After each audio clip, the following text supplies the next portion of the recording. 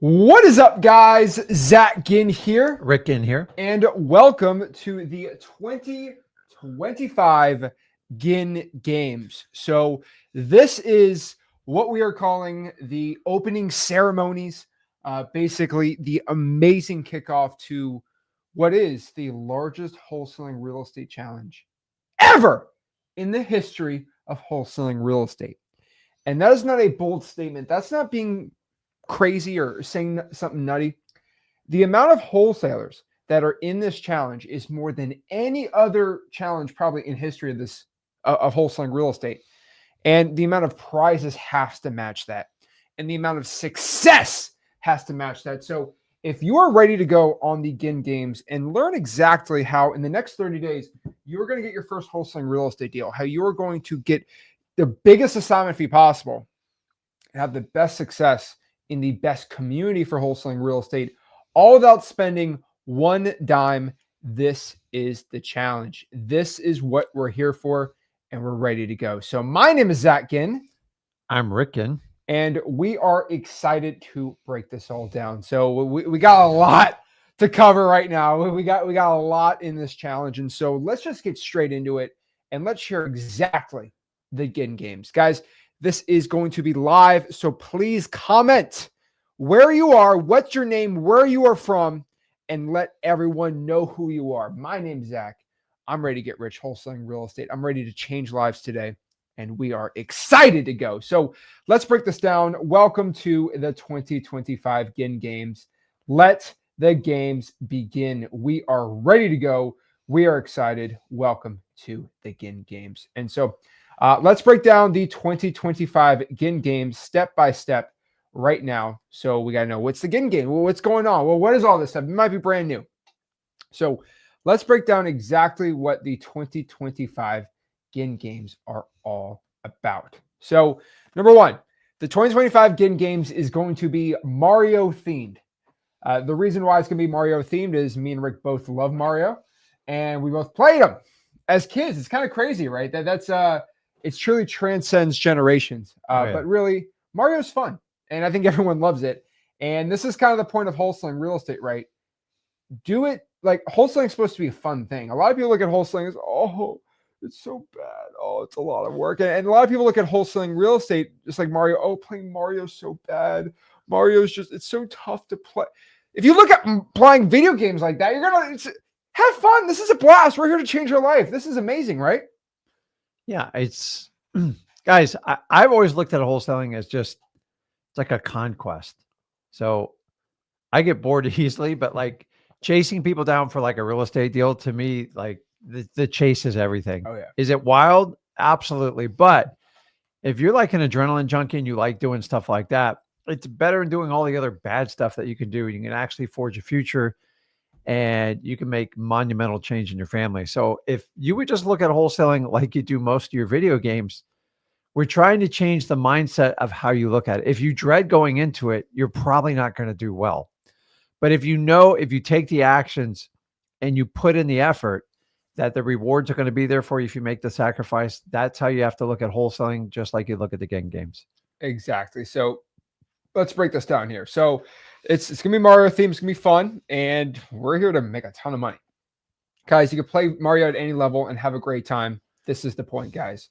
On top of this, too, we are going to learn how to wholesale real estate. We are going to do deals, and we're going to win prizes. That is the point. So again, why are we doing the 2025 Ginn Games, right? Number one, we are wanting to share the power of community in wholesaling real estate. So many times people talk about communities and all these things. And, most of the time it's, hey, you got to pay to be in this group. The cool part about me and Rick, right, is like our community is free, right? We have freewholesaling.com, which is just our community, right? You got our Discord, all these things, right? And the course has changed everyone's lives more than anything, but the community is the one aspect I think that we've been lacking. And we've really worked really hard last year and this year to start doing this, where anyone learning for free, every walks of life, and even the rich wholesalers are in the community too.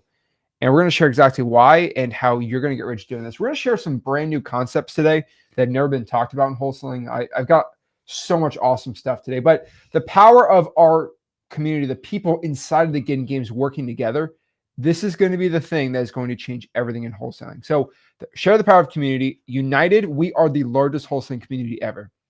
There's not one group of wholesalers larger than what we have at freewholesaling.com on our YouTube channels, and everything combined is absolutely amazing. It's right? huge. Our YouTube channel is not a community, it's a channel. Oh, yeah. But like outside of there, it's insane. Now, we also wanted to create a central challenge in the community, and this is the challenge. And obviously, we just want to give free stuff out to people who are doing well and making money. And of course, we're here to educate the wholesaler. So the point of this kickoff is I am for a lot of hours today. This is not a regular live stream. This is going to be very, very, very extensive. I'm going to educate you guys and really everybody in the Ginn Games in this video today and tomorrow. So we're having 2 days of full hours and hours of recordings of this challenge, so you know exactly how to get your first deal in under 30 days. And so why the 2025 Ginn Games? Here to educate you, get you guys rich. So again, what is the Ginn Games, right? This is our free school community. So it is freewholesaling.com. That is our course and community together, freewholesaling.com. That is exactly how you can join the 2025 Ginn Games, or you just watch and play around with it, right? That's pretty cool too. You watch the 2025 Ginn Games, right? On top of that too, how do you win? What's the point, right? The point is to participate in the community. The more you participate in the community, the more points you get. So every time you comment, every time you like, every single time you make a post, and every single like you get on that post, every comment you get on that post, you get points. And the top 10 people with the most points in 30 days is going to actually go out here and win a ton of prizes. And we have a lot of really cool stuff for him, and we're going to show you guys how to. But the harder you hustle, the higher your rank. So the point is, I'm going to be pushing you every single week in that community. The first 2 days on YouTube, obviously, for the education. I'm going to be pushing you guys for your accountability every single dang week, pretty much every single day. And the point is, posting your first deal or your big win, you're going to get triple points for it. We're going to quadruple your points. We're going to boost it like crazy. So the more deals you do and the better, and just the wins. Like, hey, I got my first contract. That's going to boost your points up so you get even more. You can rank up.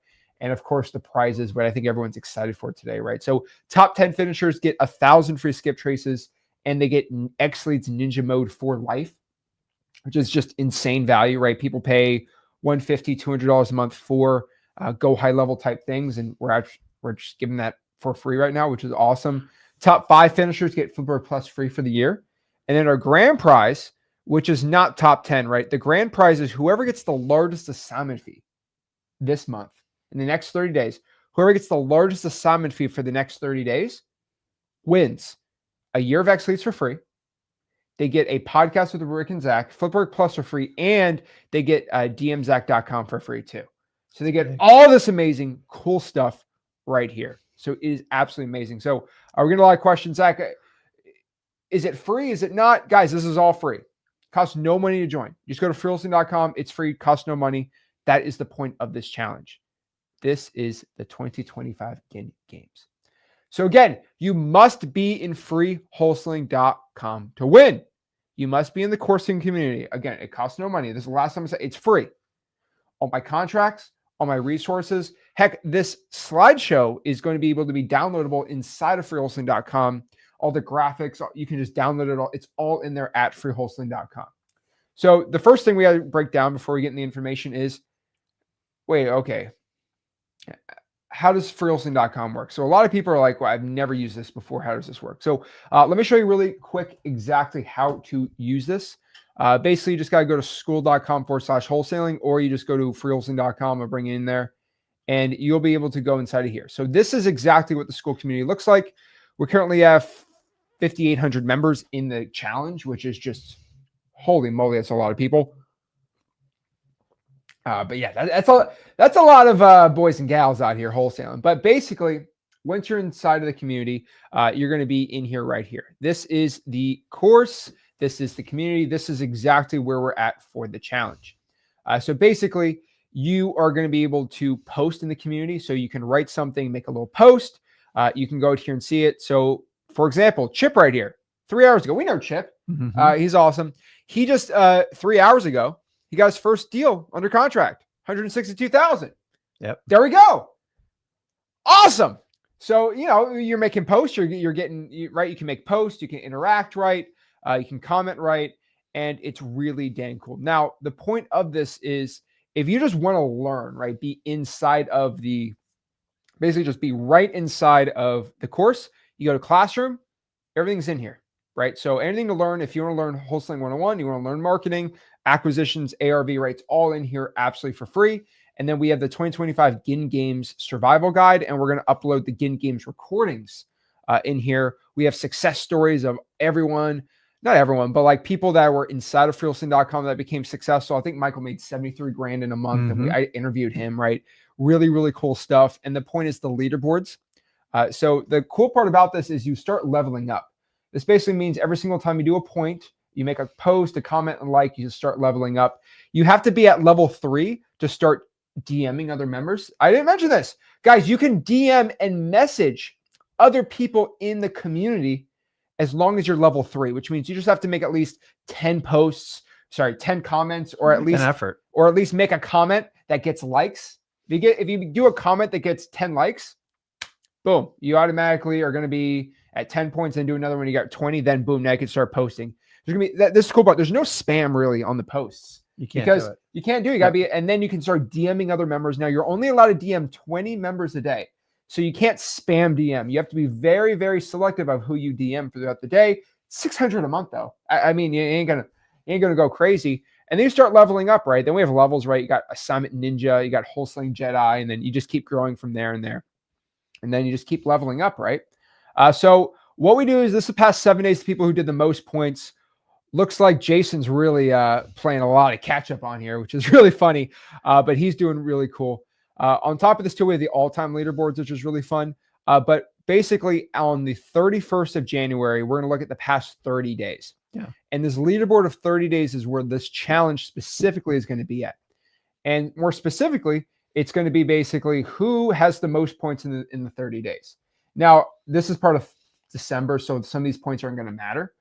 Really, the 7 point is kind of the moving average, and this is going to be the total. And top 5 going to get Flipboard Plus for free and all the cool stuff. Then top 10 is going to win the prizes. So we're going to see who's going to win here. This is pretty exciting. This is really cool. And guys, if you spam or game the system, we can take points away from you. You can only win once. So yeah, you can only win the grand prize once or top 5 once. Got it. We're doing this challenge actually every single month. But specifically, we're doing the opening ceremonies, the 2-day training, and really the big grand prizes for January because it's the best time to do it. So we're getting a lot of questions. Zach, can I still get on this? Guys, today's day 1. So the second's actually the first day because there's 31 days in January. Wait, there's 30 days in January, right? 31. 31 days 31. In January. Yeah. There's 31 days in December and January. Jeez. Yep. How much I know. So the start is the 2nd, and then we have 30 days from there. So on the 1st of February, we're going to look at the 30 days, and then we're going to. So this is it, guys. This is how you do it. Now, Juan said literally at the top, people are just spam coming. Here's the cool part, Juan. I don't really care because if you post a check, hey, just got my first deal closed and it's 10 grand, you're probably going to get 2,000 likes on that. And then boom, you're going to be probably automatically number 1. Yeah. So that's the thing. And I'm going to boost it. I'm going to give you triple points. If you get 600 points, you'll probably get 1,800. So the comments are kind of nice. But the cool part about this is to curb the spam. We're giving bonus points for awesome posts. I'm giving them bonus points. Yeah, so spamming alone is not going to get you to the top. Spamming alone ain't going to get you there. FYI. The whole idea, guys, is to make it interactive so you can learn how to network other people to up your JV wholesaling game. Honestly, there's people you can pair up here. There's people you can work with. There's all sorts of partners on there. And you don't have to pay to do this. This is the beauty of it, but you're going to have to make effort. I always tell you, networking is about providing value to others. If you just go in and go, give me your cash buyers, nobody wants to work with you. And once a spammer, it's like in their DNA and blood. Nobody wants to deal with a spammer. How do I know a spammer? Because usually within the first minute or two, they get in a group, they post some crap. And like everybody gets annoyed with it. So you guys call them out. So the same thing's going to happen. You start spamming, like you're not even going to compete in these games.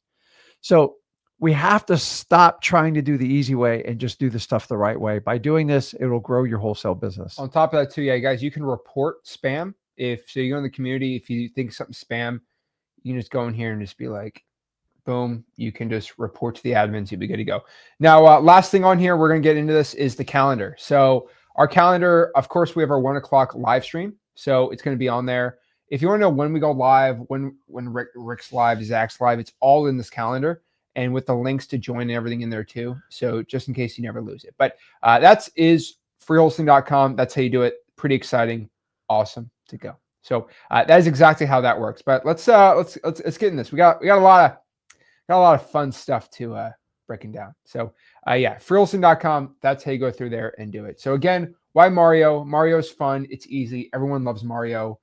The cool part about wholesaling and Mario, I've personally found, is Mario has like different maps and different characters. And the cool part about wholesaling is the same way, right? If you want to use Luigi, he's going to be a little different than when you use Mario. If you want to use Bowser or Donkey Kong, he's going to be a little different, right? This is the really cool part, right? That you can basically it's interchangeable, the Mario and wholesaling. And it turns wholesaling real estate into a game. So the really exciting part about this is you are next. Like, guys, I hope you know this, like for this challenge, like you are next to become a winner. Like you are up next to have success in wholesaling. This is the really exciting part, right? I've helped more people than anyone else in this. And the cool part is because you are now in this challenge, you are next up to have success. Guys, people seek me and Rick out, right? They seek us only out for one reason. Heck, you're only watching me and him, right? Like you're only watching us for one reason only. Let me show you why. Number one, people like Braden right here, what is he making? 10 grand right there. First deal, changed his life. We got Aaron, $10,000, changed his life. We got William, 5 grand. Edmund, 13 grand, 17 grand, 20 grand. $72,000 in 90 days. Thanks to Zach. Thank you. That was Rob under a month ago, right? Guys, Malcolm, 10 grand, $70,000. Guys, are you kind of seeing a theme here? Mm-hmm. Like, have you ever seen anybody else in wholesaling have this much success from their information? And it's not just us doing over 6,000 combined wholesaling real estate deals. That ain't even it. It's the people it's the community. It's the people that follow us that actually have more success. It's common to get your first deal with our community. It's not a shocking thing. It really is not. It's pretty average to have success because what we teach is extremely uncommon. And what we teach gets the most people to success. We had 16 years old, $4,000. So guys, here's the cool part. These are real people, by the way, right? Like Julian, you can DM Julian. Hey, did you learn from Zach? $72,500. Like Chris Wise right here. DM Chris. Hey, did Zach teach you how to wholesale real estate? He will tell you, yes, he did. And it made $10,000 from what he did in August, September, in 2 months.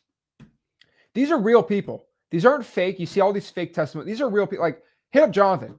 Jonathan's the guy. Matt right here. Like, these are real closings, real people wholesaling houses. Guys, like, these are real people. Just reach out to them. Heck, we had yesterday, Parker, 18 years old, first wholesaling real estate deal. Was this another 11 grand? Guys, like, what more do me and Rick have to show you?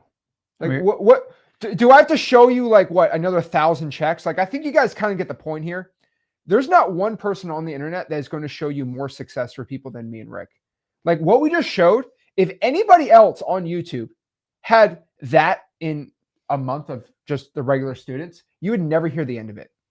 And we don't even ask for testimony. I don't ask for them. They just give them to us. So you see all these these softwares like, look at so-and-so bought this and that. No, these are people like, listen, thank you so much.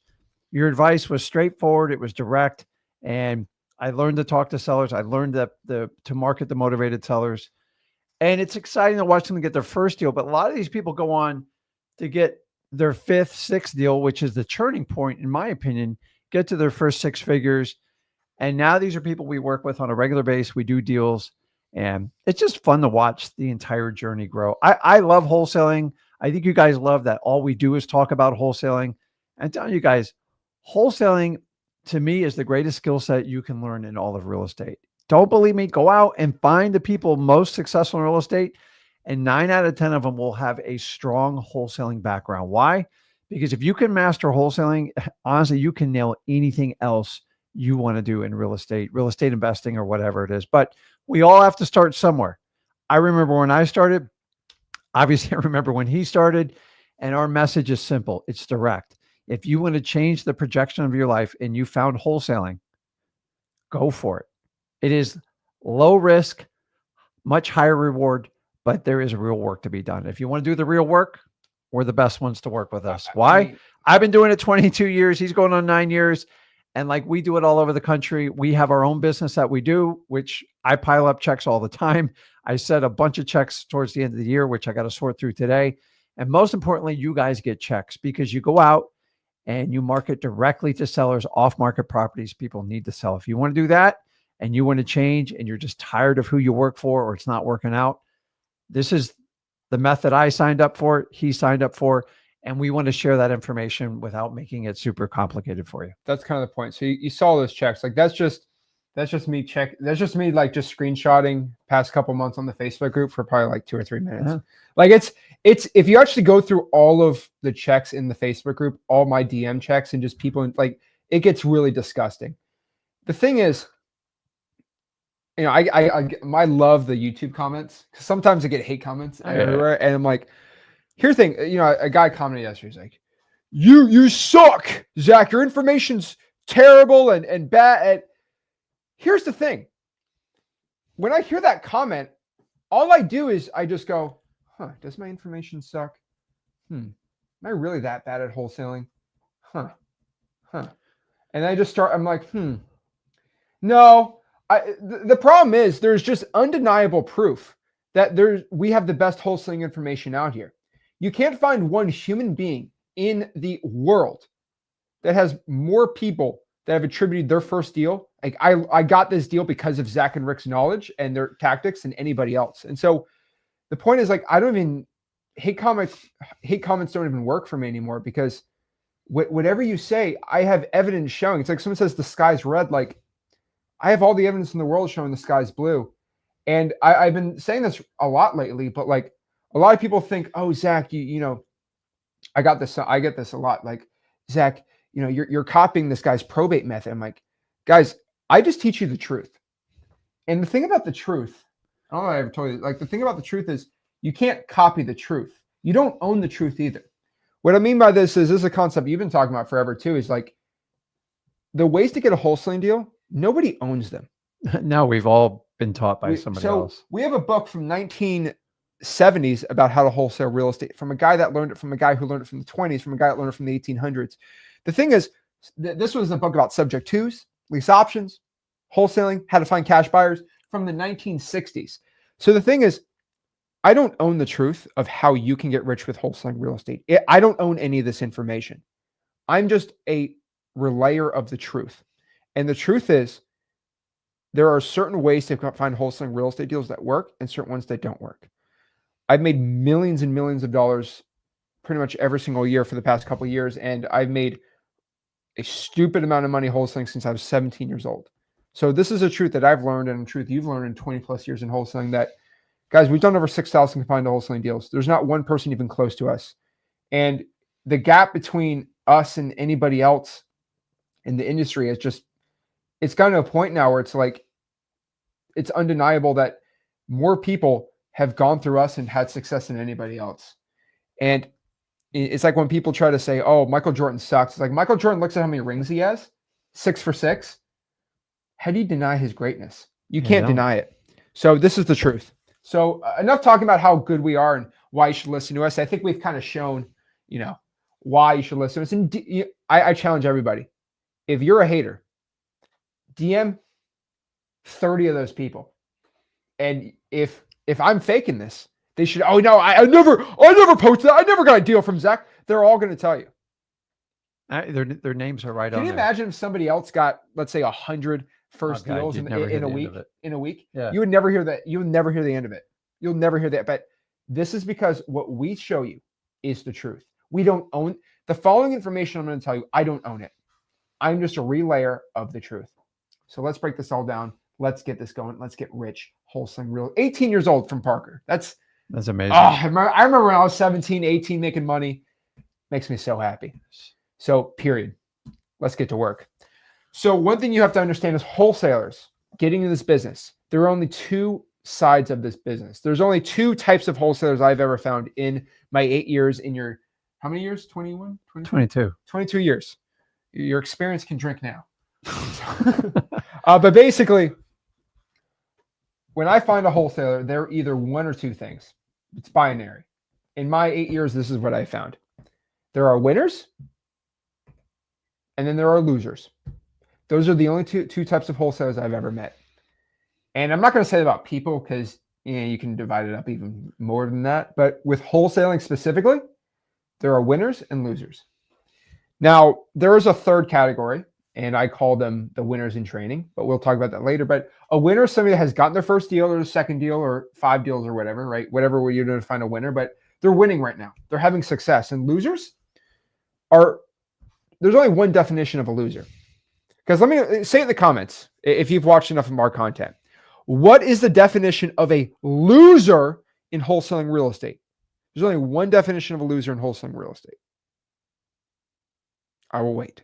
I think there's plenty of people that have gotten their first deal watching this and they're trying to grow, but there's only one definition of a loser in wholesaling real estate. So David said it right there.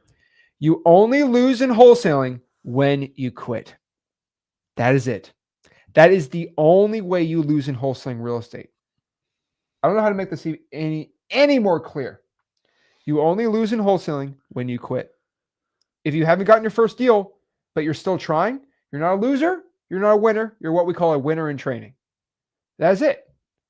So are you going to call Patrick Mahomes a loser in high school because he's not a Super Bowl MVP?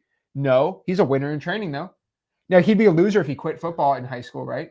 He'd be a loser. He'd be that guy, oh, yeah, I didn't hurt my back. You know those guys, right? Guys, you have to make that decision right now. Like, right now, you have to make this decision. Are you going to be a winner or are you going to be a loser? You must make that decision right now. Guys, you're in a fight. Right? Me and Rick love UFC, MMA, right? And the funny thing about fighting and wholesaling is the same concept when you get in that octagon. If you tell yourself, I'm going to lose this fight, I'm going to get my butt kicked, you are 80% more likely to lose that fight. If you go in saying, this is an unknown, but I know that I am going to win.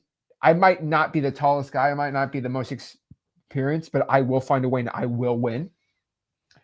You're more likely to win. Mm-hmm. The man that believes he can do it and the man that believes he can't do it are both right. What this means is if you believe you'll lose, you will lose. If you believe you'll win, you will win. I've never found one wholesaler in my life. Let me know if this is true for you. I've never found one wholesaler in my life that has dedicated his entire waking hours towards finding a deal for a year straight that did not get a deal. Yep. I've never found one. Human beings are really funny creatures. We are given the abilities of life, of breath, of energy. And if you put your all into this business, there's no way you don't do it. Like I talk about like in the NBA, right? I don't care how much energy I put into basketball right now. I'm never being LeBron. Because in basketball, there's God-given gifts that just, if you don't have, you can't make it. And you have to mix the God-given gift with the skills. That's how you do it. But like, guys, choose to be a winner or loser. Comment, I'm a winner if you are declaring yourself to become a winner right before we start. And the easiest way, just so you have the right mindset, is, listen, some of us learn at different pace. Some of us are in different markets. Some of us don't have cards. Some are doing local virtually. Question is, will you outwork your opponent? That is the one thing you have in absolute control.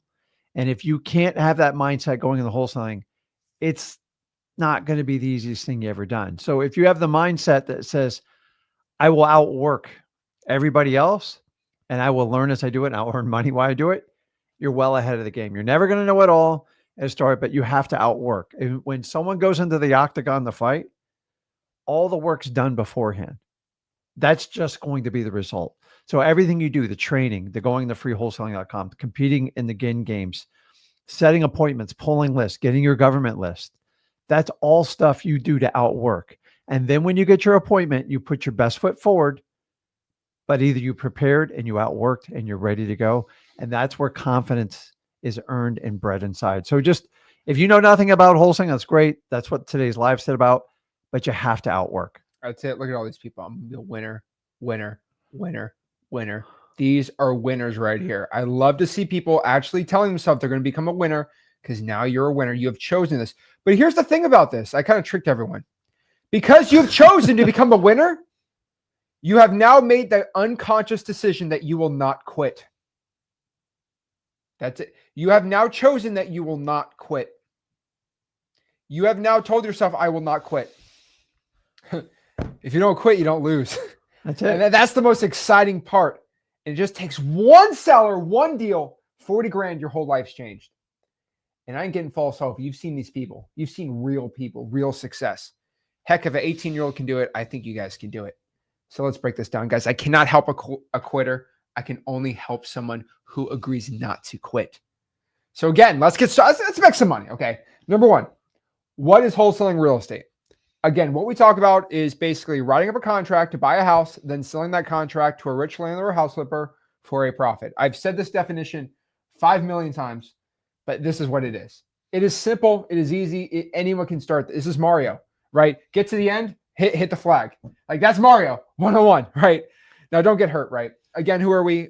Rick and Zach Ginn. We are a father-son duo. We run one of the largest wholesaling operations in the entire country, and we have the largest wholesaling community and course in the country, and we're here to help you wholesale real estate. So guys, you can screenshot this, do whatever you want, but remember, this is all going to be inside of the recordings and the resources. So this slideshow is actually going to be downloadable inside of freewholesaling.com. So don't worry about notes or anything like that until you get the slideshows and everything like that. But basically, this is a really simple 2025 Ginn Games example of wholesaling real estate.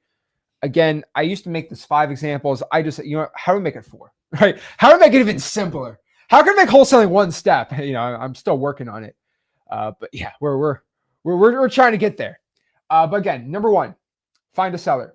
Generate leads of sellers who want to sell their house for cash, preferably at a discount. Now, does Zach? Well, it's not actually that easy, because sometimes you can wholesale create a finance deal. So you prefer them to want to do it for a discount, but still not the end of the world, right? Number two, once we find somebody who wants to sell their property, we're going to sign a contract. This is, again, it could be called an agreement, right? To buy the house for the lowest price you can. And then from there, we are going to go out here and find a cash buyer. Find a rich landlord, find a house flipper. Those are really the only 2 types of cash buyers out there in this business. There are ones that are house flippers and ones that are landlords. 99% of your cash buyers, that is who they are. There are 1% that are outside that realm, but most of them, they're going to be either a landlord or a house flipper. That is it. And what we want to do is basically sell the deal to them for above the purchase price. So if you locked up for 100, we want to sell to them for 120. We make a $20,000 finder's fee in between. Then last, number 4, we're going to assign the contract or sell the contract to the cash buyer for a finder's fee. So we'll lock up a deal for 100 grand.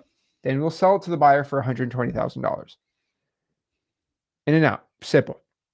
Run the Mario race. Go through the map. You're good to go. Avoid the goblins or the goobas. I can't say. I know they're little. Yeah, they're scary looking, right? And you're supposed to avoid them, right? That's the point here. It's simple, guys. So quick screenshot, and we'll go to the next one. Remember, this is all downloadable inside of freewholesaling.com. We'll go from there. Now, wholesaling real estate is free. There's a lot of misconceptions in this business that you have to pay to get started in wholesaling real estate. That is a fake thing. That's not a real, it's a myth. I hear a lot of people that get brainwashed for some reason. They think that, to be a real player in wholesaling, to be a legit guy in the real estate space, you have to spend 5, 6, 7, 8, 9, 10 grand a month in marketing. That's not the case. Guys, you can do it with no money at all. Majority of the people that get the first deal from us do it with no money at all. Mm-hmm. Everywhere else, they're spending 4 or 5 grand a month. And they get 10 grand, but they spent 15 grand in marketing. I don't teach you guys that. I teach you kind of, there's a lot of, we're going to show, like, there's a lot of ways to get deals right. The one thing I'll tell you is the vast majority, if you have no money, don't spend money on it, right? That's it. And if you have some money, the tools will make your life a lot easier. But again, it's just never a must to spend money. You can do it for free. It's really sad, but me and Rick are kind of the only ones telling you on the internet that you can actually make money wholesaling for free, and I show you the proof. Everywhere else you have to pay for. It's sad. So yes, you can pay for money for tools or pay $0 to get started. Now, kind of like Super Smash Bros. So that's the thing I don't think you've ever played. Yeah, you never played Super Smash Bros, right? No. Okay. No. That maybe we got Rick on there. Maybe the next live event we do, we'll get the Switch out and we'll play it for him. But basically, it's all the Nintendo characters fighting each other. It's pretty fun, and they have a little sign that says choose your character. And basically, this same thing in wholesaling real estate, guys. It like playing Mario or Mario Kart or whatever you want to play. You have to choose your character before you play the game. And if you're playing like classic Nintendo, you're going to be Mario, right? But now with the Switch and all this, you have all these different characters you can play. Same thing in wholesaling. You get to choose what character you are. Now, this is just a quick character list of basically players in Mario. But like you see how Wario is a poison type and Mario is a fire type, right? They're just different types of characters, right? If you want to have a flying character, you can be Ghost. If you want one that's good with water, you can basically do the Kappa right here, right? Now, if you want to be really good at punching, you can probably do, you can basically do, who's a good puncher? I mean, Bowser would probably be pretty good. Yeah. Kong would be good there, right? I mean, there's so many different ones you can do, right? But basically, you do whatever you want, right? Yeah, I'm just looking at all the characters. Which one do you choose? Well, Donkey Kong? I'm old school, so some of these characters quite a yeah, they're interesting. But like, guys, if you want to be like cute to fight, if you want to be climbing, I do Donkey Kong, right? Yeah. The cool part is you get to choose what character you want to be. You don't have to just be one. You can actually be like a bunch of different ones at a time, right? If you get bored of one character, you can do the other one, right? But the problem is so many people try to be the all-in-one, or they try like just choose your character. That's the thing about there's so much diversity in this business, right? Choose what you want to be, right? That's the fun part. And now you chose your character, you're going to have to basically go out here and then choose your map. That's it. So there are basically 7 or 8 different characters when you're a beginner in wholesaling real estate. So like kind of like in Super Smash Bros, right? There's some characters that are locked. You have to upgrade and then you get the special characters. That's what I call scaling. Yep. So if you want to go spend 8 or 9 grand on direct mail so you can make hundreds of thousands a month, that is a locked character. You need to start making like 10 or 15 grand before we start doing the direct mail, right? Before you want to start doing big boy marketing, right? Okay, so there are some locked characters, but when you're a beginner, there's some nice beginner characters. Like Mario's a great character starting out, right? So the first one is the cold caller character. This is a person as a wholesaler that just cold calls. That's a great one. Some people don't like it. Some people do really well with it. It's definitely up to you. There's the drawing for dollars master. That's one of the characters that I've kind of defined. They're just going to their car all day, drawing for dollars, putting sticky notes out there, right? There is the MLS on market wholesaler. I don't like playing with this character. I think they're kind of stupid. But hey, there are people, and I will tell you this right now, that are really, really good at MLS on market. It's like when you play Super Smash and like someone has a character that absolutely sucks and they just destroy you, right? Like one of them is like Kirby. I think Kirby's a terrible Super Smash fighter, but some people have Kirby and they destroy you. And some people do really good with bad characters. So it's kind of funny. But yeah, that is definitely one of them. You can do the MLS on market. There is the creative wholesaler that all they do is creative finance deals and they wholesale them. We love creative finance deals. Are we big on wholesaling them? Not the biggest, but you can do it. It's a thing. There are plenty of people doing well with it. And not like on our crowd, but like there are plenty of people. So you can choose that character. It's a niche. The thing is, it does not cost money to do that. It does not cost money to do MLS either. You can be what we call the JV specialist. That is someone going out here and just JVing, which we'll talk about all about today. There is the internet lead wholesaler. There's someone that loves to do their SEO, PPC, right? Their PPL. You can do it. It is a thing. There are people that do deals doing it. You can do your digital bandit signs, your Facebook ads, right? I'm kind of lumping them all on the internet lead side because it is a side of it. You can choose that character. You can be what I call the sticky note hoarder, which you have like 1,000 sticky notes. You're just slapping those things everywhere. That's a great one too. You got the door knocker. There's just so many different types of characters. You just got to choose one. And it's so funny because like it's like Mario's like, what character should I be? And you spend like 2 hours figuring. Just choose one. We're playing a game. Just choose one and play the game. Stop freaking out. Oh, should I be Daisy? What should I be? Just choose one. It's not that hard, right? Yeah. So many people spend time. Oh, which one should I be? Stop over. Just choose the character. And if it's not going well, then just do another one. Switch. That's it. Drives me crazy. And then the last one's who I call Mr. Everything. They try to do everything all at once. They try to do 50 different markets. You can be Mr. Everything. This is the best one. They're Mr. Confused, right? Yeah. And on top of this too, I'm probably going to get some flack on this one, but this is actually probably the best one I've probably seen to define the wholesaling space. So just like Mario, there's a map. And in most Marios, there's about a 5-pronged map. So let's just show the map and show you. There's the 5 type of maps in wholesaling. So this is actually a map of Mario rendered really cool. But in wholesaling real estate in 2025, this is the map that we are on. There's about 5 different types of maps.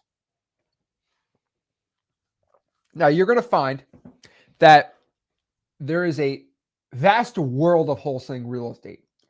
And some people get stuck in one tiny world of it when there's just so much. So let's break the whole map down. First, we have free, right? Free is kind of like it's up really high. It's kind of isolated, right? It's not the biggest type of wholesaling marketing, but it's isolated and it's simple. Can you look at the map and be like, okay, this is actually pretty dang simple, right? What I mean by this is it showing it when I do it? I don't think so. But okay. So you look at free, right? Free's simple. There's a couple of villages. There's a little forest, right? But it's not like complex, right? There's not all these different buildings and fires and right. It's simple, right? Mm-hmm. Same thing in wholesaling real estate, right? It's simple. You got the government lists. You got some drawing for it. Like it's very. We're gonna break them all down today, right? But like there's just very, very, very simple ways to get wholesaling deals. This is it. Like it's simple. It's not that difficult. Now, you kind of go down to the ground level of the island, and you're on what we call paid. Paid is that waterfall all the way down to that sunken ship. It is massive. It's probably the biggest part of wholesaling. There are a ton of deals, but as you see, there's the bomb. There's that massive stone structure. There's a waterfall. Like, there's a lot going on that paid side of the map, right? There's a lot going on there. And the thing is, a lot of people go there and they just get absolutely lost. They are absolutely lost in the paid side of things, right? And there's so much to do, and you could really just get destroyed. And there's very hard villains in there, right? You got to beat. Very, very, very, very difficult. It's not for the faint of heart. There's a lot of sunken ships there, and there is more risk. And it just, as you see, it's massive, right? Then you kind of go up in the new island. It's called mixed scaling. This is when you start mixing free and paid, and you start scaling up from there. It's a good. You can start doing really well there, and then all the way up in the clouds, right? All the way up in the clouds. You see here, there is what we call creative wholesaling and MLS wholesaling. It's all in the beanstalk, and it's in its own thing, right? It's up high up in the clouds. And these are wholesalers that are only doing creative, that are only doing MLS. Is it a map? Yes. Is it there? Yes. Are there people doing well there? Yes. But it is kind of separated from wholesaling real estate, right? Is that what you found? Yeah. I mean, I started out wholesaling and then figured out creative financing because there was problems I couldn't solve. But I didn't know how to do the paperwork. I didn't know how to get a lawyer to write the paperwork or work with the title company. So it took time. So I've always been learn wholesaling, your highest skill set in real estate. And then as you become more acquainted with the terminology, the players in the field, you'll connect with people that will help you take down a creative financing. But you can find all the creative finance deals you want inside your wholesaling business. I'm not a big fan of doing creative to avoid wholesaling. I think you're trying to hit the easy button. And so I find a good mix of doing everything because at the the end of the day, wholesaling generates cash, which is why most people get into it. And then the idea is to open other doors, creative financing. You want to find a deal on MLS, stuff like that. But if you're starting out, especially on the paid free side, don't spend a lot of energy when you start out with that, because it's not going to make you a lot of money in the beginning. So learn how to locate motivated sellers and learn how to connect with them. And if I'm telling you, if you master that skill set, all the other creative financing, all the other stuff, the lease option, the landlord, if you want to do fix and flip, you can do like whatever you want. Very few people can wholesale. So if you master that one first and get it out of the way, everything will be so much easier. I've never seen someone who mastered like lease options, creative, and they go back, I'm now going to master wholesaling. It's just like, it's hard. Like, I don't know. It's like when you grow up, if your parents speak bilingual language, you pick it up like that. But if you only speak English and then you want to speak Spanish, there's got to be an overwhelming reason why you're doing it, because you're not just going to pick it up just because you want to. It's got to be a must. So maybe you dated someone that speaks Spanish and you want to impress them or you want to connect with them. But like, there just comes a point, when you learn all the other things to try to do wholesaling last, that's like taking the hardest task you ever have and doing it last. You're just going to torture yourself. Learn it. And I promise you, you will find creative finance deals. And then if you go, hey, I like it, I understand that the paperwork and I'll do it responsibly, knock yourself out. The problem with creative finance in the beginning, it's not going to generate a lot of cash. And you usually don't have the skill sets or the paperwork to do it correctly. Can you get help? Absolutely. But wholesaling, in my opinion, is the best way to get started in real estate investing. Yeah. And the thing is, this is wholesaling. Guys, doing creative finance deals is a massive island too. But that's doing creative deals. This is wholesaling. Okay. Wholesaling creative deal is a tiny little island. Same with the MLS. A lot of people say, well, MLS is the largest. It's got the most listings. There's more people wanting to sell in the MLS than anywhere else. Yeah, but what about the percentage of people looking to sell for a massive discount? It's all off market. So again, it is kind of on its own trajectory here. And then the thing we got to talk about, the little thing in the back. Oh, yeah. The massive Bowser's Castle, the scary, massive volcano, insane, scary castle, the thing that really nobody's been to has kind of erupted. You see a little volcano right there? Mm-hmm. I call it JV wholesaling. Guys, JV wholesaling has been a volcano that's been dormant in the map of Mario for probably 30, 40 years. It was not really a thing when you were starting out in the early 2000s. And the thing is, the volcano has erupted. And you and I had an epiphany, right? We actually, we sought out the top 10 wholesalers in the entire country. Well, first, me and Rick are stupid. And we're like, well, are we the top wholesaler? Like, we do a lot of deals. And then I started researching the top wholesalers, and there's some wholesalers doing 4,000, 5,000, 6,000 deals a year. And I'm like, dang, that's a lot. We're not doing 6,000, are we? Dang it. But I had a crazy thought, and I started researching these people and really looking at their deals and interviewing some of them. And a lot of them are very on the DL. And some of them very public, right? But you'll find the top 5 wholesalers by volume, the top 5, and probably top 10-ish, but really top 5. They all do JV wholesaling, this model. And my mind is blown. And I found out almost in 2025, a majority of our deals will probably be JVs. And I'm like, I've become them. And the funny thing is, I'm starting to find more people people doing hundreds and hundreds of deals, and they're all doing this new model that no one's been talking about this really. And it's really starting to really grow. And the cool part about this is because me and Rick have taught wholesaling for free, that there are new free communities where people can work with. And it's getting crazy right now. And it has emerged as a new map. It's kind of been created from nothing. And another part of this challenge is I'm going to show you guys how to use that today. I'm going to show you exactly step by step how you can go in Bowser's Castle and win. And Bowser Castle is a little scary. There's a lot of moving parts in there. But the cool part is it costs no money. And you get really rich doing it. And the top 5 there's people doing 5,000 deals a year. They're just doing JVs. They don't even care about paid. They don't care about free. They don't care. Yeah. They use software for the dispo. They should be using X Leads for it. They're comping with X leads, and boom, you're good. So this is really, really interesting, right? So I'm telling you right now, this is where we're at wholesaling real estate in 2025. This is the map. You get it. If you're really good at Mario, right, you can just go in any part of the map and play and have fun. Some of you guys are kind of stuck at one level, and we maybe have to master free. I think most people watching this probably need to start at free. Once you start getting deals and you go into paid, going into paid when you have no deals gets a little more difficult. But the JV wholesaling, yeah, we could drop you in Bowser's Castle. I'd rather you go in free first, but heck, you can do whatever you want. This is the really cool part. And so we're here to show you exactly how to navigate the map. You choose your character. Let's get some deals. So let's break this all down and really share exactly how to do this. And so let's first talk about the free side of wholesaling real estate. So if we get the whiteboard, and get this started. So what we're going to be doing is I'm going to share exactly how to master the free side of wholesaling. And right now I'm going to show you how to master kind of all the maps. And I'm going to give everybody kind of an explanation. Now, FYI for everybody watching this, day 2 is tomorrow. Day 2 is all about implementation. So day 1's information, day 2 is implementation.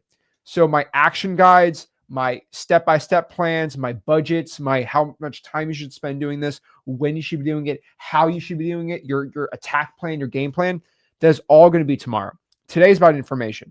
We got to learn about how to do free wholesaling, the free side, and then I'm going to show you how to do it exactly starting tomorrow. So we just got to move a couple things around here. So let's see. All right, let's see what we can do here. We're going to move that around. But basically, we're going to do the free side of wholesaling real estate right now. So all right, we can do this the right way. Our iPad was not working on the thing, so we had to improvise here. There we go. There we go. Awesome. Then smooth the chair. We should be all good. See how that goes. But there we go. Awesome. There we go. But basically, what we are doing right now is I'm going to show you the free side of wholesaling real estate. So how do we get started, right? Let's go. So let's break this all down. So let's break down how to wholesale real estate with no money at all.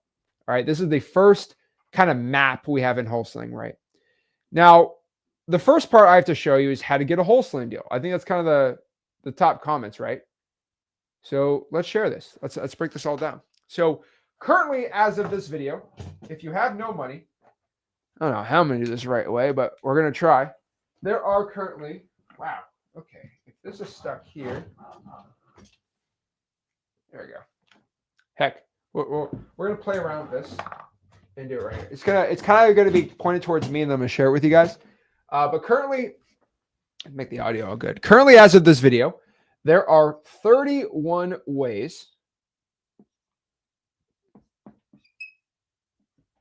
to get a deal that is free. So let's break this all down. All right, let's see here. So if you have no money, you want to get a deal for free, there are currently 31 ways to get a wholesaling deal that costs no money at all. So let's break down exactly all 31 ways to get a wholesaling deal when you have no money. A complete breakdown of how you can do it when you're broke, you got no money, you want to become successful. Let's break this all down so you know exactly how to do it the right way for wholesaling real estate success. Now, the first one is kind of a cheat, so don't be mad at me, but it is driving for dollars, or what we call D4D.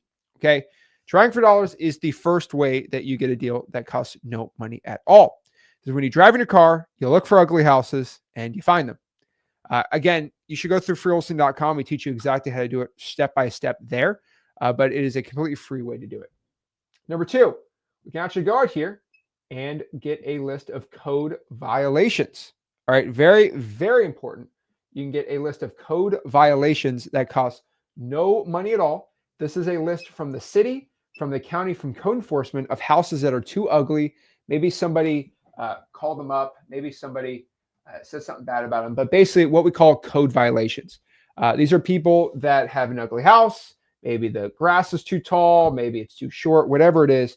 But this is a list of people that the house is really ugly, really nasty, and code enforcement is finding them $20, $30 a day. You can get that list from code enforcement cost no money at all. Pretty cool, right? So it's called code violations. They're pretty cool. We teach you guys how to do that at freewholesaling.com too. Number 3 are going to be probates. So Rick is his favorite probates, and probably my favorite are probably still going to be probates. The reason why I love probates so much is because they cost no money at all. On average, my largest wholesaling deals are always going to be probates. And so if you see somebody in the Ginn Games post that they got their first deal, I'm going to tell you with about 80%, 90% accuracy, if the check is over 50 grand, it's because it's a probate. Why are probates the best wholesaling list when you have no money and you want to do it absolutely for free? Why are probates the best one? This is pretty simple. Probates are by far none the best probate list because they have the most motivation. In wholesaling real estate, you are paid in proportion to the problems you solve. That's it. You are paid in proportion to the problems you solve. And the largest problems are probates. So these are people that passed away and the heirs are trying to inherit the property and get the house. So these are probates. I absolutely love probates. Guys, you get them for free. They're awesome. Now, number 4 here is going to be what we call evictions. So it's a free list. These are people that got evicted from their house and the landlord's evicting them. You can call the landlord up, see, hey, you're looking to sell the property. They're kind of sick of the house. Works pretty well. So that is number 4, basically probates. Now, number 5 here are one of my favorite, my little handy dandy, but these are called pre-foreclosures. Now, pre-foreclosures you get from the county too. They cost no money at all. Wow, I really need to actually, I need to write this the right way because I hopefully I don't run out of space. But basically, pre-foreclosures, they cost no money, and these are people that are not paying their mortgage. You can get that from the county clerk of the court. We teach at wholesaling.com. I don't make this a whole entire thing on it, but pre-foreclosures, we teach you how to do it, the whole process. That's a great way to find a deal when you have no money at all. Top of this too, you can go out here and get fire damage properties. Fire damage properties. Now, in the Ginn Games recordings, we're actually going to have this whole list of 31 inside of the recording, of the actual content material. So definitely make sure that you don't have to actually write this all down because it's going to be in. It's going to be called Ginn Games recordings, and it's going to be in one of them. So it's going to be right there. But fire damage properties, list of properties where the house went on fire. Pretty cool, right? Awesome. Number 7 here. Now, there's a lot of free ways to get deals. Number 7 are what we're going to call water shutoffs. So this is a list of people that the water got shut off because they didn't pay their water bill.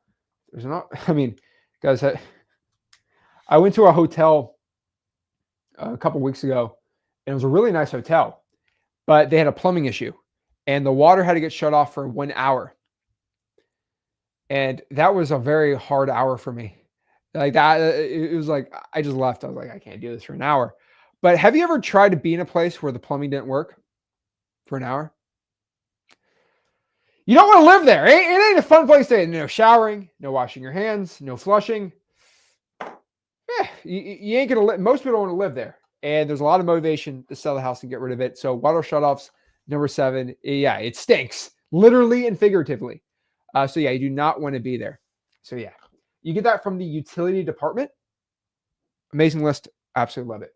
Number 8 here are what we call the arrest records. So you're probably the first time you've heard this if you are just subscribed or you just follow me. But this is a list of people that got arrested. Now, people that are arrested are people too.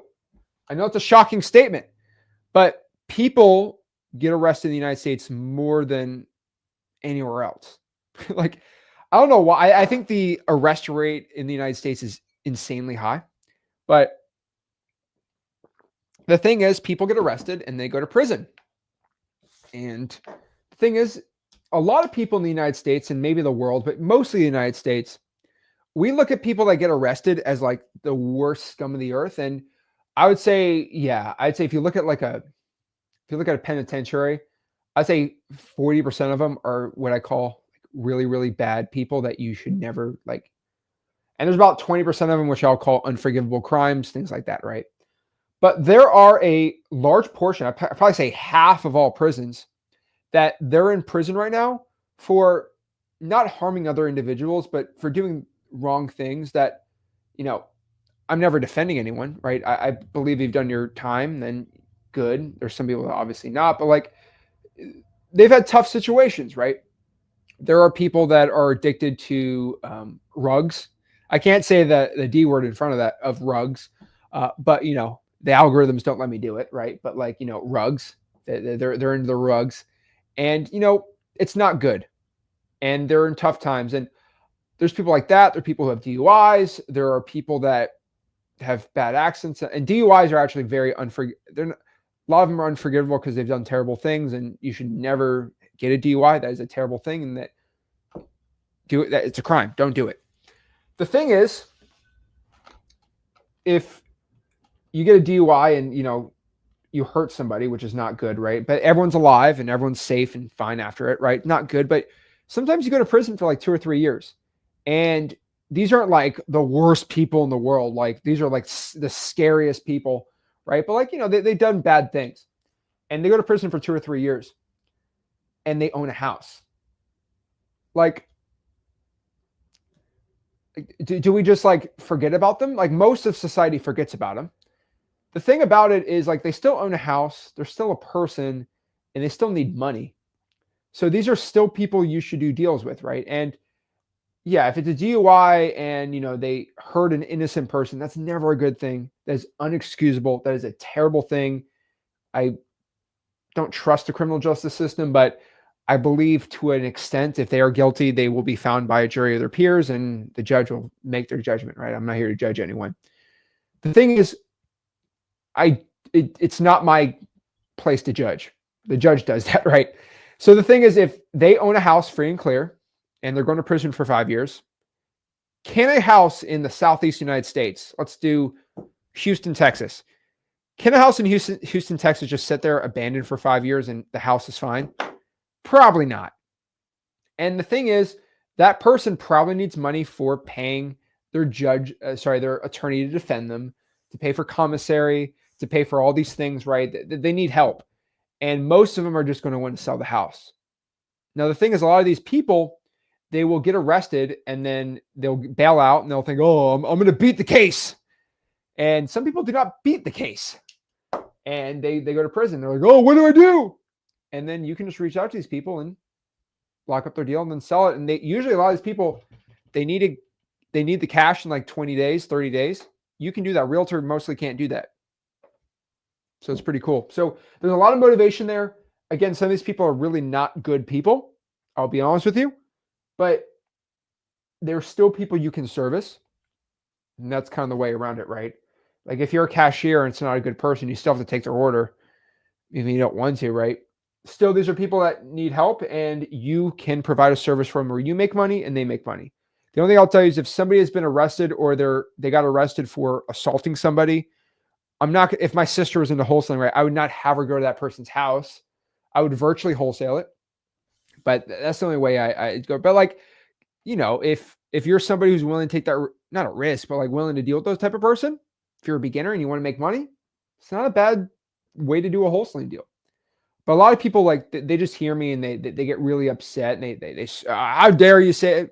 It's a way to do it, right? Number 9 are going to be basically bandit signs. So kind of free if you can find them. I will be honest with you. I know people that take like signs that are thrown away and then on the backside write it on Sharpie. We buy houses cash. Put a Google Voice number. Stick those suckers in the ground. I'm not telling you to do that, but it's the way you can do it. You might not know this about me. I actually made my first $100,000 in wholesaling real estate as a teenager in high school. Just doing that. Just putting those We Buy Ugly Houses signs down. I was putting around 1 to 200 out every single week, and I was making a ton of money doing it. Fun fact, I put so many out that code enforcement hired 5 to 6 people on a task force to stop me. They thought it was a massive operation. It was just me and a couple of people I hired. It was really fun. The problem, though, in my county was there was 5 or 6 people on a bandit sign task force. And every single time I put a sign out, it got taken off from the actual task force. And so I had to go move towards cold calling and then virtual. And then, I started learning a lot of stuff after that. But that was me as a teenager, wholesaling real estate. I was doing really well. It's always a blast doing it. But yeah, bandit signs are a great way if you do it for free. Number 10 are what I'm going to be calling DBAs, or digital bandit signs. So digital bandit signs are one of my favorite ways to get a wholesaling deal, because they take 5 minutes out of your day. You can have AI do all the heavy lifting, and anywhere around the world can do it. And basically what a digital bandit sign is it is like a bandit sign physically, except it has a digital traffic. So you put a bandit sign out there, you are looking for actual like physical people driving, and then they got the traffic and you see them from there. A digital bandit sign on the other end, though, these people are on the internet and you see traffic from there. So basically what digital bandit sign is going to be is either you post on Craigslist or you post on a Facebook group. What you do on the Facebook group is you just post, hey, me and my partner Rick, we're looking to buy 3 or 4 more houses in the area for cash. And you can even infiltrate even more. So like, let's say if you're a mom, you go to that's not a good example. Go to the Baton Rouge Moms Locals Facebook group. You can say, hey, I'm a local mom and I'm looking to buy some houses, me and my partner. If you're looking to sell your house, moms, I'd love to help you out. And if you're like a Houston Texans fan, go to the Houston, Texas group, and you're looking to sell your house in Houston, me and my partner looking to buy it. Maybe a Houston Texans hat. That makes it work cool. You need like the dogs lovers Facebook group for San Diego. Post a pic. You heck, go to ChatGPT, say generate an image of a dog holding a sign that says Zach buys houses cash. Post it. I could care less, right? But like, be creative with it. You actually get inbound leads coming in. I'd say post at least 2 Facebook group posts a day, and then do 2 Craigslist. That's 4 a day. It's 100.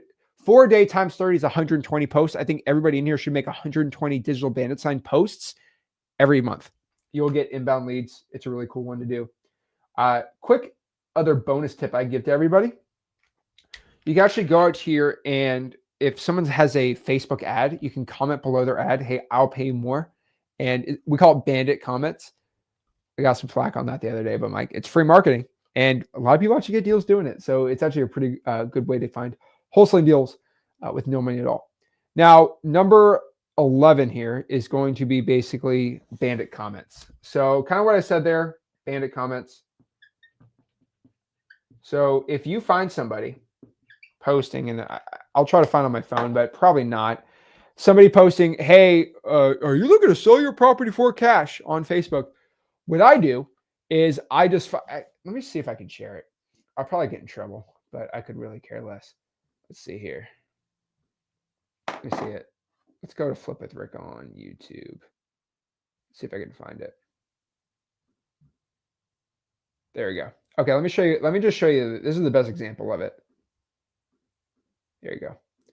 So if you go here, this is one of the biggest hacks in wholesaling. When you see somebody that has a Facebook ad for wholesaling, somebody what I do is I go straight in the comment section. We buy houses. Usually no one's what I do answering. is just always an agency that makes these. Right? I just put, if you have done it right, I bought over 100 houses in the city for cash this month, and I'll pay you more. And I put my company's phone number on, and I'll pay more. Now a lot of people get mad at me for this, but and so honestly, basically, what I'm doing is just writing that. Doing this, and it costs me no money at all. And these guys are spending thousands of dollars, and I'll get promoted. So take that for heart, but I'm telling you right now, it works really well, and it's just a free way to get leads. Insane. I love it. You can actually get a ton of deals. This is one of the biggest hacks in wholesaling. When you see, it's actually a free way you can actually do well.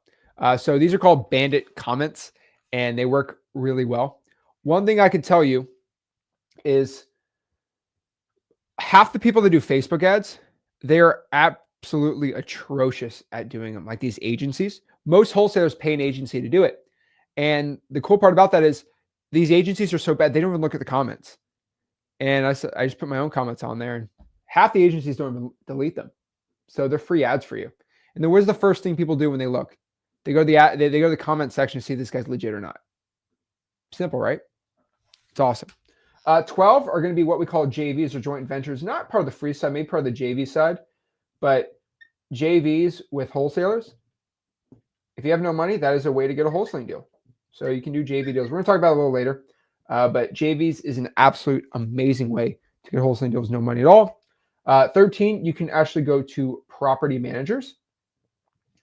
If you make relationships with property managers, they will actually tell you people that have ugly houses, bad situations, and you can actually go out here and get deals from them. They'll actually send you deals. Oh my God, he's looking to sell. Are you looking to buy it for cash? Let me talk to them. A lot of people get way in over their head. And so they're the right ones to do. Number 14, you can basically what we call like realtor leads or like just leads from real estate agents. That's what I like. So I'll just call them realtors. But these are people that are about to list the property and maybe they don't want it listed or maybe they just want to have like a pocket listing, right? It's a great way you can have a relationship with realtors saying that you buy houses for cash. Is it my absolute favorite one? Not really, but it is a way and it is a method. So you actually can go out here and do deals like that. Still, it's a good way to get a deal. 15, actually pawn shop. So Rick actually does this a little more than pretty much anyone else. But pawn shops will actually go out here and have sellers who are, you can get a list of people they're pawning to and you can market to it. I know it's a little spooky. I know it's a little crazy, but like you can even like advertise or have like a little flyer in front of a pawn shop or something and just find people who are pawning things off. Give them a cash offer on the property. Kind of crazy. Kind of a little, I'm just telling you, hey, it works. 16. Guys, are we limiting the excuse that we need money to start wholesaling real estate? That's it. You can go to RIA meetings. There are real estate investors that have ugly houses. And heck, there's other JVs. But I'll call, maybe it's cheap to say RIAs, but RIAs is a good one. Heck, you can do to contractors. So the thing about a contractor, right, is a contractor is going to know people that are way in over their head that can't pay them. Oh, this guy hasn't paid me. Contractor's great. So I'll tell you is a contractor, it's really up to you how to reach out to them. You just search general contractors and just let them know that you're looking to buy houses for cash. It's another great one to do. Number 18 here are going to be basically estate sales. So you can look up estate sales, people that hired someone to sell their estate of something. I'm telling you, it's insane that nobody, and I mean nobody on the internet except for Rick and I talk about this, but you can go to estate sales and find people that are trying to just liquidate the house, liquidate the assets in the house. Well, why don't you try to liquidate the house? Pretty interesting. It's a free way. I'm naming all of them. 19, you can reach out to handymen that are working on houses that are just ugly. This is kind of under referrals, I guess, if you want to call it that. But they keep working on this ugly house. The guy's in over his head. That's another one to do. 20 is going to be bartenders. I know it's crazy, but bartenders know everybody's stories, and they will give you referrals, their friends, things like that. It's a great one to do. Heck, this is actually insane. I didn't know this was real until I started, but title companies actually know people that are looking to sell the house, and they actually reach out. Hey, I got to get rid of this house. I need it cash. Do you have a realtor that can help me out? Title companies, if you start doing volume or you start getting good relationships, they will give it to you. Pretty crazy. 22. On top of this, hard money lenders, people that defaulted. Hard money lenders. People that actually defaulted on their hard money, they'll reach out to you. And if you actually build that relationship, you can get wholesaling deals from hard money lenders. Pretty cool. 23, quit claim deeds. So people will actually kind of change property ownership via quit claim. They think that's like a real title thing. Yeah, I'll change the title, but it won't give you a clean chain of title. I'm not getting the whole title company thing. If you want the whole title company thing, just go to wholesaling.com. We teach you how to do it in there. But basically, if someone changes ownerships a lot, I've seen this with good wholesaling deals. If you've done a lot of wholesaling deals, you'll find that too, that they tend to be really good deals. And so find quit claims that are on public record and just reach out to those owners. It's a good one. It's usually between family members a lot. Like, oh, the brother gets it, then the sister, then the brother. That's someone who cannot decide who's going to be the owner of the property. It's a great way to get a deal. 24, heck, it's free too. It's the divorce list. Is it my favorite? No, but still, it's a good way to get deals. So heck, you can do a divorce list. That is a great way to do it. So they bicker a lot. It's a mess sometimes, but it's a good one. So that's a good way to do it. 5, kind of like estate sales, you can do garage sales.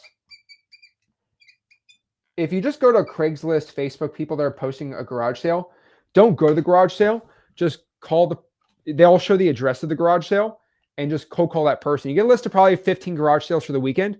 Call that list of 15 people.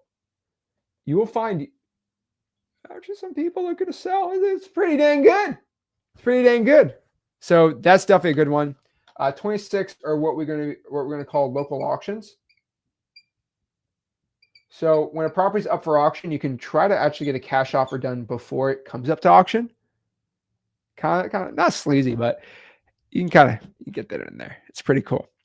27, or you can actually find people at the auction that have a relationship with someone that will want to sell their house. Pretty cool. 27 here are going to be Zillow for sale by owners. So I've talked about Zillow for FSBOs, but just go to the for sale by owner section.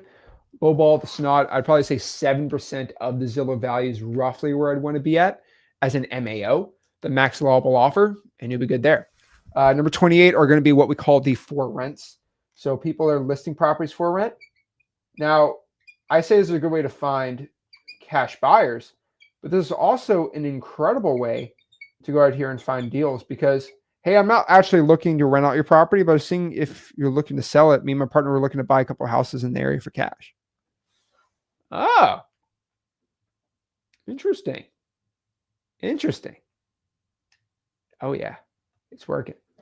So it's definitely a good way to do it. Heck, it is a freeway. 29, we're going to call these the tax delinquent properties. So people that are not paying their property taxes, you can actually call them tax delinquents or what we call tax delinquencies. So this is going to be a list of people that are about a year or two behind on their taxes. They're not a lien, but basically they haven't paid the price. So the property taxes are due every single year. So we were watching this in January 2024. So in maybe property taxes were due January 2025. Oh boy. But basically, maybe so I look at Florida, right? In Florida, where I'm at in my county, it's November 2024. So people have not paid the due date on November. They're going to be delinquent on their taxes. Now, usually after about a year or 2 years, they put a lien on the property. So that's a tax lien, which can be different than a tax delinquency, right? The really, really cool part about a tax delinquency is you can get that list from the tax collector or the property appraiser site, and they'll actually get you that list for free. So you can actually request a list of all tax delinquent properties for the year. They have to legally give it to you. On 2, they have to give it to you 2 for 2 years, and then 3, it's going to be on the lien list. So tax delinquencies is a great way when you have no money to get started. So it's a good one. Heck, even liens, right? Tax liens, IRS debt lien, people not paying their IRS taxes, their federal taxes, people not paying their credit cards, right? Liens, I'm just going to use that. You can look at public records on liens put on a property. You'd be good to go from there. And 31, not my favorite, but it is basically the good old MLS. So properties that are listed on the market. So let me kind of move this here so you guys can see it a little better. Hold on. There we go. It's beautiful. Okay, 15, again, pawn shops, by the way. There you go. Cool, right? But basically, this is the 31 days, 31 ways to get a wholesaling deal for free. Again, drive for dollars, code violations, probates, evictions, pre-foreclosures, fire damage properties, water shutoffs, arrest records, bandit signs, digital bandit signs, bandit comments, JVs with other wholesalers, property managers, realtors, pawn shops, RIAs, general contractors, estate sales, handymen, bartenders, title companies, hard money lenders, quick claim deeds, divorce lists, garage sales, local property auctions, Zillow for sale by owners. Go to the for rent section. Heck, Zillow is probably a good way to do it. And then you can do the tax delinquencies, get the lien list, or MLS on market properties. If you have no money, these are 31 of the best ways to get a wholesaling deal with no money at all. That is completely for free. Pretty cool, right? So if you have no money, this is exactly where I would roughly be at for there. So let me actually have you guys screenshot this for a second if you want. I'm going to give you guys 10 seconds to screenshot it, right? So 10, 9, 8, 7, 6, 5, 4, 3, 2, 1. All right, cool. So that is exactly how you do it for free with no money at all. So let's keep going here. So that is how you do it for free. So we got a lot more to go over here. So here's the question. So what are the systems, the tools for free, right? And we got a lot more to go over here. So we're just getting started here, okay? I'm just getting started on the board here. So let's break this all down and get it all going. There we go. Okay, so looking here on the free side of wholesaling real estate, right? Look at the free side here. No, I'm still going. Got a lot more here. Don't worry. Take a breather. Rick's got some sauce to give out too. Don't worry. He's got a lot more. But you know, I'm taking my. I really want to break down exactly it. So the free ways of wholesaling real estate, right? There are pros. Oh my gosh. Can you get another marker? Hopefully, he hands me another marker. But there are pros and cons to wholesaling real estate with no money at all. Pros and cons. So on basically the free side of wholesaling real estate. Got another marker? There we go. Cool. All right. Awesome. So when you're wholesaling real estate with no money at all, is this the marker that's bad? No, that's the good one. That's the bad one. There we go. There you go. Okay, cool. So when you're wholesaling real estate and you got no money, there are obviously pros and cons. I think there's a lot of pros when you have no money in wholesaling. Basically, one of the big pros is there's no option. You have no other option. It's pretty cool, right? Number one, you probably, if you have no money, have an insane hunger to do better. Now, there's a lot of cons, right? It's very time. It's lots of time. You have to put a lot of effort. And then basically, I'll be honest with you, when you have no money in wholesaling, everything is harder. Everything is a lot harder. And I think that's the part that not a lot of wholesalers really understand when you're getting started with no money, that it is easier to use a software. It is easier to go out here and use paid tools. A paid dialer is so much easier. Paying for texting is so much better. It's way, way better when you have even $100 a month is always going to be better. But when you have no money, the pros are going to be, you have no option. You have a hunger in this business, but there's just a lot of effort you have to put in. And even skip tracing is a ton of effort when you have no money. Heck, when you got $97 or $49 a month for X leads, you get 15,000 skips included. You can bulk do it, which is awesome. But the free versus paid part, right? It's definitely easier to do paid, but you're spending money, right? So that's definitely the most difficult part about this. Now, going back here on the free side of wholesaling real estate when you have no money, right? Kind of one category in this challenge I want everyone to really understand is basically kind of how I can learn on here. Oops. It's basically the systems. So when you have no money, what I'm calling free systems. There we go. So when you're starting out in wholesaling and you got no money, there are certain systems that I think everyone should be using, or tools. So you call them systems, call them tools, whatever you want. The first one everybody watching this should have when you have no money is Google Voice. Google Voice is your best friend. It's a free dialer. It's a free SMS. It's a little rudimentary, but still it works really good. Now, for Google Voice, there's a Google Voice Chrome extension, which is click to call. Makes your life way easier. Go do it. Number two, Zillow. Zillow, Redfin, and Realtor.com.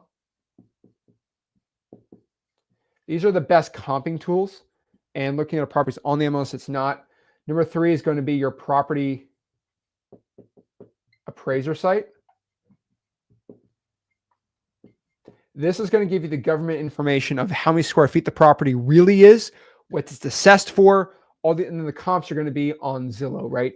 This is kind of a general three, like this is your sword, shield, and armor of wholesaling. There's some awesome, there's also some other incredible great systems. for example, of course you have the community here, but like that's me like, kind of making myself feel good, right? Number 4 here really depends on what type of wholesaling you kind of want to do.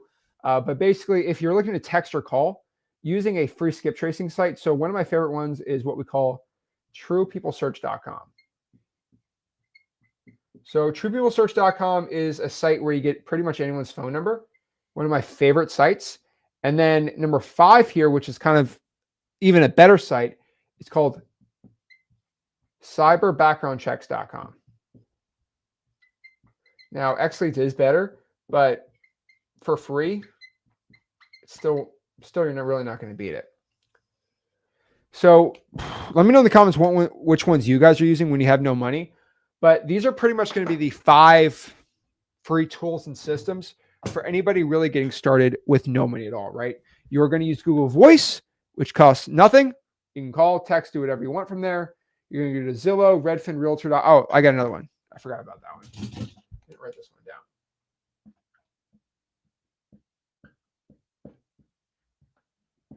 There we go. ChatGPT. To organize it, to create emails, to create scripts for texting, all these things, right? Absolutely amazing. So we're going to be using ChatGPT a ton too.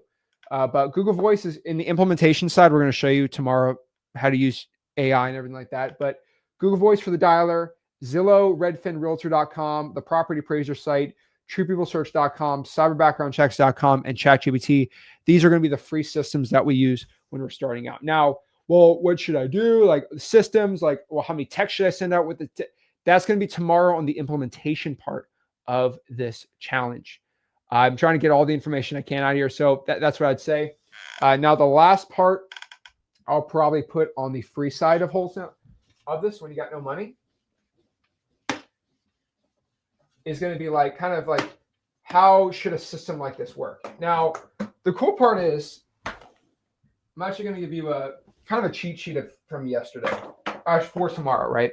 But if you go into the school community, so if you go into freewholesaling.com, I actually already have the download in there. So I'm actually going to cheat a little bit and show you because why not? So it hasn't fully been added yet because we wanted to just wait for you guys to watch the live training.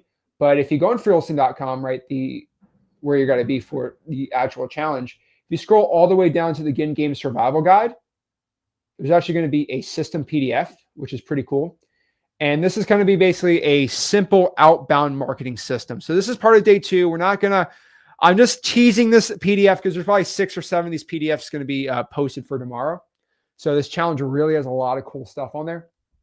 But just cheating a little, right? Basically, the key components of an outbound marketing system with no money is going to be calling using Google Voice, texting with Google Voice, doing some drawing for dollars, DM messages, door knocking. This is just, we're calling it the outbound system. We're going to do a little bit about that today, mostly about it tomorrow. What's the what? Guys, it's freewholesaling.com. Come on. I'll put it on the bottom for you guys really quick. Guys, this is the community. This is how you get in the challenge. You got to be in freewholesaling.com. Maybe you started a little late, so okay, I'll give you some slack here. But okay, so this is kind of a cheating of the system, but basically, you can use Google Voice for free. The process, use free skip tracing. I have the scripts in here. I have the texting scripts, guys. This challenge has everything you need to get successful. Like I am not leaving anything.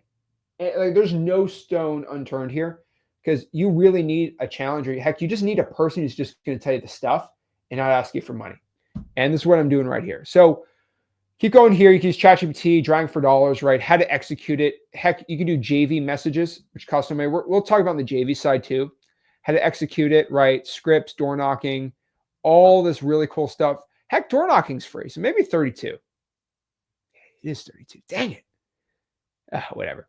But yeah, that's mostly it's going to be calling or texting for free are the best ways to start doing it going forward. Now let's talk about the scary paid side. Now, there are a lot of ways to get a paid wholesaling deal. There is a ton. And I'll try to name as many as I can here just to make it.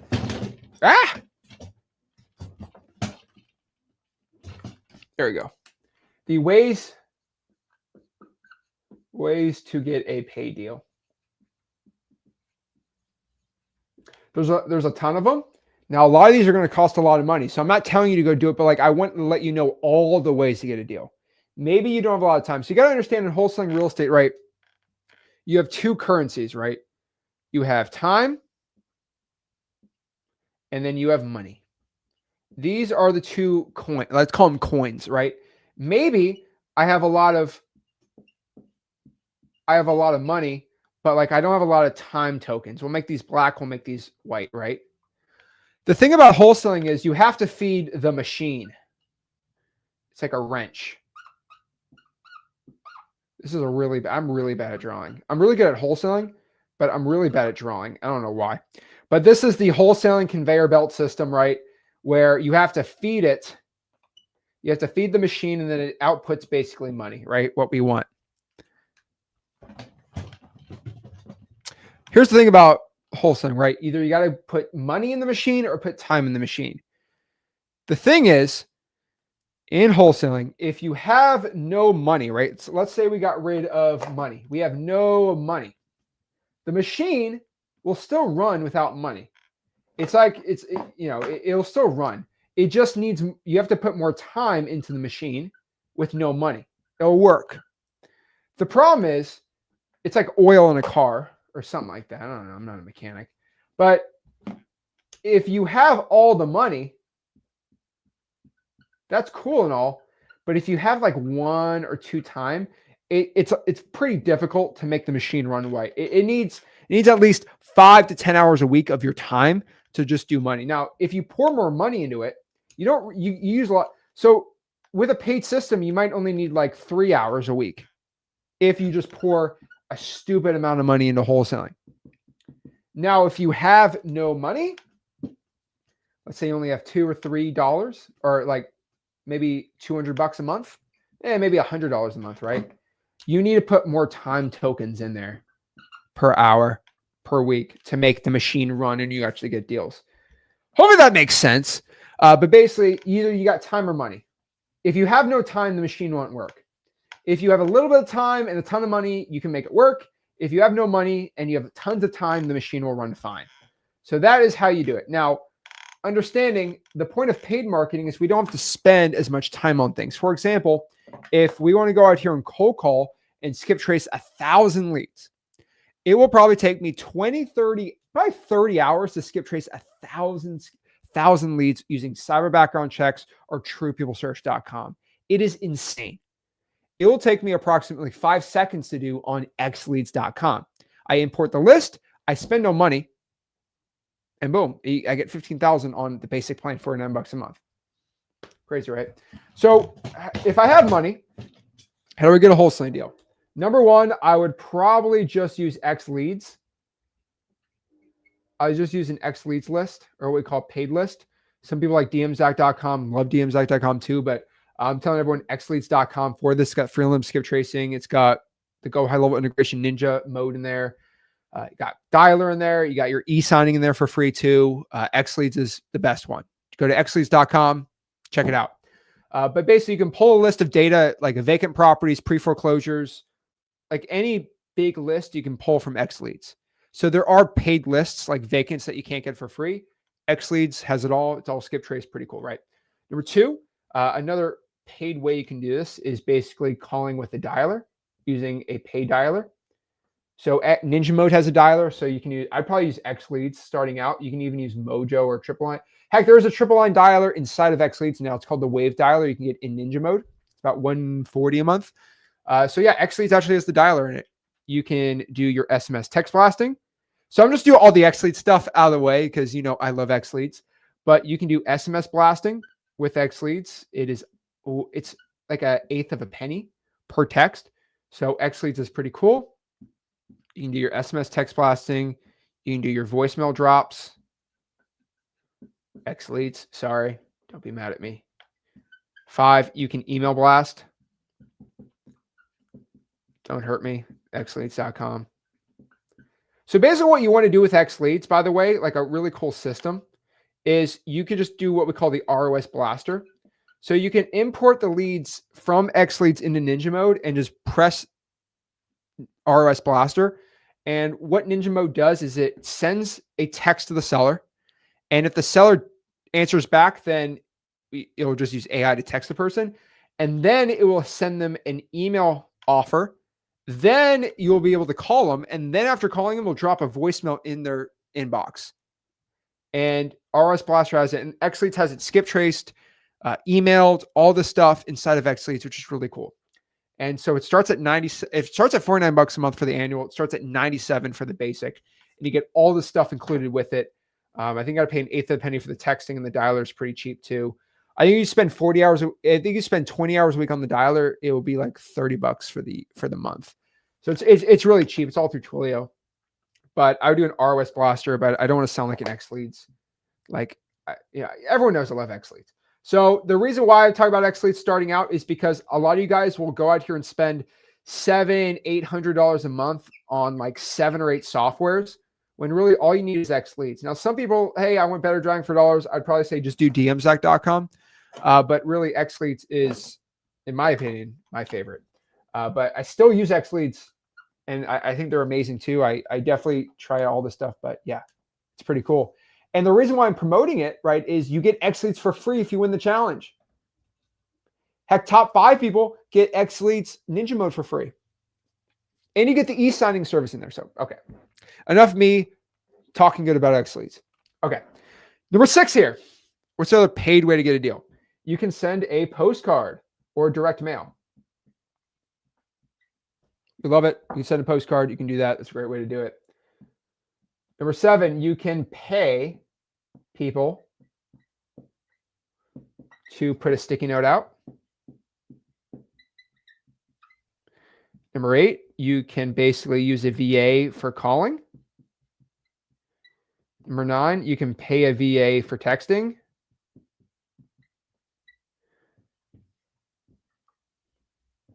There's actually a lot. Let me number this really quick.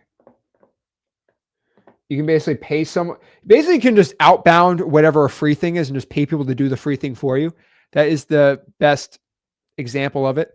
You can basically, I don't know how I do this the right way, but basically you can just go out here and kind of mix it up. But you can pay people to do what you do for free. So you could pay someone to put signs out, basically bandit signs out for you, all that. So we kind of get that, right? Okay, we kind of get that. Now, another way when you want to start spending money, you can do internet leads. And so I'll name them. You can do SEO. So basically having a website, people search engine optimization. You can do PPC, pay-per-click on Google. That's a good way to do it. You do Facebook ads. On the bottom, we have PPL, which is pay-per-lead. Again, guys, I'm going to get this asked a lot. Zach, why are you not a fan of pay-per-lead?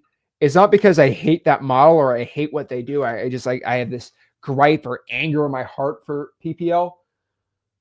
I'll just give you the honest truth. PPL prices just keep rising, and they're just getting more expensive. They used to be $50-$60 for a PPL lead, which I thought was actually a pretty good deal. Now they're up to $330, $350, and they're about to, because they're changing the rules, I don't think you're going to be able to refund them anymore. So they're going to jump probably to $400 or even more. And I just think, and that there's not a lot of people talking about, like there's no big influencers in the wholesaling space that talk about PPL. So there's really no one with over 100,000 subscribers that talk about PPL. So the majority of the wholesalers that are watching big influencers don't even know about PPL, but like some lower level ones are doing it, right? I think Maximilian Deer's in there. Shout out to him. He's a cool dude. He talks about PPL, and now he's definitely growing. He's definitely a cool guy. Subscribe to him. I'm not calling him a massive influencer yet. I think in the future, he's young. I think he could definitely get there. He'll probably be the biggest one talking about PPL. But like what I mean by this is, if the big influencers talk about him, guess what happens? Because PPL is on a bid-based system, the cost of PPL will go up to $1,000 a lead. If I talked about PPL, like promoted it, it would be probably $1,000 a lead, because more people watch me than anyone else in the wholesaling space. So that means leads will go to $1,000 per lead. And it, on average, what Max has told me, what other people have told me, it takes about 20 PPL leads to close one wholesaling deal. 20 times 300 is $6,000 to close one deal. That's probably 10 or 15 grand. Not bad. Not the worst thing in the world, but what if it's $1,000? Eventually you'll spend 20 grand to get a deal. It blows up the entire thing. I call it BBL wholesaling because it's fake. But hey, that's just me. You can basically have a drawing for dollars app. So DMstock.com is really good for that. And XLeads has their own drawing for dollars app. It's not the best one in the world, but what I call it is serviceable, right? Heck, you can pay to basically blast out JV deals. That's a good one to do too. And there's some other ones, but like I would say this is the majority of your marketing and wholesaling real estate, right? What I'd say is some people do radio. They do radio ads. That's a way to do it. There are some people doing basically TV ads. That is one. It's not really the most profitable, but people make it work. They'll do billboards. So I've seen wholesalers sponsor things. I see JV wholesalers sponsor a lot of stuff too. But really, there's not like an insane amount that you can do past like 20. It does get a little, a little more, but like really, it's not going to be that massive. You can do software. You can do like an LOI blaster, right? If you want to get crazy and like blast offers to people or letters of intent. I mean, you can pay for something like that. I mean, that's one you can do. But like, let's stop it at 21 for 21 Savage. We love 20. He's a great rapper. But basically, this is, I'd say, the 21 ways if you're paying. So let's get rid of the XLeads thing. Everyone knows XLeads. Okay, cool. We get it. But basically, if you want to pay right, these are roughly the 21 ways you're going to do it, right? That's pretty much it, right? So if you want to start out, you want to pay money, you can get an XLeads list, you can use a dialer, you can SMS text blast, voicemail drop, email blast, do a postcard, pay people to put sticky notes out for you, pay people to drive for dollars, right? You get VA to call for you, VA to text, you can pay for a bandit sign, you can do SEO, PPC, Facebook ads, PPL, drawing for dollars app. You can pay to blast out a JV deal. That is an option for you. Radio ads, TV ads, billboards, sponsor something, or LOI offer. That's the best. Heck, okay, maybe. All right, someone sees 12 to 14. There you go. Let me get this ready for you to screenshot. Or can I just do this? There we go. For a nice little screenshot here. Well, there we go. I don't want to screenshot that if you want. PPL will hide, but that's really the 21 ways if you want to pay to get wholesaling deals. It's actually technically a lot less, but it's kind of all over. What I mean is like there's 31 ways to get a free deal, but like you can pay someone to call the code violation list for you. So technically it's kind of like a mix. That's roughly how you're going to do it. Now, we're the majority of wholesalers in our community doing paid deals. I'm going to tell you they're pulling XLeads lists and they're using XLeads. They're doing a paid dialer. They're sending text out. They are sending ROS postcards, which is just our type of postcard. We could talk about that later. And well, VA calling technically, right? They'll use VAs. And then from there, like, I mean, drawing for dollars app, yeah, sure. And then you're from there. And then that's pretty much it. And then pretty much other people, so I'll make it purple. Other people are the ones that I see that do well, right? I know there's some big time people that do these two. That's something I'm not the expert on because I've personally not found the best return on my investment on these, but SEO and PPC. There are people that do it. I'll kind of put others on that category that they're actually pretty dang good at it. And I'm actually not going to say anything bad because they actually do well. And I know that they actually legit like doing good deals. So SEO, PPC, I would not want you guys starting out with this, watching this, but it is something that I'm not going to say anything bad about because it works. That's all I could say. Okay. On top of that too, the rest I wouldn't be doing. I don't think it's worth it. So realistically, you got 1, 2, 3, 4, 5, 6, in my opinion, 7 viable ways. and 9 total good ways to get a paid wholesaling deal. Those are really that's roughly what I would say. These are going to be kind of the 9, but really 7 is the best way I could kind of describe it. There's just, you can put door hangers up, I guess, but like that's really how I do it, right? So those are the ways you can do it, right? Now, scaling, which is this mixed scaling, really it's going to be like this too, where roughly, let's see.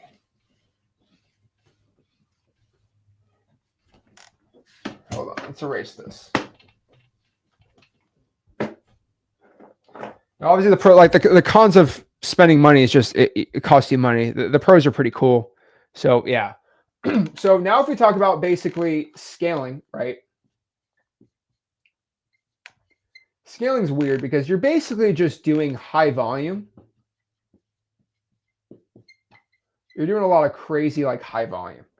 So what are some high volume scaling ways to get wholesaling deals? Now, if you've done deals and you want to win this challenge, get the biggest deals possible, there are really like 5 ways to really hit like a large operation in wholesaling real estate, the ones that are really doing the big operations. So obviously you have the massive cold callers. So you have the big cold calling operations. And that works really good. Cold calling is a really good scaling way to do it. I see that all the time. So we'll put that number 1.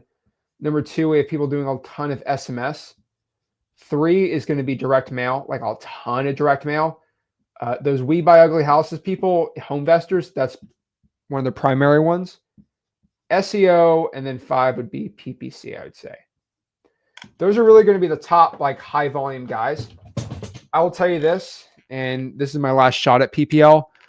You ain't going to find any large wholesalers really doing much off of PPL when you look at their books, because half their margins go to the PPL, or even 60 or 70%.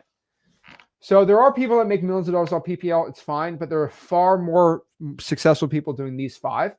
And so when you're scaling, you're really going to be at these like 5. Cool thing is on these 3 right here, the one thing I'll tell you is this 3 right here are going to be basically the top, basically like, those 2 are going to be outbound. So let me divide this up. These 3 are going to basically need a software. So the cool part is those 3 you use X leads for. And then this you'd probably use an agency for to do it for you, or you do it yourself. That's how you basically at scale. You either hire an agency to do it, you get really good at closing and your dispo. That's it, right? And then basically X leads is going to be basically how you do the cold calling, SMS, and direct mail, because you got to get the good data for it. Now, on top of that too, we're going to show the systems on this too. There are 2 types of systems, which we're doing the whole systems thing tomorrow, by the way, right? But you kind of need some knowledge of it. So I'll do it right here. But there are 2 types of wholesaling type of systems, right? So it's this 3.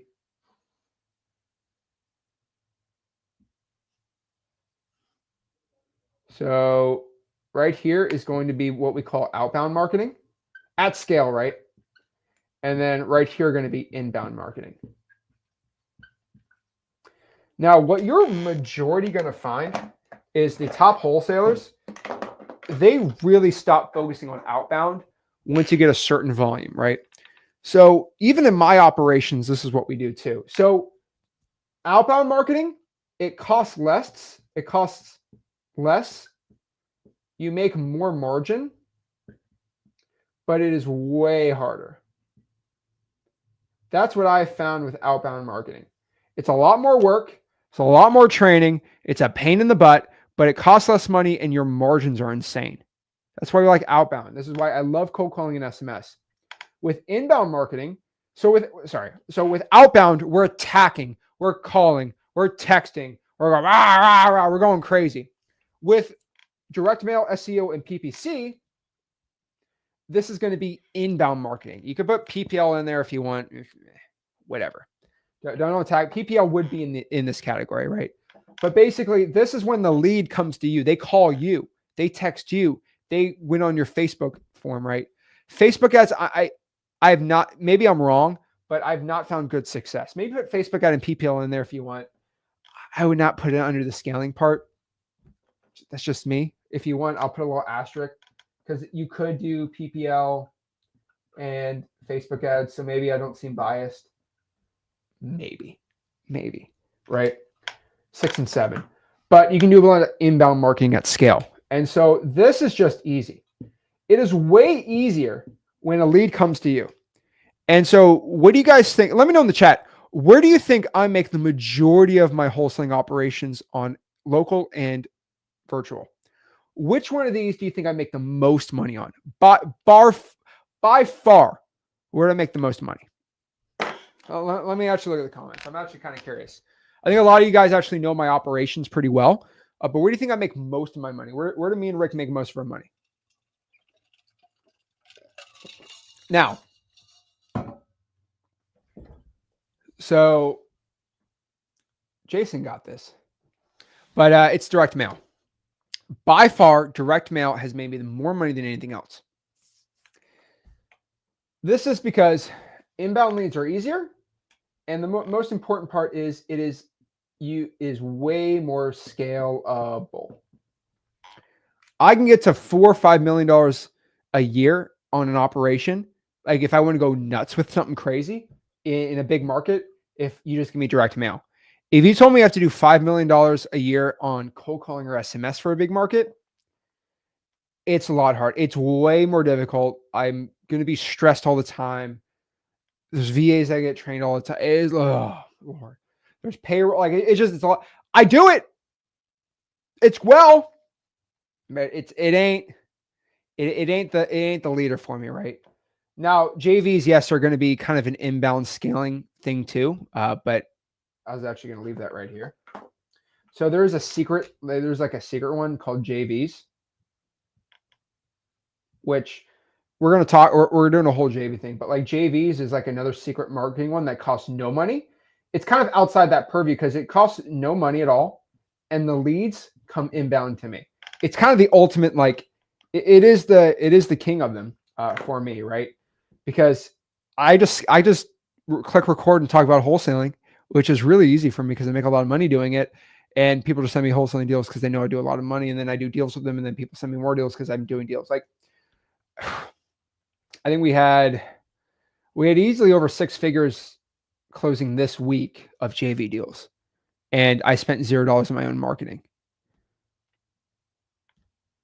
I love JVs, right? But like basically what I'll tell you is inbound's easy. It's way more scalable. And so where I make the most money in my actual wholesaling operations,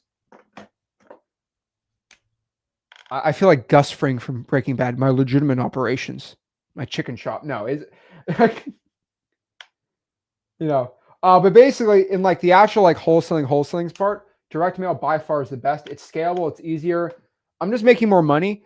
If I throw an extra 10, 20K a month in marketing, the least amount of hassle and the easiest way for me to scale would throw that into direct mail in another market versus throwing 20, 30 grand at SMS cold calling. I get better ROI, but the scale, it's just easier to scale. And the cool part is the JVs keep growing because the channel keeps growing, which is nice. So yeah, right now I will tell you I'm making about 60% of my JV deals. Sorry, 60% of my wholesaling is coming from this part, and about 40% of my income now is going from JVs. I'm probably going to be, I'll be completely honest with you guys. My social media has grown like crazy. I've gone from like 60,000 Instagram followers to 258,000 in the span of a year, just for me sharing on TikTok and Instagram and doing videos right. And you saw the checks, like people are getting rich from my content. That I'm probably in 2025 going to make 60% of my money from JVs and 40% from wholesaling. Not because I'm making less money wholesaling, it's because I'm making too much money from JVs. And there will probably be a point where it's 80-20. And I'm making millions every single year off of this. But just people keep sending me too many deals. Call me a sellout. I don't even really care what you say. But like, and so do you guys understand why I give all this content out for free? Like I'm not here to ask for money. This challenge, so you know how to wholesale houses, so you can send me more deals. We had a guy send us, we had a $60,000 closing. I think, what was it? Last week, $60,000 deal. We got 30, they got 30. All like, those guys, hey, I need help with finding a buyer. I throw that sucker into X leads and boom, it's pretty easy. That's why I made X leads too. So I underwrite the deal, all that stuff. And so it's just like, a lot of people are like, Zach, what's the catch? Is Zach going to do a crazy sale at the end of this? No, I just want you to get a lot of good info. So you get a $60,000 deal that you get to me and we can split it. It's not for I'm not here for coaching income, right? You meet Flipboard Plus, meet me at an event or something, but like, I don't really care if you do that or not. Send me a deal. And this is why I'm giving you my best information. I'm teaching you how to beat me in my own, like I'm teaching you how to do more deals than me. I'm teaching you how to destroy me in my market. I teach you guys all this stuff, but karma always rewards me with more JVs, and that's it. I saw some haters online. They're like, Zach's getting a lot of his deals from JVs. That means he's not legitimate. I'm like, what are you talking about? If I make millions from my regular wholesaling and then even more millions from the JVs, it's like my bank account still has millions of dollars. It doesn't matter where I got the money. That's pretty much it. And I'm not doing coaching, so it's like, I'd be mad at that. I am coaching you guys here, so. So that's scaling 101. So let's talk about the JV side, right? So this big Bowser, whatever you want to call it, this big like scary castle, this big scary like thing we have in wholesaling, right, is JVs, right? So joint ventures, right? Doing deals with people. JV deals. So a JV deal is pretty simple here in wholesaling, right?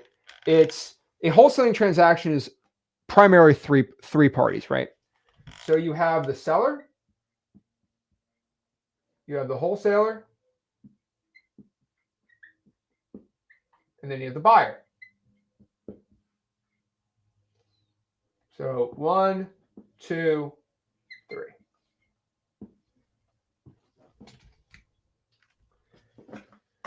So these are the three types. Sorry, this is the 3 steps of wholesaling, right?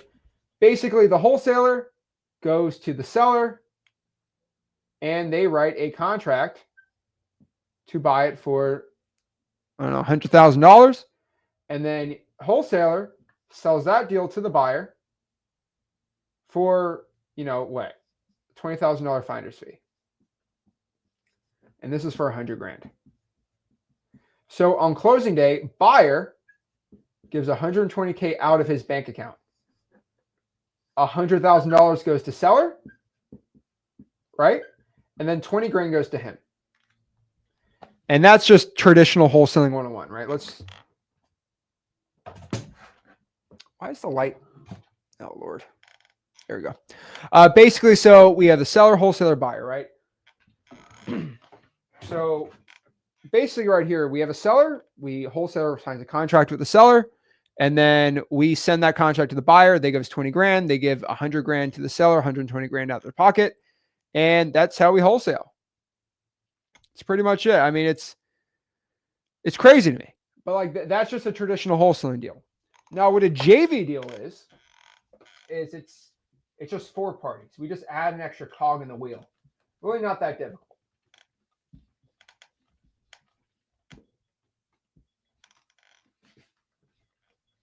Right here. What was our largest wholesale deal last week off of JV? Let me use an example. 15? Yeah. Okay, what about that $60,000 one? Is it this week? Last week. So 60. Yeah. Okay, okay. Is that the one in Pennsylvania? One. Where's the other one at? Like Missouri or something? Tennessee is where we just did another one. For how much? Like 22. Okay. 22. Should I do the 22,000 or the 60? Let's do 22,000. Let's do Tennessee. I'm doing too many deals in Pennsylvania. Okay. All right. So let's do a Tennessee one. No. Who's the do we do it in Tennessee with? It's fine. Whatever. I'm not gonna name names on here. Okay, so we have 1, 2, 3, and 4.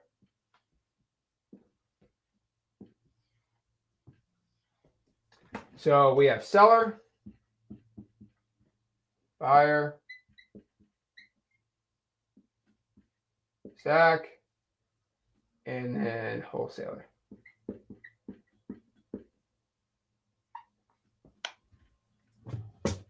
All right, pretty simple. So what basically happens here is this is what most people are used to, right? 1, 2, 3. But basically what happens is wholesaler writes up a contract with the seller for, let's do that 100K, right? Was that 22K net to us? Or is that in total?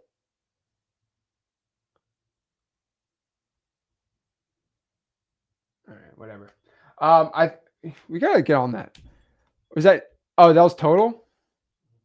Oh, okay, never mind that. It was 22. That would have been 44 grand. But all right, whatever. Okay, I guess the 60 was a 30. But okay, so basically they write that contract for $100,000. So to make 22, okay, buyer buy it for 122. Okay, basically this wholesaler tries to find a buyer, but for some reason they just can't find a buyer. There's like they just can't find one. They can't do it, and they just can't dispo it. Maybe it's too high. Maybe they're brand new. They just cannot find a buyer. So what they do instead is they go to Zach, and I say, okay, like, dude, I got X leads. I can find a ton of deals, right? I got plenty of buyers, man. And what I do is I sign a JV agreement, basically saying we agree to split the deal 50-50 if I bring the buyer. And they say, okay, perfect. And so what I do is I go to my buyer and say, hey, man, do you want to buy this deal? And they're like, yeah, I'll buy that deal. Perfect. And so we write the assignment for 122K. Then basically 11K goes to me. 11K goes to this wholesaler. And then the 100 grand goes to them. So that's basically JVs in a nutshell. This guy can't find a buyer. We sign a little agreement saying we'll split it, and then I find the buyer, and then basically I get half the assignment, they get half the assignment, and that's JVs. This system gets really, really potent when you get really good at finding cash buyers. And a lot of people think if you spend 50 grand a year on a disposition software, there's free ways to do this. Free ways to find cash buyers. Costs no money at all. Don't be worrying about this, right? There's a lot of ways to. And so we'll break down that right now. But basically, that's JVing in a nutshell. Now, let me tell you something really cool here. All right, there's another way to do this. It's a little more advanced. I'm going to tell you right now something I do. And I am actually willing to do this for this challenge only. Okay. This is the most advanced part. So that's this JV method. There's something even easier. And I call this approach let's make it red.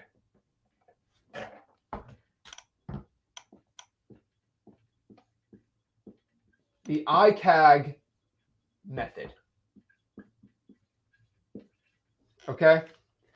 I'm dubbing it the ICAG method. ICAG, whatever you want to call it. ICAG. It's an ICAG deal. It's an ICAG deal. And the reason why I'm calling it the ICAG or the ICAG is it stands for I know a guy. I know a guy. The I know a guy method. All right. The reason why it's called the I know a guy method, first time I've ever actually publicly shared this method, is this is a method that I just do stupid volume with, and I'm not scared to admit that I do this. So we go from 3 to 4. We understand that, right? Now we're going from 4 to 5. So this is 1, 2, 3, 4, 5.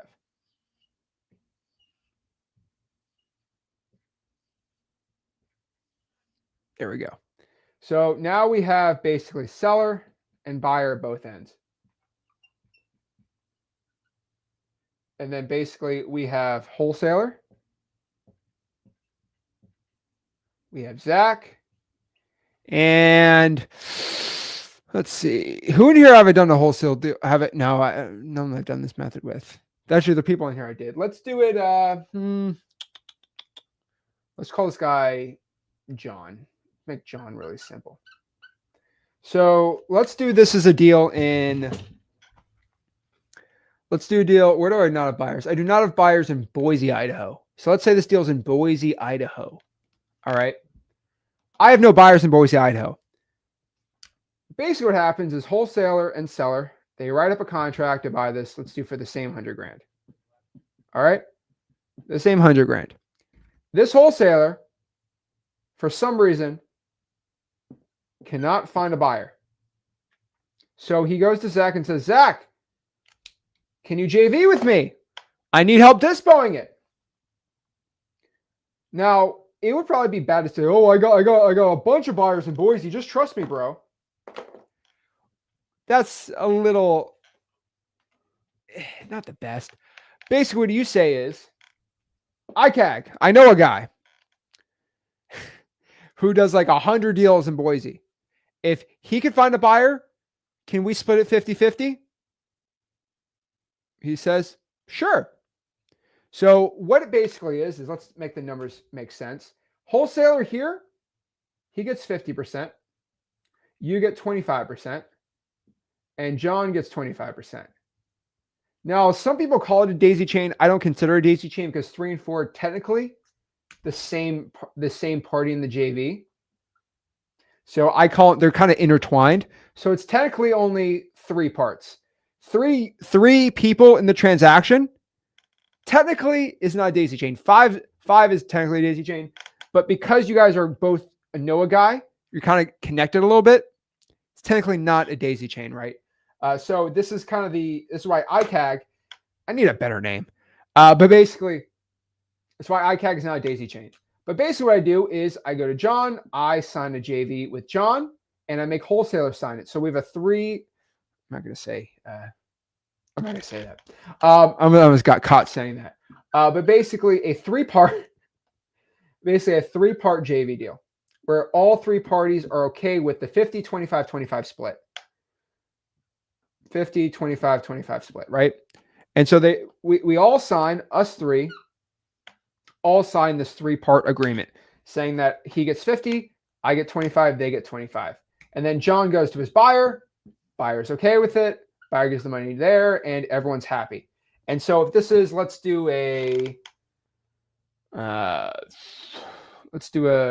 simple math here. Let's just do, why not? Let's do 60 grand, right? If it's a $60,000 deal, 15 grand, 15 and 30. And this is the ICAG method. Now, once you start knowing a guy that knows a guy that knows a guy, that's a daisy chain. Okay. You lock it up, you just send it, you try to play, you try your best, right? But ICAG, you can call, see, the thing is, like, if I had a crazy ego, I'd call it the Ginn method of the Ginn. It's a Ginn JV. I don't really want my name on it. I could care less about it. I'm just going to call it the ICAG method. I don't know why, but I know a guy. See, I know a guy type method. So, guys, maybe that I know a guy is not somebody you personally know, right? Maybe it's somebody in the community. So if you find somebody who has a deal that can't get it sold, go in the community and be the I know a guy. Heck, you guys know me. If you have a good deal in probate in the Southeast, in Ohio, Pennsylvania, Florida, Georgia, Texas, guys, send the deal to me. And then I know a lot of guys too. So we can do I know a guy of a know a guy, but like just go to me. I have all my end buyers too. So maybe you find somebody who needs help with JVs. You say, hey, I know a guy. You know Zach. Guys, I'll personally I'm okay with the 50, 25, 25. I'm okay with it. I'll live with it, right? I ain't going to say no to money on a deal, right? So I know a guy is an amazing method. Heck, I know a guy, Caleb. Caleb and Ryan are amazing people. They are in Grand Rapids, Michigan. if I had a guy or gal that locked up a deal in Grand Rapids, I would say, I know a guy, Caleb and Ryan, absolutely amazing, to do JV deals with. Cool. We got Stan in here, right? Stan's in Pensacola. I know a guy, Stan. He's a great dude in Pennsylvania. He's got the green check mark. Congratulations to him, right? That's the guys. Now you're a JV expert for Pensacola because we know Stan. I'm a JV expert in Grand Rapids because I know Caleb. There you go. IKAG. All day, every day. I think Stan's okay with that, right? So that's the thing. This is a method that no one in wholesaling really talks about. I don't own this, right? This is just a truth, a universal truth of wholesaling that I found really work. And the reason why I was doing so well with this is because I have one of the most extensive contacts in wholesaling. I basically know I know the top wholesalers pretty much in every state. Half of them want to be on my YouTube channel because they want to promote some course that I don't know why they're doing courses and they make all this money wholesaling, but some of them are actually really legit. And I got the front, we're doing deals all together, right? So the IKAG, the I know a guy method is an amazing way to do JVs. Okay, so I'm gonna let you guys screenshot this for a second.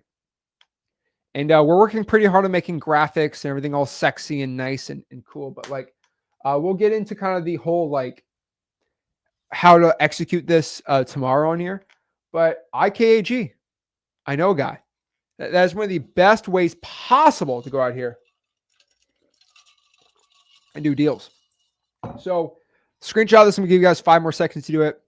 I'll do 10 more seconds. Screenshot this while I'm doing this. But basically, guys, like you can do regular JVs, but you can also do this. Now, you can use ChatGPT to write this up. I'll ask a title company, hey, can you write up a joint venture agreement? Maybe we can make our own, who knows? But basically, this is the best way to do it. Go in here and do it. I know a guy. This is one of the best ways possible. All right, 10 seconds. Okay. So let's break down exactly how you can start JVing. What are some of the marketing sides of JVs that we can do? All right, let's break this all down.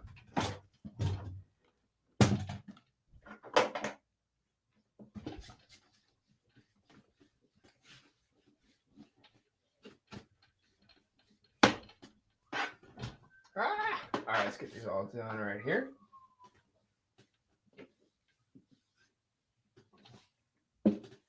There we go. Okay. I know a guy. All right. So if I'm, let's push it here. Okay. So if I'm looking to do a JV deal, okay, how am I going to do this? So let's kind of go over how many is this? 1, 2, 3, 4, 5. 5. Okay. Basically the 5 ways to JV, to find JV deals.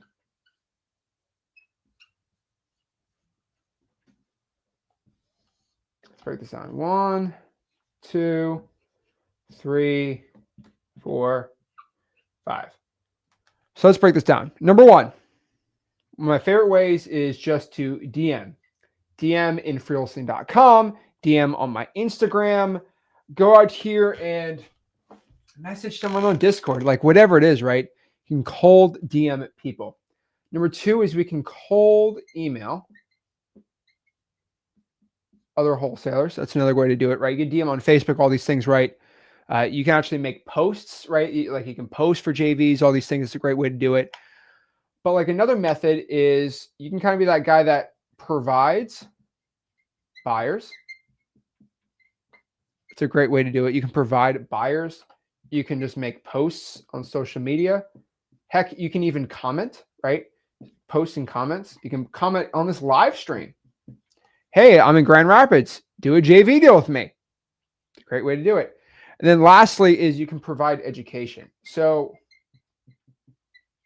what I mean by this is,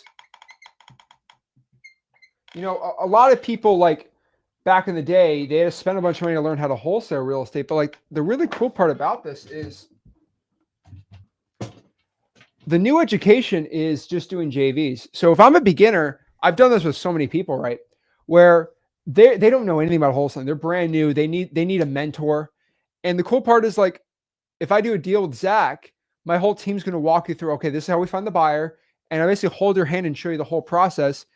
And the cool part about education is usually if you want to get a good educator, right, like a multi-millionaire, like wholesaler to mentor you, you have to provide something and then they have to provide something. So usually how this transaction happens is the educator provides education and knowledge and the student provides money. That's how the majority of it goes in wholesaling. What I'm proposing, what I have done, which has really turned wholesaling upside down for the past 5 or 6 years on YouTube, was you provide me a deal that you have locked up, and then I'll provide you education, because that deal will make me $15,000, $20,000, $30,000, $40,000. So you can provide education if somebody provides a deal. So you can kind of mentor with the JVs. Don't charge anything. Do not charge for somebody to get information, but you can hold their hand through the process for it. And you can provide a buyer, which I think most people here are going to be doing. But that's how you find JV deals. It's absolutely amazing. Now, the last map, and probably the one that I guess annoying, is basically going to be the creative MLS thing. Now, not the biggest fan of it, but it is something you can do. So this is the last map. You're in kind of La La Land map here. It'll work, I guess. But what this map is, there we go, is going to be creative MLS map. All right. So how you find this is there's a lot of ways to do this, right? What I'd probably tell you is if you're doing the creative thing, you can either do, number one, what we call creative offers. So you go on MLS or even on off-market sellers and you just offer creative terms, payments, things like that, right? You can do a creative offer. You can basically go out here and try a wholesale offer, then a creative offer, right? That's okay. If you're doing MLS, you can do what we call just basically a wholesale offer on the MLS.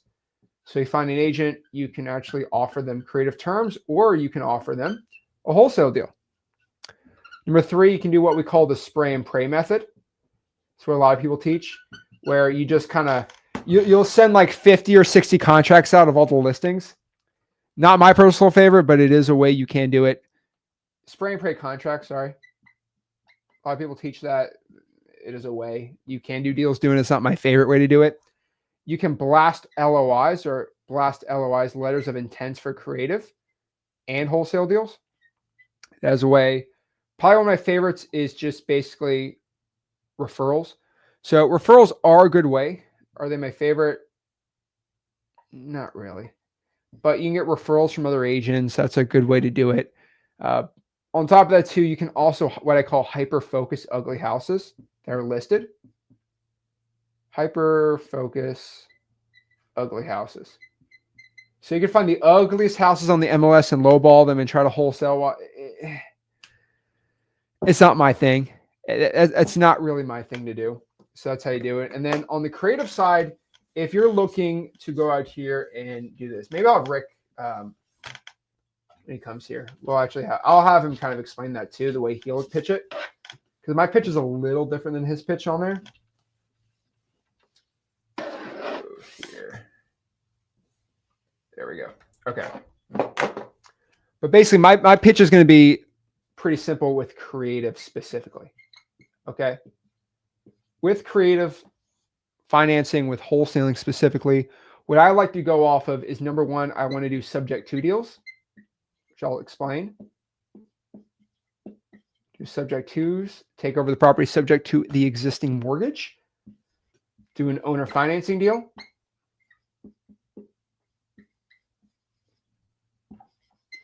Number three, do a lease option.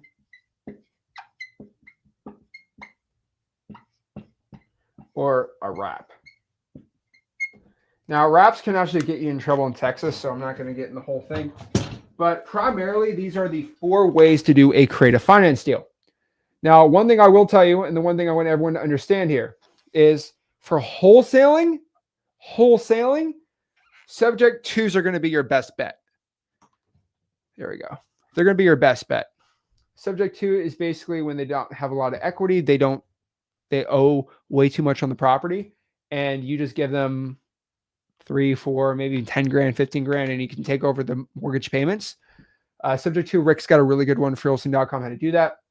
Owner financing, they have a lot of equity, so you just take the property over with payments. So one example of this is they own the house, 200 grand free and clear. You offer, hey, can I give you like $1,000 down and pay you $1,500 a month for the next like 15, 20 years? That's cool. Lease options a little more advanced. You can wholesale these. Are they my favorite?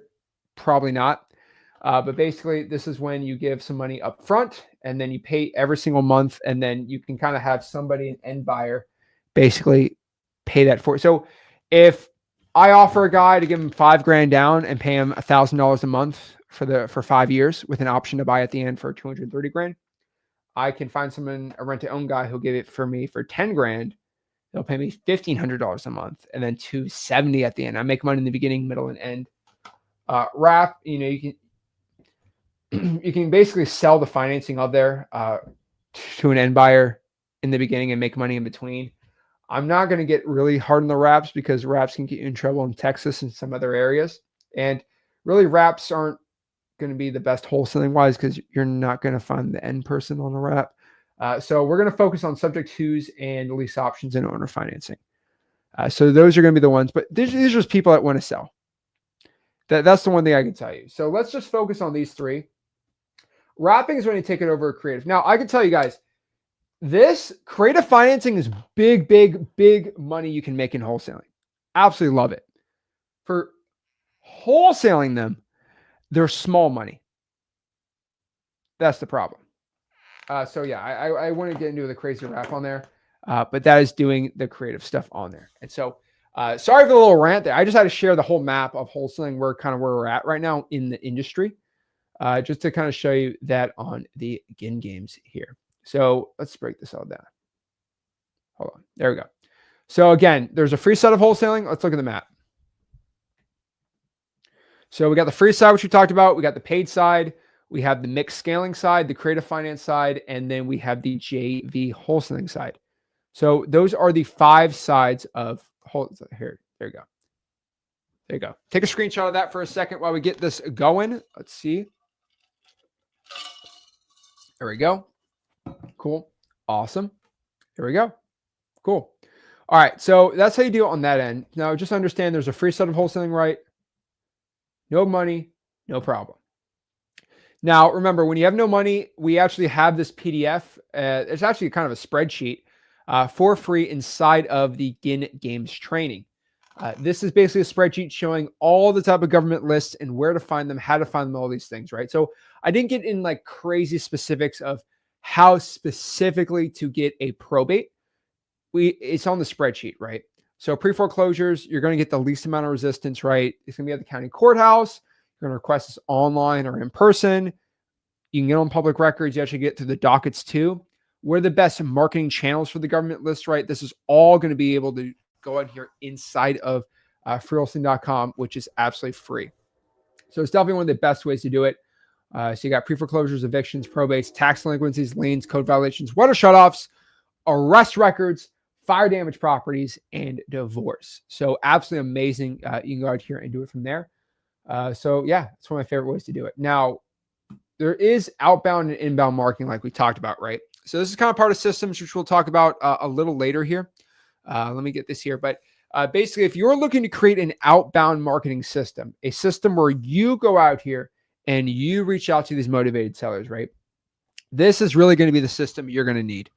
Now, I told you guys the Ginn Games, we got them all. We got basically everything you need to know to get started in wholesaling. But if you're looking to make a system where you're reaching out to motivated sellers, right? This is how you do it, right? So one thing I will tell you is outbound is a little more work, but I think a majority of the people out here, it's going to work very well for them. So that's what I'd say. So outbound, I'm telling you, you should be pulling a list either on a paid software like X Leads, or giving a government list, or even possibly getting an earn list like Drawing for Dollars, right? Hit them with outbound marketing. So some of my favorite free outbound tools would be like Google Voice, cyberbackgroundchecks.com, True People Search Right. You want to track your KPIs, your key performance indicators. We'll talk about this a lot more tomorrow. But like, we want to track when we're calling people, right?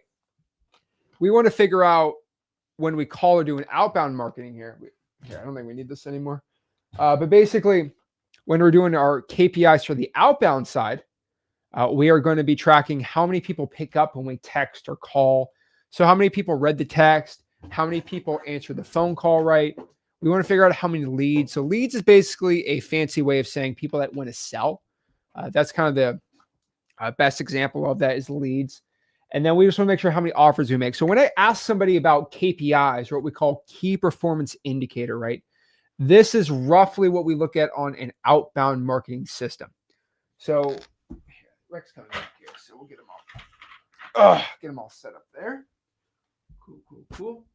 All righty. There we go.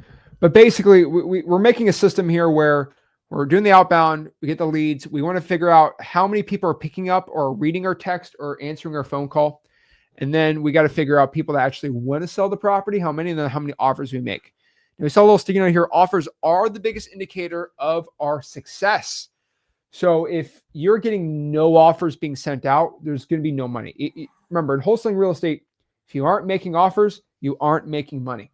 So it's a very important thing to understand here in wholesaling. It's all about making the right amount of offers and doing that. Now, on top of that too, with a system like this, right, we want to have a good schedule. I would say roughly a good schedule, if we could stick to it, is going to be about 15 hours a week, probably putting at least 100 sticky notes a week if we can, and 500 calls and texts. We're going to talk about this way more tomorrow. And then doing outbound marketing, my favorite tools are going to be number one, xleads.com. Remember, you get free unlimited skip tracing, get the data, CRM, e-signing, dialer, tech, all the outbound stuff, xleads.com. And then if we want to go out here and use sticky notes are one of my favorite outbound. It's kind of outbound, inbound, right? Hey, this is Zach. I had a quick question about your property. Please give me a call back. That's a great way to do it. Now, inbound marketing, again, way easier, right? We're going to use sticky notes, voicemail drops, digital bandit signs. I'm not going to do the big direct mail part of this, right? This is just one style. So I wouldn't be doing that. But basically, you can do free tools, Facebook, Craigslist, right? Other wholesalers for JVs. Heck, another great way to do JVs is you can find wholesalers who are going to put sticky notes out for you, and then you split it together. That's a great other method to do there too. For example, we've done this before where we actually find wholesalers that are virtual. They live like somewhere in like Africa. And it's like, I'll close the seller. All I need you, wholesaler, to do is just spit the sticky notes out for me. And then I get the inbound lead and we split them 50-50. And the cool part is in virtual wholesaling, when you do not have a boots on the ground, you can use a JV partner to do it. So absolutely pretty exciting. On top of this too, on an inbound strategy, right? We want to make sure we get contacts, leads, offers made, track our numbers right. We want to be roughly 15 hours a week on this, 100 sticky notes, 50 JV reach outs, and then X leads for voicemail drops and inbound tools for our tracking, and then sticky notes. And that's the best way for an inbound marketing system. Now we talked about the paid side, the mixed side, and the creative finance side, and then the JV side of this wholesaling.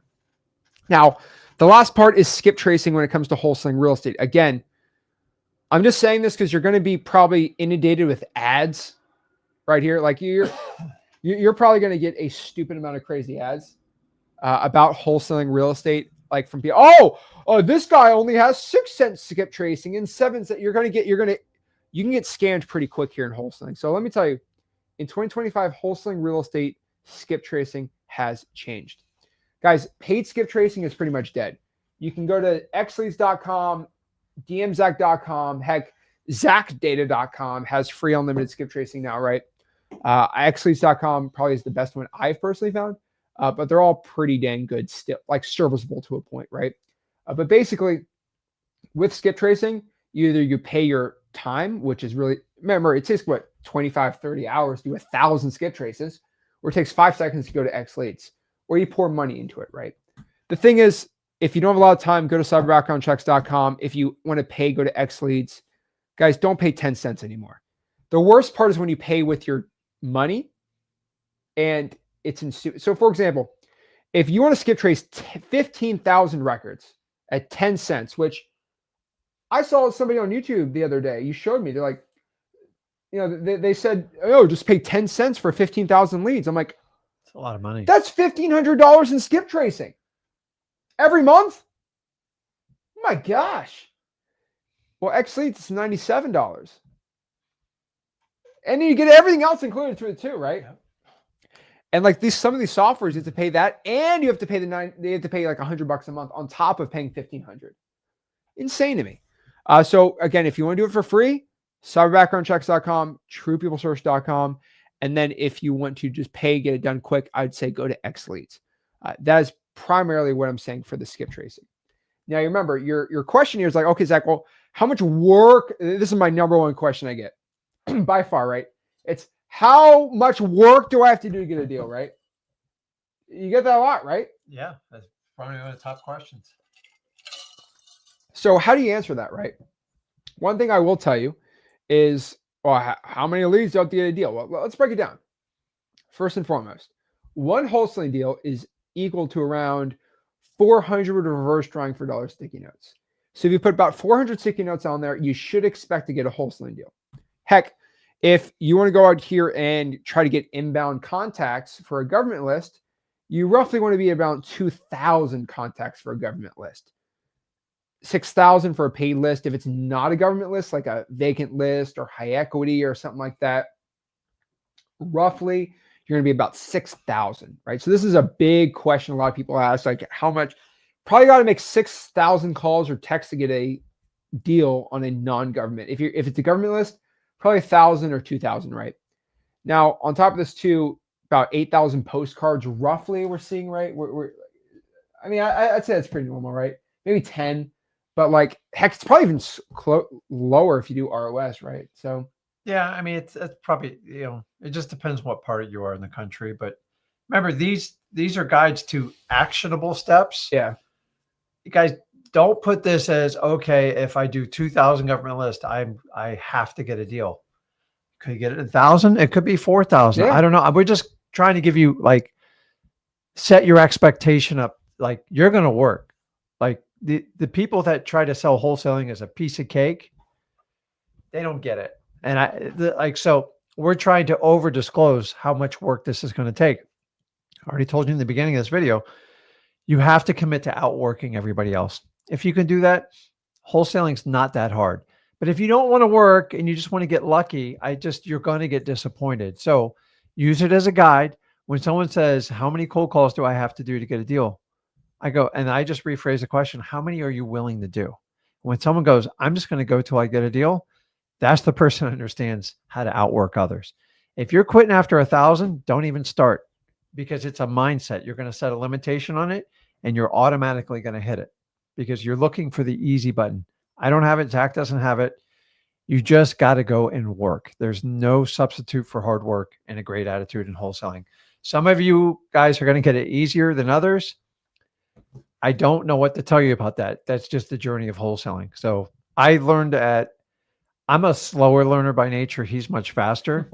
But like once I learn a skill set, it's burnt into my DNA and like you can't take it away from me. But I don't pick it up as fast as other people do. All right, but you get it right. Yeah. So again, the way I explain this is you can't go from LA to New York City with 1 gallon of gas. You're going to have to put some work in. Now, either you might have not money, you just got to put the time in. That's how this works. Now, when you're getting started wholesaling, you got to pick a market, right? I would tell everybody, and this is just general knowledge I've been saying for a while, but make sure you get a decent population and a decent median home price. So if other wholesalers are doing well in that market, I would probably do it. You remember I said Grand Rapids works well. I said Pensacola's working well, right? They're all in there, right? So roughly, I would just basically go out here and do what other people are doing well. Don't reinvent the wheel. Don't try to get another one. So I'd probably say is over 100,000 people in the county and then under 500 grand for the median home price. Go to freelisting.com and break that all down. Contracts, freelisting.com. That is how you do it. Now, the last part of the equation, right, before you get into acquisitions and buyers and all these things is comping. And what I want to do is basically something Rick has developed, which is really cool that we've always used, is basically your 5-minute shot clock on ARVs, right? I'm trying to get it down to 2 minutes. So what we're going to do is I'm going to have Rick solo this one. He's going to take it over, and he's just going to share his 5-minute ARV, like basically comping guide. And so we're going to break this all down and share how to do it the right way. But basically, how to go in here and comp really easy. So I put the screen here if you want to share this one. Yeah. When you're ready, you just go in between there. But basically, we're going to have Rick take it over. So give a holler for me, and we're going to keep working. So ARVs, comping. Everyone gets really scared, but I think it's pretty simple and easy. That's not hard. Let's keep it up. All right. Okay. I'm going to swap seats here. All right. Okay, guys. Hopefully you're awake. So you guys. This might go over 3, obviously. So yeah. Just we're just gonna get to the point. Let's get the good value for everyone. Let's just if this thing goes 9 hours, it goes 9 hours. Don't tell me. Okay. What? No, we're not. We can get it done. So if you have questions, put them in there. I'll look at them as I'm doing it. But the idea is to give you a guide. So a lot of people go, Rick, what about comping? Oh my God, comping is so challenging. I'm gonna be honest with you. Comping is just a math problem. So here's the really cool part. You only have to do basic calculations in this because a wholesaler, do we need to know the values? Absolutely. There's no denying that. A lot of people misunderstand, but a lot of you guys waste time looking up values on people that don't even want to do business. Let me show you how this works.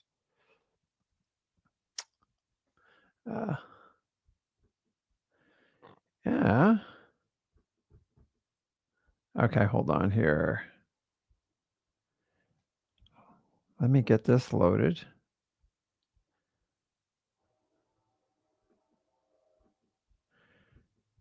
Ugh. Of course, it's not going to work for me.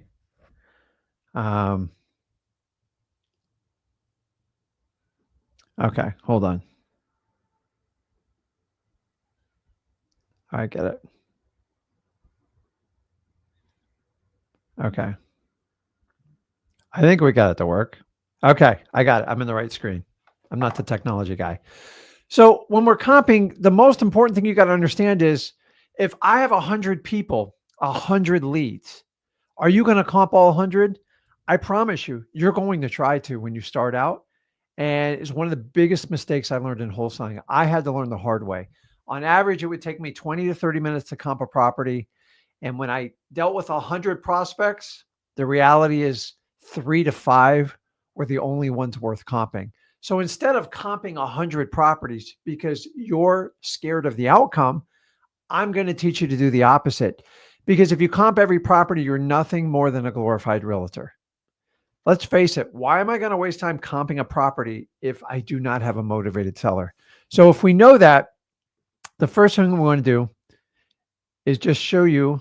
Let me go back here. So this is all inside of freewholesaling.com, which is inside the Ginn Games. You can get in there. And we update this chart. We're not updating it right now because things seem to be holding steady. But there is basically 2 different categories that you comp any type of property in. See if I put my face up here. Let's see. No, I didn't mean to do that. Let's see. There we go. So you have 3 different types. So light, medium, heavy, and then you're going to have these total square footage. The idea is to simplify this. The reality is most of you guys aren't contractors. I know I'm not a contractor. I've spent way too much time in this field. And the last thing you're going to do is be an expert on the repairs, and you're never going to get the number completely correct. Remember, you just got to get an idea to quantify the number. So at this point, we have someone that's interested in talking to us, and they've shown signs of motivation. I'm trying to figure out what is the damage on this property. So the first one is if I take the property's 1,500 square feet or less, and it's light, I'm going to assume the rehab's around 15,000. Now, I'm going to tell you, it doesn't take much to spend 15 grand on a property. Most of these properties on 1,500 square feet are going to be the simpler versions. They're not going to be the high-end kitchens, the high-end bathrooms. And once you start getting up in bigger square footage, there's just a cost to it.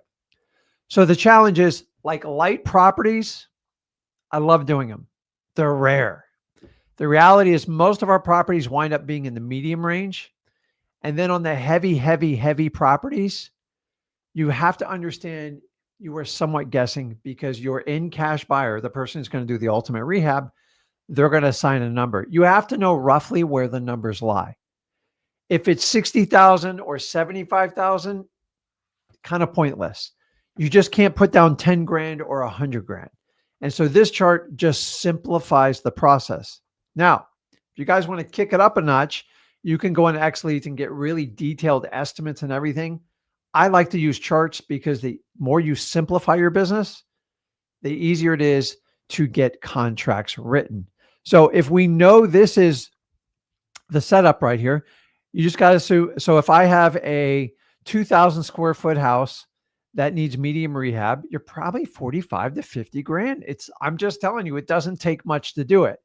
Now, when it comes down to flooring and painting, if you go inside of XLeads, you put in the square footage and you put in your market, it will actually spit you out a price. Now, I know these numbers all too well, and I'm not proud of it.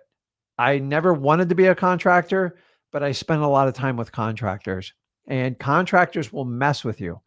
The only reason I want you to know your numbers is you need to know how to underwrite the deal. And most importantly, you need to be able to talk to your cash buyers that are most likely going to hire a general contractor to do the repairs on the medium and heavy properties. If you don't have an idea of those numbers, people are going to try to take advantage of you. You have more tools today than ever. So painting is very, very, very simple. You can actually calculate that inside of XLeads, but a one-story house, inside, outside, 5 to 6K is the rough value of the paint job. Add another floor, you add more expenses on it. Flooring, once again, the average is $3 a square foot for the product. And then you can usually kind of double it for the labor. If you don't know what you're doing, you could get it cheaper. So it's going to be around $6 a square foot. So if I got 1,000 square foot home and I need painting and I need flooring, right there with those numbers I just gave you, it comes in around $10,000 or $11,000, which is right in this chart, just to show you how it works. So understand, use this chart. You can simplify it. If you want to get more advanced, you can go inside of XLeads and you can do that. So everybody's got that chart. Let's see if I have any questions. We're going to keep moving on here. Do you ever use cost per square foot? Yeah, but so when it comes to paint and flooring, it's very simple to do cost per square foot. It's all the other crap you got to add on there, outlets and like countertops. If you get down to every detail, you are going to wind up becoming a general contractor, and that's not your highest and best skill set. So you can do it per square foot, whatever you need to do. Remember, you have to have a general understanding. You are never going to nail this number perfectly. I have never nailed it perfectly in my 22 years. In fact, I've done a pretty bad job at this point. So let's keep moving on how to do some calculations here. Make sure I'm on the right screen. Perfect. So now you have just a general. So if you know the size of the property under air, and under air, what do I call it? We call it UA, under air. It doesn't include the garage. It doesn't include the patio. Under air is anything that's under the HVAC system. So keep that in mind when you do that. So this is a quick one, do that. Why? Because you need to know what the repairs on the property. Because if I have a $200,000 property and somebody offers, go, Rick, you can have it for 100 grand. Some of you get excited. I don't. Because if I don't know the condition of that property, I don't know if I'm getting a good deal.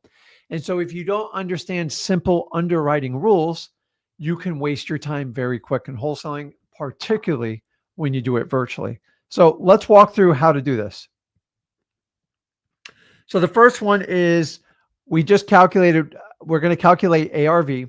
And guys, listen, you can do this for free. You got more tools to calculate ARV than you ever have. That's the after repaired value. It's simply Zillow, Trulia, Realtor.com.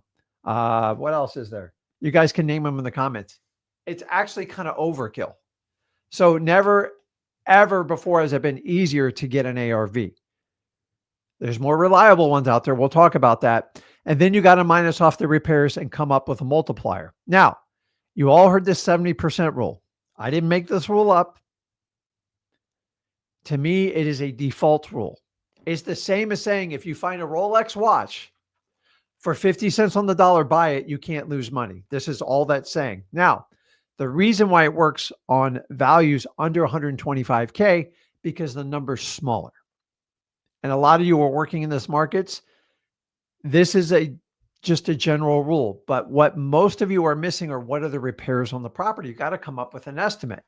And here's what customers will typically do. Is it good? Is it fair? Or is it really bad? That's it. That's all we do is grade the properties like that. Why? Because I just got to do an initial underwriting.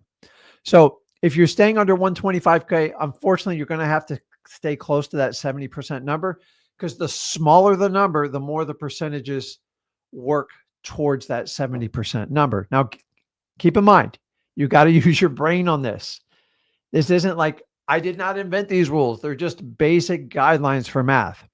Now, this right here is under 125K, which if you're in markets like Pennsylvania, Ohio, stuff like that, you know all too well what I'm saying on this. The next one, if we go up to 220, we're going to do ARV minus repairs, roughly around 80. Once again, this is a guideline. It is not a rule. I did not make these rules up. I'm just telling you, doing thousands of deals, these are the laws of averages. Every deal is different. You have to interject like human thought when you do this stuff. Some of you guys stop being robots. Let me give you an example. If I got a deal and I got it under contract for $205,000 and say I screwed it up, like I overpaid for it, but I found a buyer that'll pay me $215,000 and make a $10,000 profit, I don't care what the 80, 70, 60, or 90% rule says. If you can make money with little to no risk, go for it. Odds are it's not going to work out if you go above these numbers, but every now and then you do get a hot property. Unfortunately, this will work against you as often as it does work for you. So I gave you general guidelines. And remember, all real estate's local, so it's going to be a little bit different in your own market depending. The next one, we're going to go up. Now we get up to 300K.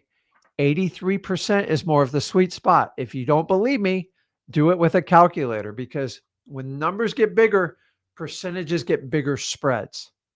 And there are limits. There are numbers that people can work with. If I tried to buy every $300,000 to $500,000 property at 70 cents on the dollar, I would be out of business.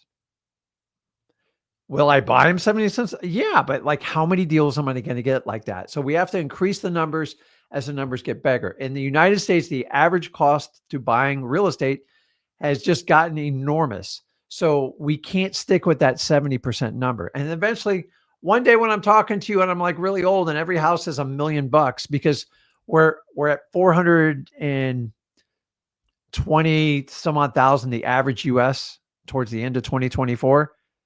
Guys, in another 10, 15, 20 years, we'll probably be closer to $1 million. And we'll be talking about like 85 to 87%. Why? Because when the number gets bigger, the percentages get bigger, and you have to calculate for that. So, and then we do ARVs at 300K plus. I go up another point or two. These are just the numbers. But remember, 85K on $1 million home, which most of you aren't doing, you have to have a bigger multiplier to make it work. Once again, these are generalizations. People are going to take this and go, Rick said, if you don't follow this rule, you get no, they're generalization after doing thousands and thousands of deals in 2024. Are these numbers going to go up or down? We always change them a little bit slightly, but like you get the idea when you get it. So remember, we're just trying to figure out how to comp. So you have to understand comping. It's 5 minutes max. And here's the only people we're going to comp. Let me make this clear. I got to put my face up on here. Let me pull this off. I don't know, pull me all the way off. When we comp, we only comp people that need to sell their house. The reason why you guys overcomp is because you want to know a definitive answer before the when you meet with a seller. Here's the reality. You're never going to get a definitive answer. You're taking a chance when you get wholesaling. But here's the problem is if I have 100 leads, you need to go through and qualify those leads, which I'm about to show you how to do before you start comping everything. And you guys spend so much time comping. Why? Because you constantly ask me to comp for you. I'm not a big fan of like comping. I comp deals for people you have appointments for that have already shown signs of motivation. Those are the only ones I comp. If you do that, you will get back hundreds of hours back in your life. You know who comps all day? Realtors. I don't comp. I have to buy my properties at a very low price to make it work. I'm not going to get caught up in what the retail number of the house is, because in the end, we don't know until we put it out on the market. I'm not a guy who takes those kind of massive risks. Can I? Yes, I do. But as a pure wholesaler, I want to sell it to a cash buyer and know exactly what I'm going to make and minimize my risk. I know I have to sell a deal, leave some money into it and make it work. And you're going to learn that as a wholesaler. But you guys, stop sitting there and comping everything. So we talked about, hey, what's the best way to comp? What's the easiest way to do it? And I'm about to show it to you, because I'm just going to simplify your life, because God, I wish I had this 15 years ago. But I didn't. Hold on, let's see here. Okay, I got this. I got to figure out how to get the other graphics up. I got problems when Zach leaves. Okay, so hopefully you guys can see my screen. And let me put myself slide down here. So here's what I do.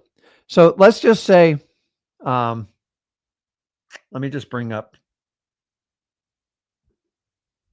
I'm just going to bring up Connecticut, because I was helping somebody out with this. So say I get somebody calling me on a property, and let's just hit one. So I'm having a wonderful conversation with them. I'm hiding the phone numbers because we give you the phone numbers on this. And if you look on X Leads, this is simply how we do it. You have a retail value, same as your ARV. You have a rental value. If your worst case scenario, you got to calculate cash flows. It's always wise to know what the rental income is for a property, to know what its potential is. And then the third one over here is just a wholesale score. Now, the reason we created it like this is when I'm talking to somebody on the phone, I go, okay, the retail's 345, the wholesale's 224. We verify the motivation of the seller, which I'm about to go through. And he says, listen, Rick, I can't take anything less than like 365 on it. Guess what? I'm not spending a lot of energy on this lead, because I know I got to be somewhere around this number. Now, I'll be honest with you. If you can hit this number, you're usually doing really well once you factor in the repairs to the property. Some of you ignore the repairs, which is why the first technique I showed you, because then you think you got a great deal and find out there's $100,000 from repair, and that was your profit. So if I have a seller who says, listen, I need $700,000 for it, and I know the retail's already 345 on its best day, and then I know I got to get in the low twos, I'm not going to waste my time comping this property. That's it, guys. This is all I do. I try to find out what the seller needs, and then I find out what their motivation is, and I have a rough idea where I need to be. I don't have to do every formula in the world. You can go back, but now we have to decide what is the overall condition of the property. So if I'm going to comp, this doesn't take 5 minutes. This takes a minute. And I can do this while I'm on the phone with them and go through the whole thing. Can I go through the rest of this? Yes, but I'm not going to waste my time. What's the point? You guys want to know everything. This is all you need to know. The retail and the target number. Now, just to give you a little cheat sheet, this is between 65 and 70% of the value. Geez, how did they come up with that? I don't know. Once you get close there and you identify, then you can really underwrite the property and get into more details and find out what the number needs to get under contract. But once again, if I'm dealing with 100 sellers, 3 to 5 are the ones I'm typically writing contracts for. So don't try to comp 100 properties, because it's literally a waste of your time. Let me take this off here. So let me add this. Let's keep going. So the next thing you're probably saying is, okay, Rick,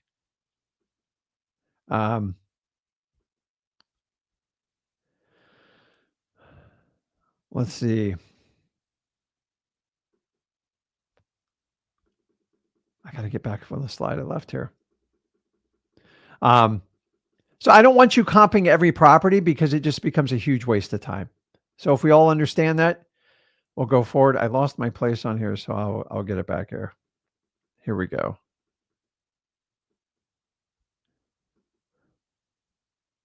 Okay, so everyone's got the numbers on that. We went through the comps. It's simple. Now, you don't have to have X leads. It's a nice benefit. And the number one question is like, how in the heck can I underwrite these properties?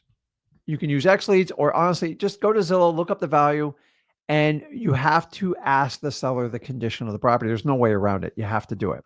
So let me pull this back up here. Okay, we're in it. Awesome.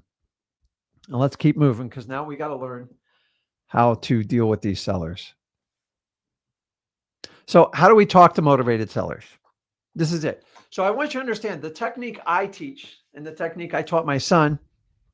This is the way I do wholesaling. I'm not asking for everyone's endorsement on it, but I tell you this, I've been doing it 22 years. It has never steered me wrong. My whole philosophy on connecting with a motivated seller is basically solving a problem, connecting with them by building rapport and creating trust, and solving their problem. That's it. A lot of people like to bring in the salesmanship game to it. It doesn't exist in wholesaling. I've been doing this 22 years. Like, I came from a sales background. I failed miserably when I tried to use high-end sales like you do on cars or like normal real estate as a realtor. It's not going to work. We are looking for a very niche type of person. The real specialty is in locating them. So a true wholesaler will learn how to cultivate their own leads. They understand how they got to them. They're going to learn how to talk to people. And then from there, they'll figure a way to scale their business while doing it. Nobody just goes to paid leads and just ignores it like whole marketing. If you do, you're going to get killed in this business. You have to understand how leads are derived, the value of a lead, and the cost of a lead. How are you going to ever do it if you don't do it yourself? I would love someone just to hand me leads, but like whenever I go to buy and evaluate a lead, I have to know how to get it done. And so the best way to do it is do it yourself first. Why? Because you need to learn how this business works. If you're going to outsource everything, you're always letting other people in control of you. Like right now, if you relied completely on pay per lead or pay per click and you have no experience in wholesaling, I don't know how you're going to survive. The average leads, well, anywhere from $400 to $700 each, and you'll probably have to go through 100 just to figure out how to do it. How much you think that's going to cost you? Do they work? They do, but they are not for a brand new beginner, in my opinion. That's just my opinion. Plus, they're constantly trying to find a way to like outlaw these things, like the handwriting's on the wall. So it's important you learn how to do your own leads. Can you pay someone else to do it? Yes. But I've used so many different lead sources. I thought I was done when I got RVMs. I just thought it was the greatest thing in the world. And they took it away from me. And I remember how lost and frustrated I felt. And I said I was never going to let that happen again. So I stuck to the fundamentals in wholesaling. So let's talk about how to deal with sellers. Number one, I teach relationships versus transactional. If you want to be a transactional wholesaler, you're probably not going to do well in the Ginn Games, because transactional means you're just meeting their needs and you're usually going to win on price and being a professional. That's the last thing I want to like brag about. If you want to do that, go ahead and knock yourself out. A relationships meaning I know I'm never going to win on price. I just raise my hand. I actually tell people up front, I am not going to be your highest bid, but I'll be your best bid. So I focus on the relationship. If you get that piece, you're going to love what I'm about to show you. If you just want to be transactional, go find somebody else on the internet. They can show you how to just make offers on property. But remember, you're just a number. You're going to have to make thousands of offers to make it work or spend a fortune in marketing. I rather spend a lot of energy in marketing and then work and build relationships with sellers.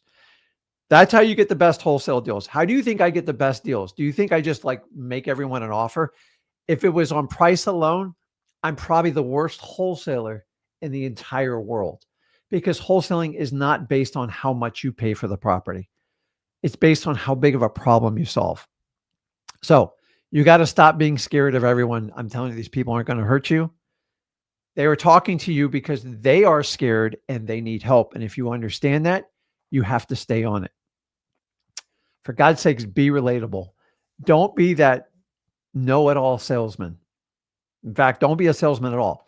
You have to be able to communicate and talk. Have you ever talked to someone and all they do is talk about themselves? Man, I went to a lot of holiday parties And man, I'm like a fly on the wall when I go to a party. Why? Because the more I listen, the more data I can collect in, and then I can decide who I want to spend my time with, who's relatable, and who's actually doing incredible things in this room. And then the people who talk with the biggest mouths, they are usually the lowest performers in the room, and they try to dominate everyone's time. I avoid those people like the plague. How do you do it? You got to keep your mouth shut. You got to be relatable. Next one. In wholesaling, you have two choices. You can take the salesman route. God bless you. It's not going to work. Or you can take the guide route. Remember, our specialty in wholesaling is finding niche sellers that need to sell their house. A salesman convinces people that want to sell their house to sell it. I can't convince people who want to sell their house for the realtor to sell it to me as a wholesaler. It doesn't make sense. Now, if I have someone that's in foreclosure, I act as a guide. I give them options. I educate them, and I try to solve a problem for them. How we get there, everyone you ever talk to in wholesaling has a different route doing it. And you know what? We all just have different ways of doing it. Here's the difference between me and a lot. I've been doing this 22 years. You can sit here and question me all the way. I've done so many deals. Honestly, some of the best wholesalers in the entire country have worked with me. They know what I can do. I've bred some of the greatest people, and all the people that I've bred in this business, they're not salesmen. The salesmen never last. You know what salesmen do? They convert over, and then they come up with some sales thing, and then they run either a coaching business, and I got no problem with that. If that's what they want to do and that's what makes them happiest, God bless them. In wholesaling, we have to solve and guide people through situations. I look at it like the yellow brick road. Your job is that road winds around. You ever seen The Wizard of Oz? And your job is to keep the seller on that path. And a lot of them will go astray. And your job is to keep guiding them so they don't get in danger, so they have the best options possible. And you can give them the truth and have them swallow it while they cry, laugh, and hug you at the same time. It's weird. I know. So the next thing we do is we focus on progressing the conversation. I don't shove people in a corner. I don't box them in, but I do use my wording so I can progress the conversation. Think about this. Have you ever talked to someone and the conversation just goes round and round and round and round? Drives me freaking nuts. And I learned this. I learned this the hard way. You know what? I'm sorry, I didn't progress the slide there. Is our entire goal. Wholesaling is a funnel. But here's the thing is, you got to make a decision right now. We'll talk about the conditioning. Conditioning is important, and people don't do conditioning. They typically do like paid leads. We're working with people directly off market. That's why conditioning works. But we have to make sure we can make a decision. My goal with every conversation I have with any human being, maybe except for my wife and kids, is I want to progress the conversation to have a positive outcome for both parties. And not all conversations have that, but that's it. And that's what I focus on in our CRM. Everything we do in X Leads is, are we making progress or not? And I teach you techniques all the time when you get stuck. Some people just get stuck. You can't do it. You might as well go for the Hail Mary, because who wants to keep having the same conversation over and over with no progress? So keep this in mind. We're a relationship first. Stop being scared because the seller's scared. We can't have two people scared or nothing gets done. We have to relate to them, meaning we're going to have to be a really good listener, and we're going to have to be a guide versus a salesman. There's way too many salespeople out there that are just way too fake. Remember, salespeople convince people that want to sell their house to sell it for some set price. The only way you're going to do that is induce price. I'm never going to do that. My job is to locate people that need to sell their house and guide them. If you understand that distinct difference, wholesaling is a whole new game. It's a whole new game.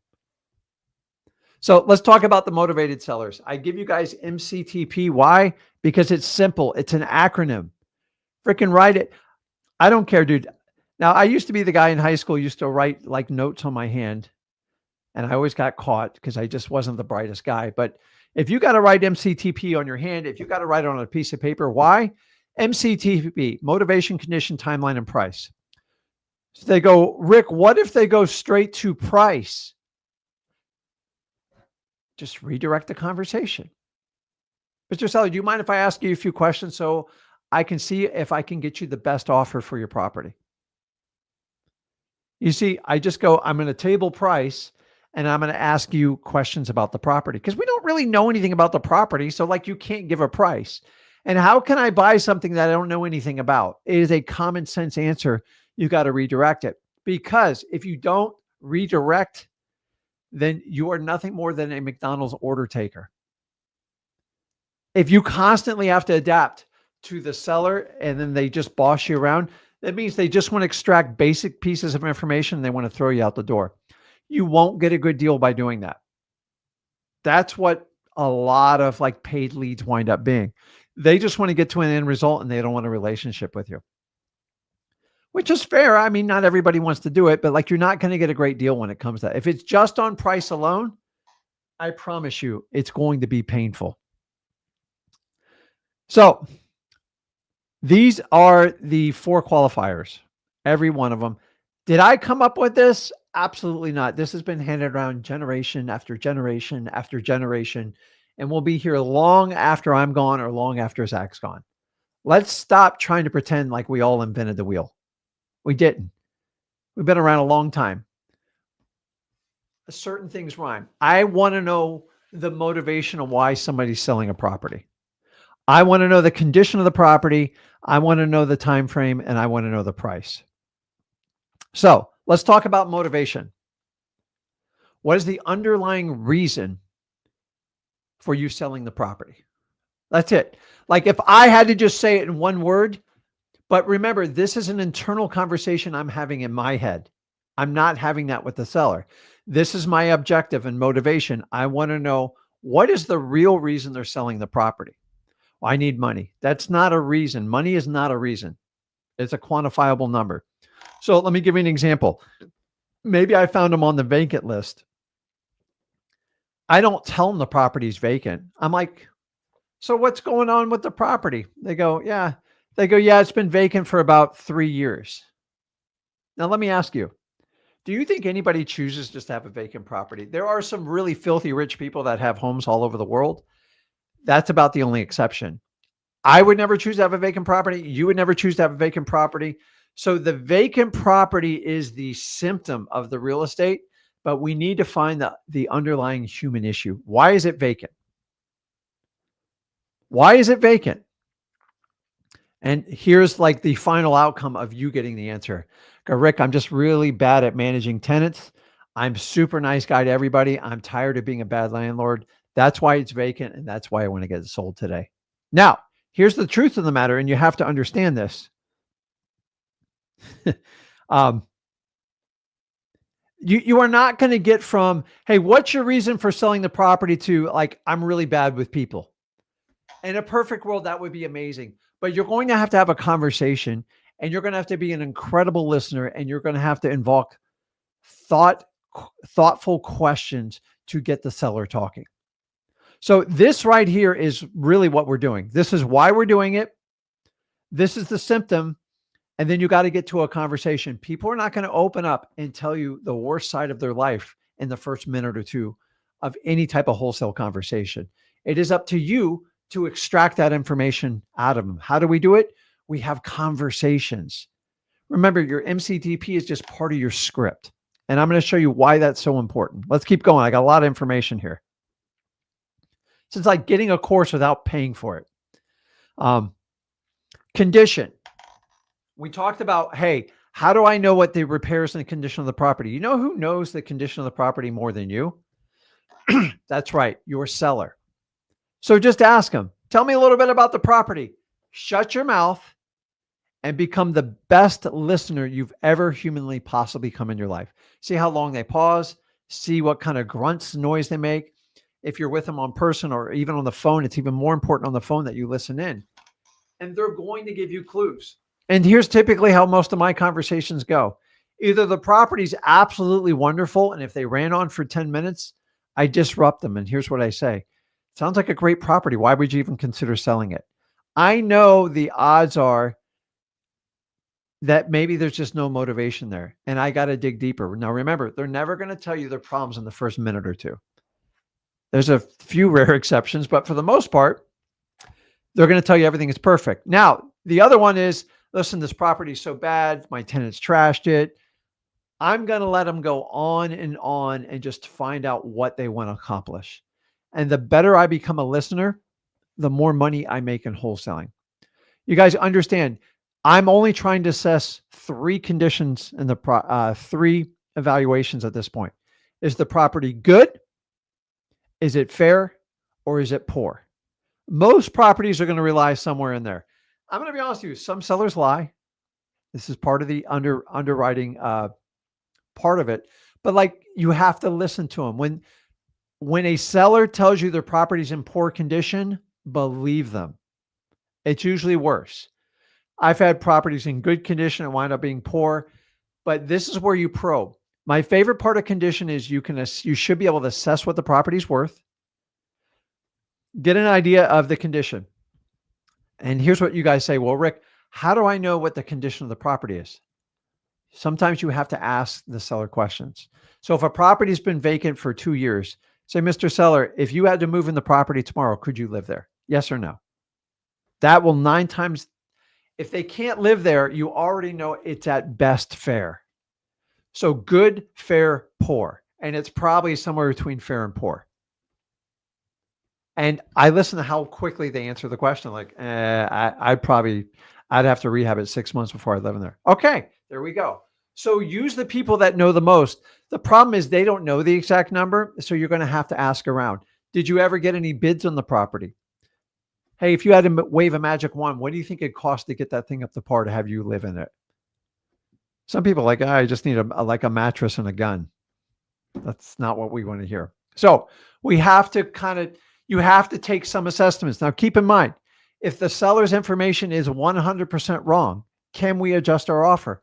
Absolutely. You can only write an offer based on the quality of questions you ask the seller. So if it's wrong, you have a right to change the number. The question is by how much, which we'll talk about on that. So let's keep going. I'll answer questions, I promise.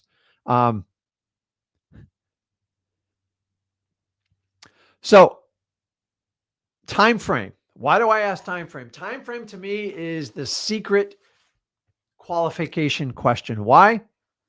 People don't lie about their time frame. Let me give you an example. I'm going to try to determine the seller's true motives. The time frame questions will catch somebody that lies to you. Let me give you an example.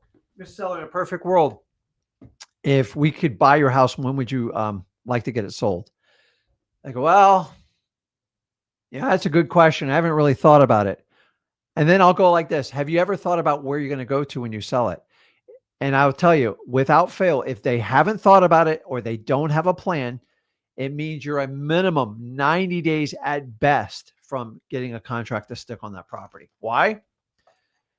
Who sells their house without a plan to go somewhere, especially if it's homeowner occupied? And I warn that. Now, the other one is they'll go, hey, listen, Rick, I'm going to get that house sold and move to Austin, Texas with my brother in 3 weeks. Dude, I'm all over that deal.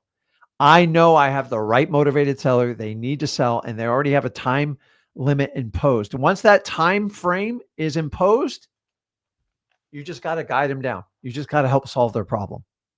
So here's what I like to do. If you put up here less than 30 days, I'm all over these people. A lot of my people are 30 to 90 days. That is very, very realistic on how it works. Then I have the 90 to 180 day people. These are people I just have to spend a lot of time in follow up. And then I have some people that honestly, I'm just guessing at 180 days plus. So I believe every seller should be touched at least twice a year. That is in your database. But time frame, guys, hands down, time frame. If you don't, I don't know how. Let's see. I'm not going to remove that because it always flies off on that. Time frame, hands down, will give you the guidance on if you have a motivated seller right then and there. Now, They can still be motivated. They just haven't figured out a plan. But remember, when people move, it's a big deal. And this is part of the job that you can possibly help them. I'm going to forewarn you. Do not try to play pseudo realtor. A lot of you try to do it.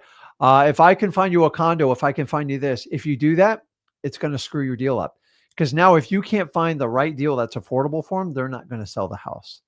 So please stay out of that part of the equation. God knows I've tried it. It usually backfires on me. We do not want to play realtors as wholesalers. And God knows I don't want you finding them other properties. Occasionally it works that way, but honestly, it'll work against you more than you have. Okay, let's keep going here. So what I do is the time frame, I'm going to classify them in these 4 categories. And that's how I set the follow-up in X-Leads when I go in my ninja mode. That's it. Why? Time frame's my favorite because I can verify what the motivating factor is. The sooner I can verify what the motivating factor is, the more likely is that I can get a deal done. So if we understand that, let's keep going here. When it comes to price, this one, you guys get more confused on this one than anything else. We all know at the end, we eventually have to come up with a price. How we get there is the topic of debate. Now, I'm specifically talking when you talk to sellers directly that are off market that need to sell. If you want to do this with real estate agents and stuff like that, it's not going to work because I'm a wholesaler. I go and derive my own motivated seller leads because I control them. I get the highest profit level. And at the end of the day, I'm in control of my business. Do I do other outside ones? I do, but I go in and out of them based on the cost. Some of the cost of some of these lead services is getting outrageous. And eventually a lead cost gets so high, it's not worth doing anymore. And that's the problem if you skip doing marketing and wholesaling. So get a firm foundation for you so you are educated on what everything costs. Now, the goal for price is to extract the seller's subconscious price. Once again, guys, this only works directly with sellers. This does not work with real estate agents. It does not work with paid per click, paid per lead. Why? Because they're answering a form on the internet. You already know the answer to some of the questions. The question is, can you get them to say yes or no? And honestly, the only power you have is how quick you can think on your feet, which, don't get me wrong, is a valuable skill set. But eventually it's going to come down to price and your ability to close. And in the beginning, most of you don't have that. That's why we're teaching you how to do your own leads. So here's what you got to understand. As a wholesaler, you should avoid words ask, offer, price, or like. Period. Why? Because these are realtor words. They were never designed for us. What's your asking price? What are you offering? What is your price? I don't know why I put the word like up there. To get a like price, something like that. Stop. Every word has meanings. Every word has meanings in real estate, and you've got to understand what triggers people. So once you use the word ask, I immediately think retail. Everybody thinks retail. You're already subconsciously programmed for it. So these words up here, offer, price, ask, they're all subconscious. And all I mean by subconscious, because I got a lot of wisdom, but on this earth, is these are stuff that real estate's already preconditioned you for. So when I hear people about their ask price, I know they're completely focused on retail. And I got to get past that. Remember, because I have to buy it for a deep discounted price. So here's what I ask. What do you need to get out from this property? Period. I didn't say what's your asking price, what's your offer price, what would you like to get for this property? Those are wish list words. And if you want someone to make a wish, then go to a fountain. But wholesaling is not about that. We have to get to a result. What do you need to get out from under this property? And you know what most people say to me when I say that? Here's the honest to God truth. What do you mean by that question? They're struggling in their mind. They're like, wait a minute. What do you mean? What do I need to get? What I'm trying to tell you is, what is the bottom line price you need to get on to move on with your life? Now, I would like to tell you everybody just answers that. The reality is no. And we're going to tell you how to get it. But honestly, in the perfect world, what you see on the screen, what do you need to get out from this property, out from under this property, is nothing more than a play on their subconscious mind. because most of you are trying to guess what they need to get or what their ask price is. And you have already been brainwashed to go for the highest tippy top number. So I have completely unbrainwashed myself and I go to the opposite way. I get a lot of people make fun of me. I don't care. I've been doing this 22 years. I'm telling you, if you constantly try to guess what their ask price is, that's not wholesaling. You're playing realtor. It will work on some deals, but for the most part, it's not going to go very well. So I highlighted it there for you. Use that line. What do you need to get out from under this property? What do you need to get out from this property? I talk fast, my ADHD. What can I say?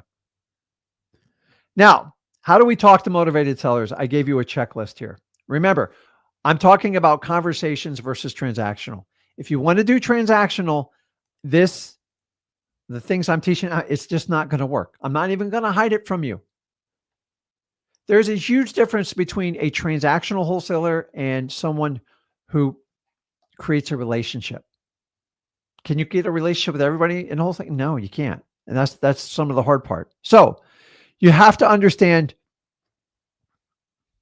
Let me click this here. Where did that go? We have to understand this. Number one, I will tell you this without any hesitation. If you don't learn to become an amazing listener in wholesaling, you will not last. How do I know this? 80-20 rule. You're the 20, the seller's the 80. The more the seller talks, the more data they provide you so you can ultimately solve their problem. If you constantly talk and you interrupt people, number one, it's disrespectful. Number two, it means your ego is bigger than the deal itself. And number three, if you want to feel important and just so significant, then just keep talking because you will never last in this business. We're in a world where nobody wants to listen. Like there's just not good listeners anymore. I'm well aware of this. Every human being wants to be heard, especially when they have problems in their life. Now, I'm not about complainers and whiners. Like that's where you got to stop it. But when I'm seeking out motivated sellers that need to sell their house and they got a problem, you better be a damn good listener. And if you're not, why would they ever do business with you? I see it all the time. People they go on and they just, oh my God, listen how good I am. Look how many properties. Nobody gives you a crap. Can you help that seller out there right there or not? That's all that matters. Nobody gives a crap how many deals you closed. Nobody cares what kind of car you drive. Nobody cares where you got the lead from. Can you help me and my family out? That's all we do. The best way to help people out in wholesaling is listen to their problems and acknowledge them and let them know you're there to help them out. Period. In fact, I tell all my sellers when I met with them, and I still meet with them, no matter what, I'm going to help you out with this problem.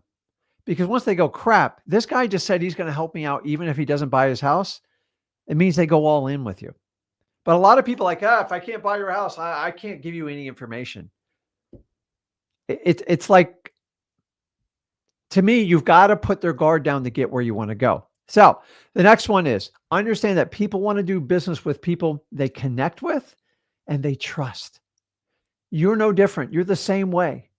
If you got a leak in your roof and your best friend's a roofer, are you going to call 10 other people in the yellow pages or go on a Google search? No, you're going to call your buddy. Why? Because you already trust him and you feel a connection with him. So, let's see. I don't have to reinvent the wheel. I just got to learn how to connect people and establish trust. What I actually teach works. Remember, if you're just going to go off of a sheet of a paper on a paid lead or something like this stuff's not going to work. Why? Because it's not wholesaling. You're just buying properties. Let's just say it what it is. If you're just buying properties, then buy properties. I got no problem with it, but let's not call it wholesaling. Wholesaling is the art of buying deeply discounted properties directly from sellers.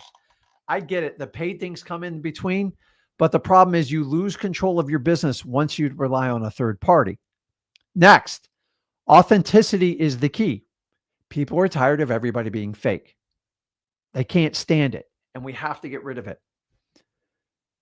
Now, I don't want you to misunderstand. Being authentic does not mean you roll over and you let people walk on you. It's actually the complete opposite. You're comfortable in your own skin. You progress every lead you talk to, and you work towards connecting and building a relationship with them. How can you do it if you're not authentic? If you're scared of what you're doing and you're like, you feel like you're fake, if you're trying to duplicate, if you're trying to be mere Zach, like, don't do it. Trust me, two's enough. I see people all the time trying to like follow their mentors, wear the same shoes, the hat. Guys, God only created one of you. Like, honor it. Have fun with it. Embrace it, for God's sakes. If you're goofy and silly, go with it. Laughter is a huge cure. Turn your scripts into conversations. You start with the MCTP just for qualifying, but the idea is to ask high quality questions so you can get answers that open up that 80-20 conversation. If you're doing all the conversation in wholesaling, it's not going to work out well for you. You should get to the point where you cannot shut up the seller. Why? Because they connect with you and they trust you. People that don't trust you and connect with you answer with yes and no answers. And then the last one I always tell you is help the sellers get out of their own way. I can't tell you how many times I help a seller that's got a hole in the roof, got an extension cord coming over from the neighbor's house, and there's no flooring, and I can barely breathe due to the smell and the heat in there. And they have small children. They need help. They can't even understand the environment they're in. And our job is to help them out. I don't care at any cost. I'll call family. I'll call children's services if I feel it's necessary. I'm not passing judgment, but I'm just a human first and a wholesaler second. You are going to find people just like this, I promise you. And remember, they're just doing the best they can with the tools they have. So I never take advantage of people. I would treat them just like I would treat my own mother, and I'm going to help them out. Am I going to make a profit? Yes, I am. But most importantly, I'm going to take care of them, even if I don't buy the house. You got to provide value to people first. Stop expecting the seller to provide you this incredible wholesale deal with you absolutely doing nothing. That is fairy tale stuff. You got to get real with people, guys. You really do. Okay. So let's talk about acquisitions. This is simply when we acquire the contracts to sign to buy the houses. So acquisitions is the act of meeting with the seller. I'm always scared to take this off the screen because it won't come back on. So I'm going to leave it on for now, but I'll make myself a little bit bigger here. Okay. So acquisitions can include your direct communication with the seller. This is contracts. And most importantly, negotiations.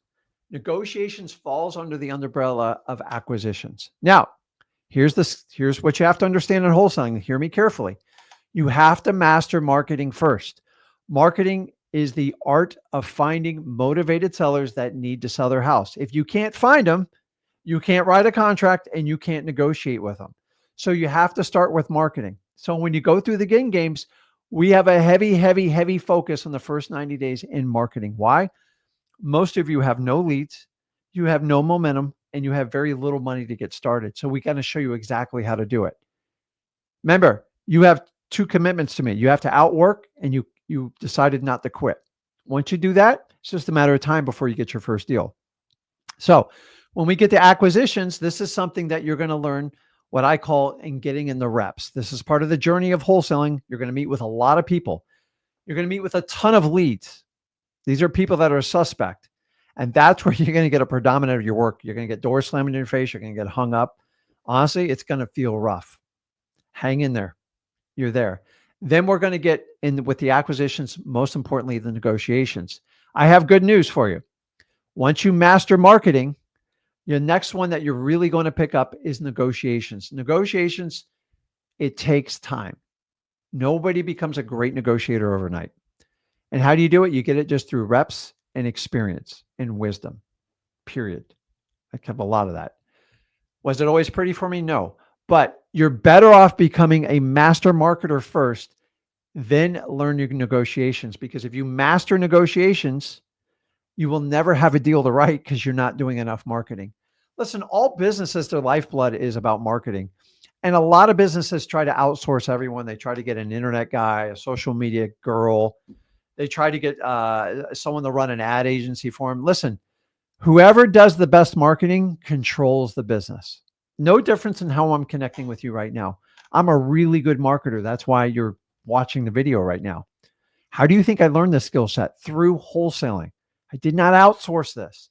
Can you? Yeah, but if you don't know what you're outsourcing and you don't know the value of the lead, you're probably going to overpay for it. So we have to understand that. Next one. We're not a typical salesperson. I've been over this. You're going to qualify. You're going to be a guide. I can't stress this enough. And you're like, Rick, I don't know what to say. You just don't know how to say it. That's all. So we got to get the guts to be able to start the process. Go to freewholesaling.com, get started today. And remember, all you are is becoming an incredible marketer. Then I'm going to teach you to become a great listener in the acquisition phase. And then all you have to do is solve the seller's problems. If you look at it like that, so many of you think of like this massive like obstacle. How am I going to sell? Here's the quote. I'm going to take that away from you because you don't need to know that. Closing is for realtors. A wholesaler will guide somebody and help them solve their problem. How we get there? Well, we all got a different way to doing it. But I like to find people that actually have incredible traction in the business. But don't take my word for it. Just check around all the people that we've helped out. So wholesalers are not salespeople. I will stand on the ledge for it because I've watched so many people that apparently, the sales training and everything they do it. Is there a process? I agree with the process. Is it sales training? No, because I don't have any magic words to make somebody force them to sell me their house. So we're going to talk to sellers. We're going to qualify them. We're going to give solutions. We don't sell. We guide. End of story. If I find a motivated seller that needs to sell their house, say their house is in probate and they need to get sold, they go, Rick, I need to get it sold. I just have to help them to the best of my ability. Now, don't get me wrong. Your confidence level, your willingness to follow through, your willingness to do research and solve problems for them, and your resourcefulness is going to dictate who gets the deal. Because if it's just based on price, every realtor is going to beat me out, and I'm okay with that. I don't win on price. I win on being the absolute best buyer for that situation, and that's what I'm going to focus on. So, marketing versus acquisitions. Marketing. So I know I'm doing a summary here, but you got to understand, marketing and wholesaling is about finding people who need to sell. If you're confused with this, I want you to understand this. Everybody wants to sell a house. 100% of the people that put their house on the market anyway want to sell it.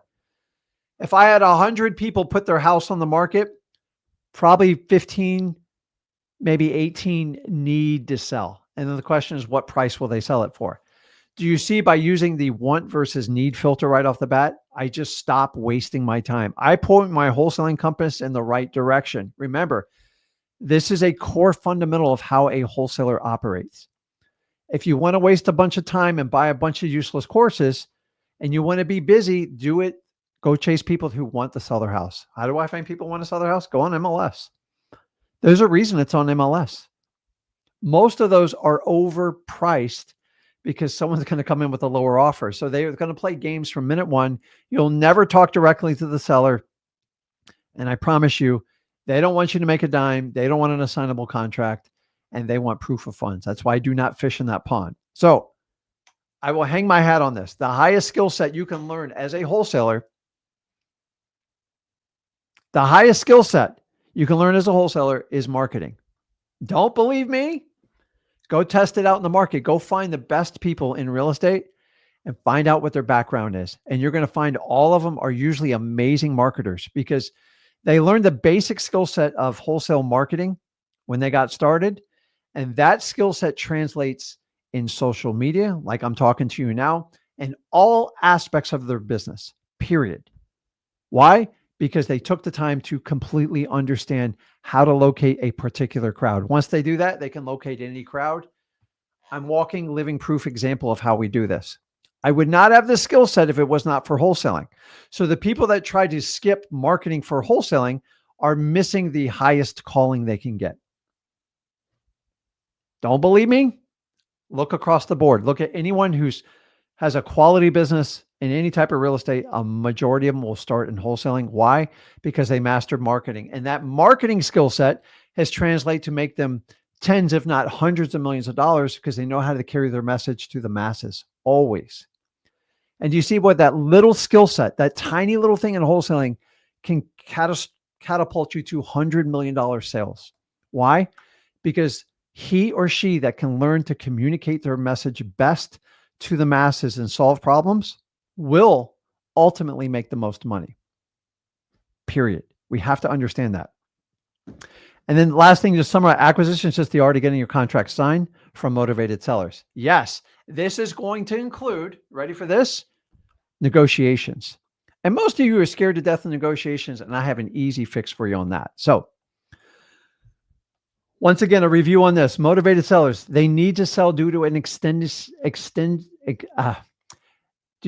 extenuating circumstance, foreclosure, probate, divorce, eviction, tax delinquency, code violation. Where there's smoke, there's fire. Let's not overthink this. Divorce, tired landlords. My favorite one is the landlord that got the property because someone told him it was a passive investment. I got to tell you, real estate's anything but a passive. It's the complete opposite of what a stock is. It's not liquid and it's not passive. A stock, completely liquid, 100% passive, but you don't have control like you have in real estate. Okay, let's get into this. Conversation is all about confidence. So when we talk about confidence, it's just your high level of belief and when you're talking to somebody else. Why is somebody so much more confident to another person when they talk to them?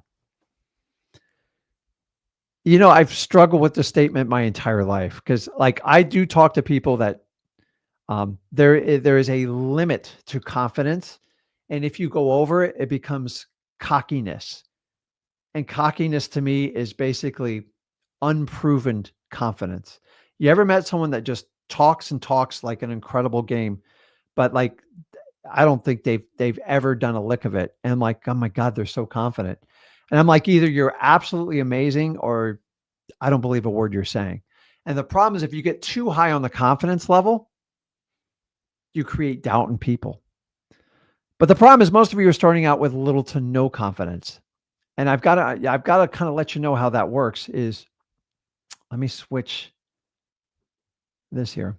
Well, let me go in the upper. No. Okay.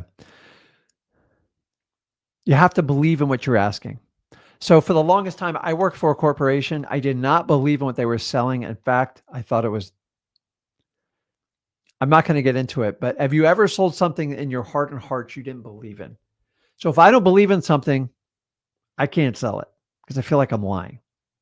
When I learned about wholesaling and I learned I could actually help people, from day one, I believed I helped more people I came in contact with. End of story. And to this day, I believe that everybody that comes in contact with me, my son, my family, and my company is better off for it. I believe every day. That's why I have no problem reaching out to anybody. Now, if you have a problem with that, your confidence is going to waver horribly. And you've got to understand, you have to earn confidence with every conversation. Rick, how do I earn confidence when I've never even done a wholesale deal? It's a great question. You have to be confident in what you're selling. So the thing is, we're not selling because we're just buying properties. We are solving problems. If you're okay solving people's problems and understand you're not going to hit every one of them out of the park, that's it. That's all you need to start with. But the minute you guys start thinking, I go, what I'm doing, I think it's like a little bit scammy. It probably means you're doing something wrong or you got guidance from someone that really doesn't want to help people out in wholesaling. Remember, the ultimate flex on wholesaling is when you truly help somebody out of a situation and you get paid a ton of money doing it. And they're happy and they're hugging you. There's nobody wants to make 50 grand and feel like they ripped somebody off. In fact, I've walked away from plenty of deals where I got that exact same situation. I go, it ain't about the money with me. If you don't want to sell me the house, I'll just move on. And they always beg me in the end to buy it. Don't shame me for what I do. I solve big problems most people aren't willing to do. And you need to understand you can do the exact same. But your confidence just has to go up with each conversation. So your first 10 or 15 conversations are just going to suck. Get them out of the way. The first video I did was so bad, I begged Zach not to put it on the internet. He goes, you'll get better. And I did. And if I'm willing to do it, you have to do the exact same deal. So you have to earn it with each conversation. So when we go out and meet with a seller, which is simply when we're canvassing, whatever you do, just some basic thing is, hey, this is Rick or Zach. I always put it on there. We're looking to buy some more properties in the area for cash. You have any interest in selling? Like, remember, the biggest thing you have to do is find out if they even have interest in selling. If they have no interest in selling, do not waste your time with people like that because you're not going to get anywhere. Here's some other examples. This is what I want. I want to buy some houses for cash with my partner. If Rick's your partner or Zach's your partner, that's fine. You're starting out. Go to Zach Discord, find a partner in there. Go inside of the Ginn Games and connect. The whole idea is to have you guys interact with other people so you can do deals together. But like, I got to get you out of your own way, just like the sellers got out of the way. You got to start connecting with people now because you can do more as a community than you're ever going to be able to do as an individual. Here's another one I put on the screen. My partner and I like to buy houses for rentals. Sometimes we buy, sometimes we flip it, and then, you know, work. It just depends on what the property needs. So the other 20%, which we talked about earlier, is about you asking very key, specific questions to get detailed answers. And remember, the idea is to get sellers talking. Now, some sellers have no problem talking. Some are hard to get information out. Your job as a wholesaler is to be resourceful. And remember this, if your seller is not going to talk, you're most likely not going to get a deal. Yes and no answers are a horrible sign in wholesaling. Yes and no answers usually result in transactional sales, and we don't do that. So we have to understand that. These are words I absolutely avoid, which I said earlier on that with offer, price, and ask. Hold on, let me move my, it's always in the way. Offer, ask, and price. Just, you got to understand every word has a meaning to it. So when we say a word, like, let's face it, if you're driving in a car and you hear a police siren or blue sirens in the back of your rearview mirror, it's an awkward feeling. And you have this gut feeling like when you were a teenager driving, go, my God, if I get a speeding ticket, my dad's going to kill me. But why do we still get scared in like my 50s when I see why? Because it's wired into our system. So when we have keywords, what can I tell you? I need your signature here. People freak out. Still to this day, I've lost deals over just saying that word: contract, signature. Hey, I need your endorsement. I need your autograph. Contract, I use agreement. Just honestly, a lot of these are common sense words. Go to freewholesaling.com. I'll share them all with you. I promise you on that. So,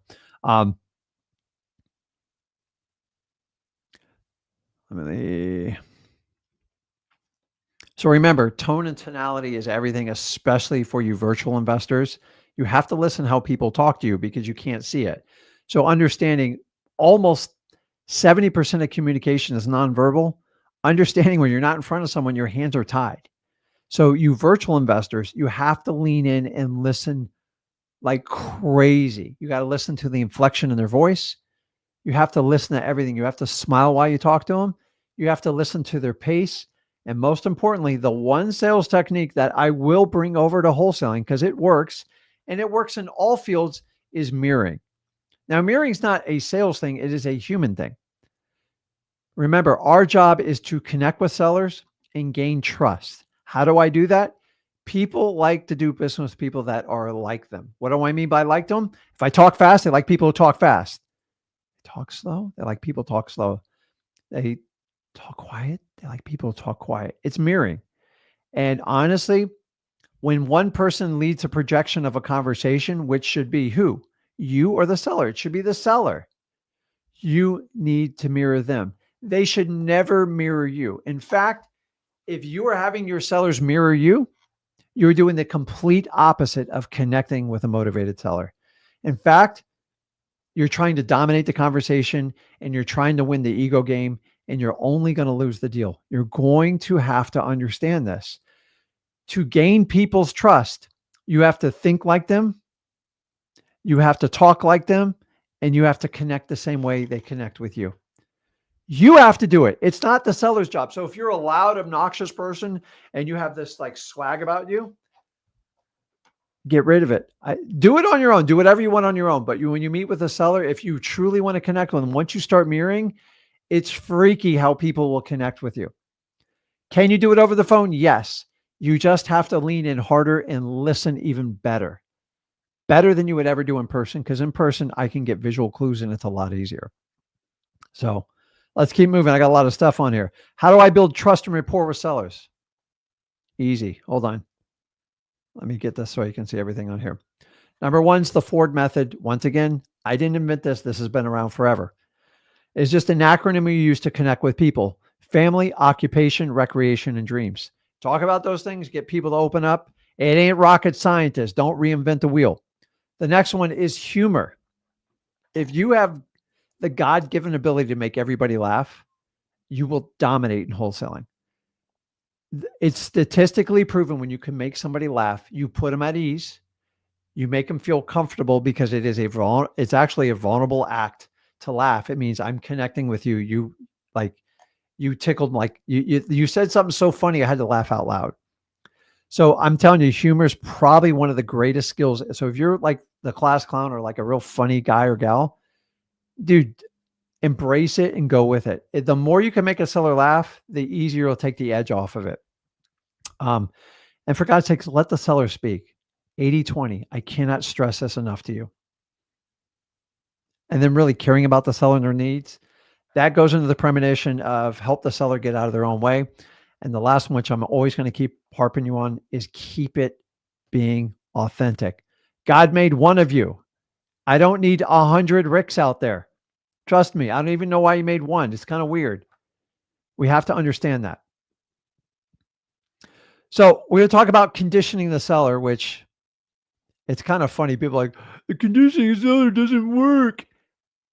Guys, this works on ODN customers. Off-market, direct to seller that needs to sell. You want to try this on a realtor? They don't give a crap. That's why it wouldn't work with them. I've never, ever said, I don't teach those techniques. And remember, there's a million ways to skin a cat in wholesaling, but I only teach wholesaling. If you want to go out and bid on open market properties with realtors, God bless you. Do it, but don't use these techniques. It's not going to work. Why would I condition a realtor? Why would I condition a paid lead? It's the complete opposite thinking. So why did we do a conditioning? Because people love not making decisions. I prove it every day. By not making a decision, it is a decision, and it's not going to be good for you as a wholesaler. So basically, before I meet with them or as I'm meeting with them, I go through a process. I said, listen, I don't want to waste your time or my time. We're going to come out, spend X amount of time with you. And at the end, you'll have a decision made. Either you're going to love Rick, we're going to work together, and I'll buy your house, or decide that absolutely doesn't work with me. It's an utter no, and I don't want to work with you. That's it. But either way, you make a decision. How do you feel about that, seller? Every one of them, they give a head nod. I make them say yes. Why? Because I can rely on that when it gets to the end of the conversation, either virtual or in person. If they go, I don't know, I have to think about it. Now, does it eliminate all of them? No, I'm just giving you safeguards to help you progress your conversation with every seller you deal with. If you give them an option, a lead out, they will take it every time. Now, here's the really cool part. That agreement you make with the seller, you two did it right in front of each other. They really can't deny each other. So when the seller goes, I don't know, I'll have to think about it. I'm going to go, hey, listen, John, remember I kind of told you in the beginning that you would have a decision to make. And like, I'm okay if it's a no, and I'm okay with it's a yes, but let's make a decision. You need a house, you need to get sold here. And then my idea is most likely he does not have enough information to make that decision. Or I can at least nail down if he needs 12 hours, 24 hours, or talk to his wife. I can get some finality in it. If by not using the conditioning statement when you're dealing with sellers directly, you're not dealing with realtors, off-market properties people need to sell. If you sit down and wait for like the perfect situation, another wholesaler, another cash buyer is going to swoop in and take your deal every time. Why? Because you sat on the sideline and you couldn't help them get a decision. Remember, our job is to help sellers get out of their own way. Preconditioning them just sets the odds in your favor.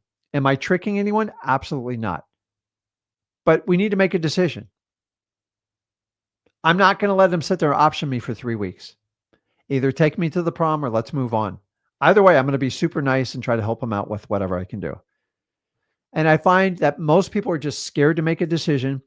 And if they haven't made that decision, they're going to try to stall. And stalling means you did not solve their problem, or you did not get enough information, or maybe you talked too much. And that is your signal to try to solve that problem. The only way I can do it is if I precondition them. Because if I get stuck in that, like, I don't know when I'm going to make a decision, I don't know what to do, you're in the exact same process and there's no way out of it. But shocking, someone would use with the realtor and goes, it doesn't work with realtors. Realtors don't own the house. They don't make the decision. They're technically there to guide their client to get the highest and best offer regardless of who buys it. And so we have to understand that. So, okay, let's keep going. If you guys want to join the Ginn Games, just go in the school, go to freewholesaling.com and you get in there. It's real simple. So, I have a ton of information. So when we're on the appointment, we're going to walk around the house, take a look at it, almost kind of like you're buying a car. Remember, everybody's got to test drive it. I will tell you, houses I don't even look at when I do virtual. They'll ask me, did someone take a look at it? I'll tell them, listen, we've looked at it electronically. You can tell them you've had one of your partners drive by. Be careful, because if you lie to them, it's going to be a problem. So if you don't have a partner in there, just say, listen, once we get under contract, we come out and verify the property. And we're going to talk a little bit more about that. And then basically our job in the appointment is to build rapport, connect. How do we connect? You have conversations.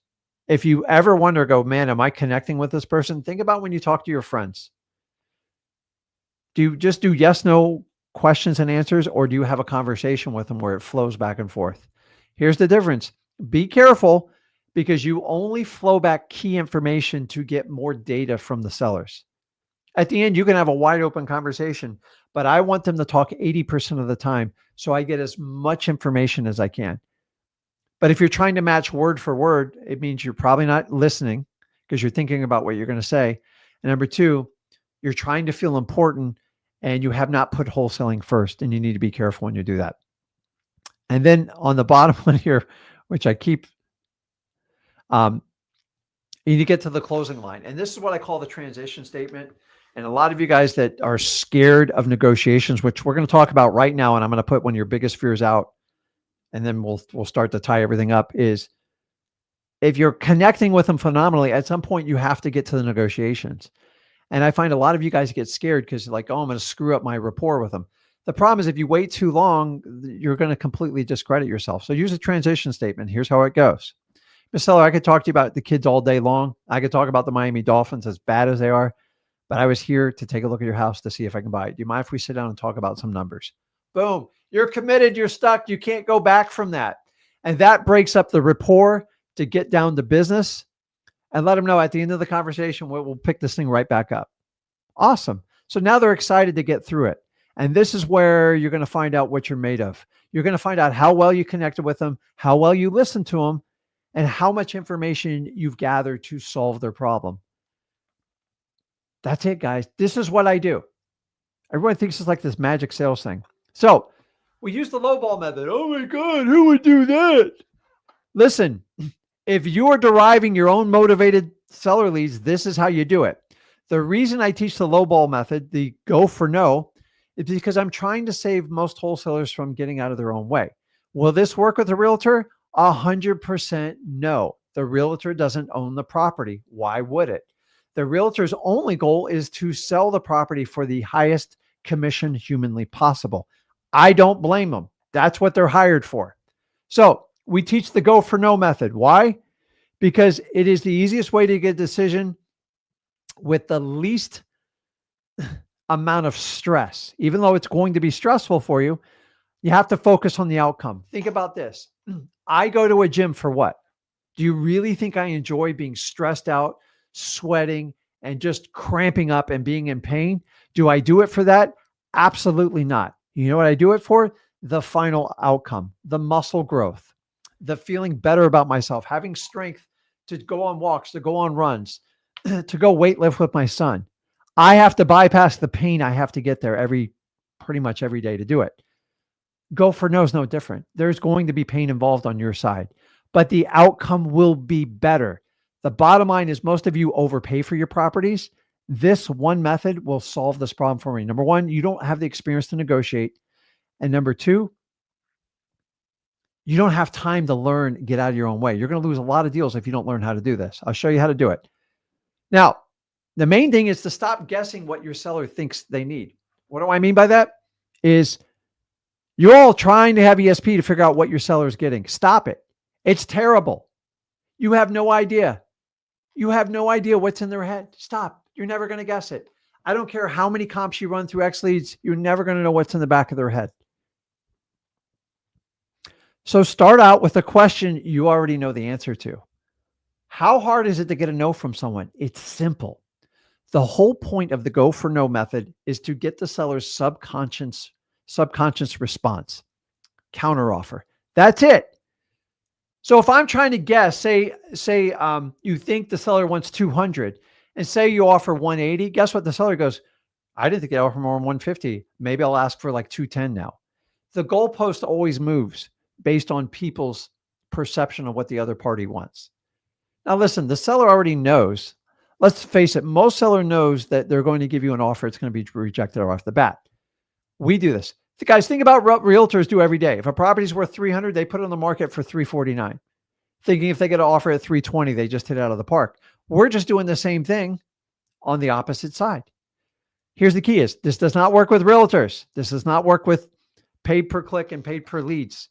It doesn't work because they are not truly motivated seller leads. They came from a third party. Their goal is to sell it to you for the highest price and just try to even give you hope on it. I hate that crap. It's very inconsistent. So I'm going to ask a question I already know the answer to. So I know I'm going to get a no. Now, this only works when you build massive rapport with the seller. If you're not going to build rapport, and I've seen people do it, you're literally wasting your time. You are not wholesaling. So how do I get through this? There's multiple methods when we're going around this, when we're trying to get price out of people. I'm going to run through it real quickly. It's all inside of freewholesaling.com. People make fun of me this, but listen, I know it works. I'm 100% confident in what I do. A lot of you guys don't like to break bad news on people. It's easier to use a scapegoat. This happens all the time. Good cop, bad cop. What do I mean by that? Meaning you're on the seller side. It's your partner that's the one that's holding tight to the numbers, and you're looking on the human side. You understand what I'm saying by that? Let me give you an example. Hey, this Mr. Seller, my partner says I can only give you $110,000 for it. There's no way I would take that low of an offer. You get nuts, man. I'm thinking about kicking you out here. I go, listen, I know. And you know what? I've sat down. I've got to know you. I've learned about the property. I think I can do a little bit better. I got to ask a few more questions. And go, I think I can talk them off the ledge. Would you consider if we can get your offer at 125, if we can make this work? If not, I don't even want to bother my partner. He's kind of a pain in my butt and I don't want to deal with him. I get you. I think you need more, but like I do it. Well, why don't you call him and see what he can do? And then I'm calling. Now, if I'm calling him or not, who cares? The bottom line is you're getting to the bottom line with it. And no matter how you do it, you can use that. The next one you can use, the volley method. Honestly, all you do is just rephrase and repeat the seller's question back to them. Somebody taught me this in an entirely different business. And by the way, this is used in almost every business. You guys just aren't familiar. Is it a sales term? No, I'm just repeating back a question. Hey, Mr. Seller, what do you need to get out? What do you need to get out from under this house? I don't know. You're the expert, Rick. Why don't you tell me what the number is? Very, very common response. And here's simply how I'm going to do it. Mr. Seller, I know you don't know what the answer is, but if you did know, if you had to take a wild guess, what do you think that number needs to be? Boom. I'm just going to keep putting it back. I'm teaching the same techniques I teach you to do the government list because I've learned it with sellers. If you come back with them enough, they're eventually going to give you an answer. Now, they might not be happy about it, but people don't like to be asked the same question multiple times and not answer it. The typical response is after 2 times following, they're going to give you an answer. You know why? Because their subconscious mind is going to take over. Dude, answer this guy so we can get out of this conversation. Use it. It works. It happens all the time. Don't do this on your significant other when trying to go out to eat because it's a nightmare, but it happens all the time. Just take the answer they gave it to you and repeat it back to them with a question. It's super simple. It works all the time because all you are is look at a volley match. When I hit you the ball, you are obligated to hit that ball back to me. The question is, can you do it smoothly? It takes practice. I didn't learn this overnight, and I teach it all the time. A lot of times I like to use the volley method when they won't give me the offer that we need for the house. Mr. Seller, what do you need to get out from under this house? I don't know. I know you don't know, Mr. Seller, but if you did know, what do you think that number would be? And then the third time, I go, Rick, how do you do it the third time? Now you're in a jam. I go, no. You just keep playing the game. Mrs. Seller, I know you don't know exactly, but if you had to ballpark what that number of you and your wife thought, what would it be? I keep going. I don't care because that's how you talk to people. If you're just going to make it mechanical, you've got to play. Tony Robbins teaches all the time. You play with resistance. You don't fight it. You dance with it. You flow through it. That's how you win people over. Seller first method is my last one. Well, I'm meeting with 2 realtors and 3 wholesalers. Dude, Ricky Bobby taught me this. You're either first or you're last. Be both. Be first, be last. Go meet with them first. Set the precedence for the conversation. Be the nicest, most incredible human being you can. And let them know you're going to sneak back by at the end. And then they can compare all the offers if you want. And let them know you are the best offer for them. Why? Because you spent more time building rapport and helping them solve their problem. Remember, realtors just want to list it. Wholesalers mostly want to steal it. If you can go in and solve the seller's problem by getting the most information and the most face time with the seller, you got a great shot. I use this method whenever they're meeting with multiple people because all I have to do is find out what their challenge is and see if I can solve it. If it's just purely price, I'm not going to waste my time. And that's how you have to understand how this works. So basically, we're going to take lots of pictures. We're going to go forward. We're going to look at, we're going to tell them, we're going to put it under contract, and then we're going to swing by with our partners to take a look at the property. We're going to go in this a little bit more detail, I believe, over tomorrow. So I want to give you just a quick snapshot. I know I'm hitting with you guys a lot of information, but the idea is we just give you everything. I don't have a course where I'm going to pop you over the head. Actually, go to freewholesaling.com. There's no popping over your head. I'm just giving you kind of a condensed version of it. And it's much deeper in freewholesaling.com. Number 1, inbound leads, virtual. You're going to qualify, set an appointment, and then basically condition it. And then we just walk you through your follow-up. And then if you're doing it local, it's a little bit different. Listen, I love when you do it local. I'm just going to tell you, you have a huge advantage if you do this local. I have a lot of out-of-town investors that hammered my Port St. Lucie market, and I can beat most people locally because I out hustle them. But remember, when you're doing it locally, you have to qualify them first. And then I always set the condition, meaning I precondition them to make sure I can get a yes or no answer. Does it always work? No, but for the most part, if you're dealing directly with the seller on an off-market property that needs to sell, you can do it. And then I go in and make my offer. Now on the follow-up, which is where a lot of your leads are going to wind up being, you have to understand this. You're going to have to wait them out until they're ready, period. How do you know they're ready? Set up automations. Use the ninja mode inside of X Leads and make sure you understand that you can help people out when you do that. Because when they get in the follow-up, the only difference at that point is simply, are you going to be in front of them when they go to make their decision? That's all you need to understand when it comes to that. So when it comes to virtual, I'm just going to kind of sum this up. Remember, virtual means you're not physically meeting with them. You're doing it over the phone. No appointment, but you still conditioned to talk to the seller about the house. Now, here's one of the big things you have to understand in virtual. A lot of people freak out. They go, man, I don't know if I'm going to sign a contract till you look at the house. You use that as a condition to move forward with them. What do I mean? Mr. Seller, the event that we know that you're serious about doing this and we're going to commit capital into the deal, we want to have a signed agreement. So, we're committed and we know you're committed. We just need to take a quick peek at the house right after it. So what we normally do is have you sign the contract and then I will make an appointment to have someone come out and look at the house. Can I do that with you while I have you over the phone? Once I have them over the phone, I condition them. I'm going to move forward that. Remember, I'm dealing with direct to seller, not through a third party. It's not authentic if you do it through a pay-per-click or a pay-per-lead. Remember, they just filled out a form online. They don't know who you are. So we want to do that. Now, here's the key is stay on the phone until the e-signature is signed. I know you get excited. You want to hang up the phone. Remember, having them sign is part of the process for the qualification to do virtual deals.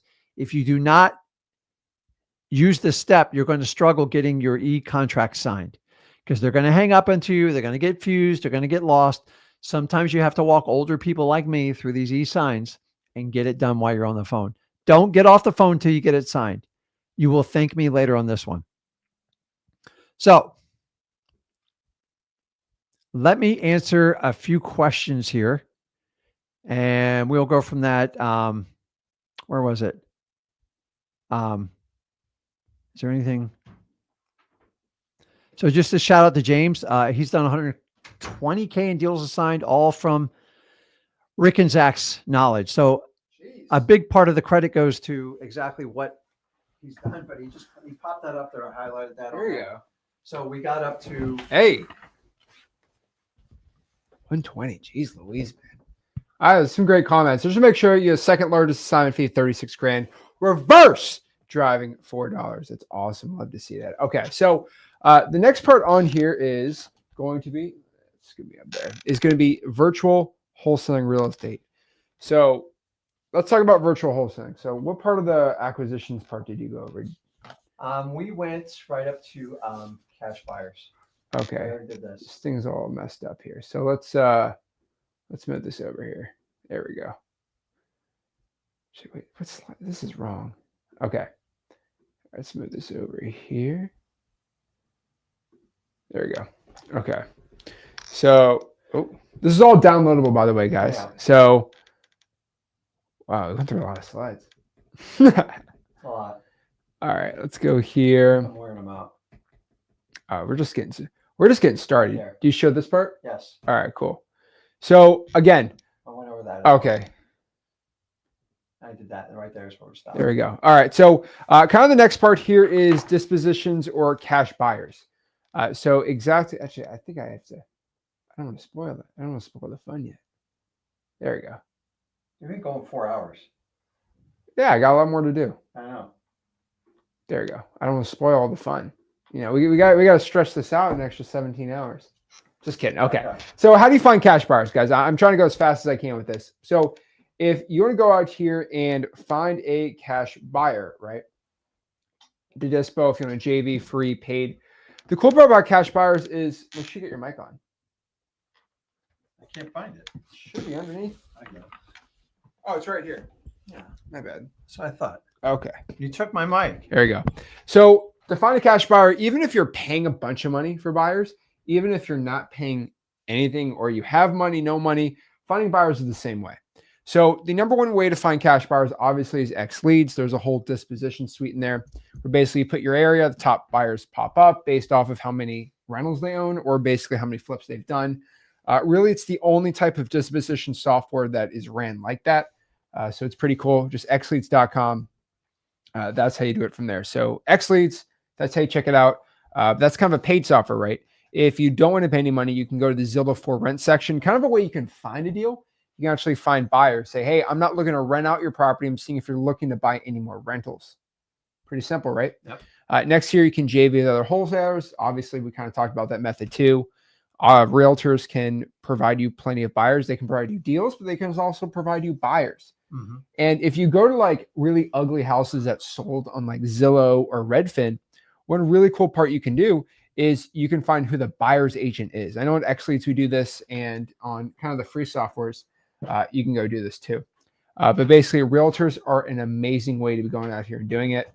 Heck, you can even wholesale the deal. So this is kind of outside the purview of wholesaling per se, but pretty much what this is you can just buy the house yourself or get some funding or whatever. I'm not telling you to do that right now, but this is just one method, right?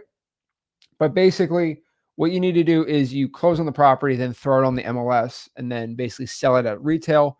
This is called wholetailing. It's kind of like a very small, tiny type of flipping. Now, there's obviously a lot more risk with this, but that is a way to dispo your deal for the most money, right? I would not recommend you listing the property on the MLS while it's under contract. Novation is not going to be what I want to do. People do it. It is a method, but it's not going to be my favorite one. On top of this too, Facebook groups have a ton of cash buyers. Still to this day, ton of cash buyers at Facebook groups. Go check it out there. Title companies actually have your buyers. So that's a great way to find title companies. And they will provide with the buyers, because if the title company is going actually out here and the title company is closing with cash buyers on wholesaling transactions, they will have plenty of cash buyers for you. You just got to ask them nicely. And then you go to cash sales, people buying houses for cash, call them up. Say, hey, I saw you bought this house for cash. Are you looking to buy any more? That's how you find cash buyers. And then obviously go to auctions. If you have a local property auction, find the people bidding on properties. They're looking to buy more houses. Now, this kind of recaps kind of day 2 of the challenge.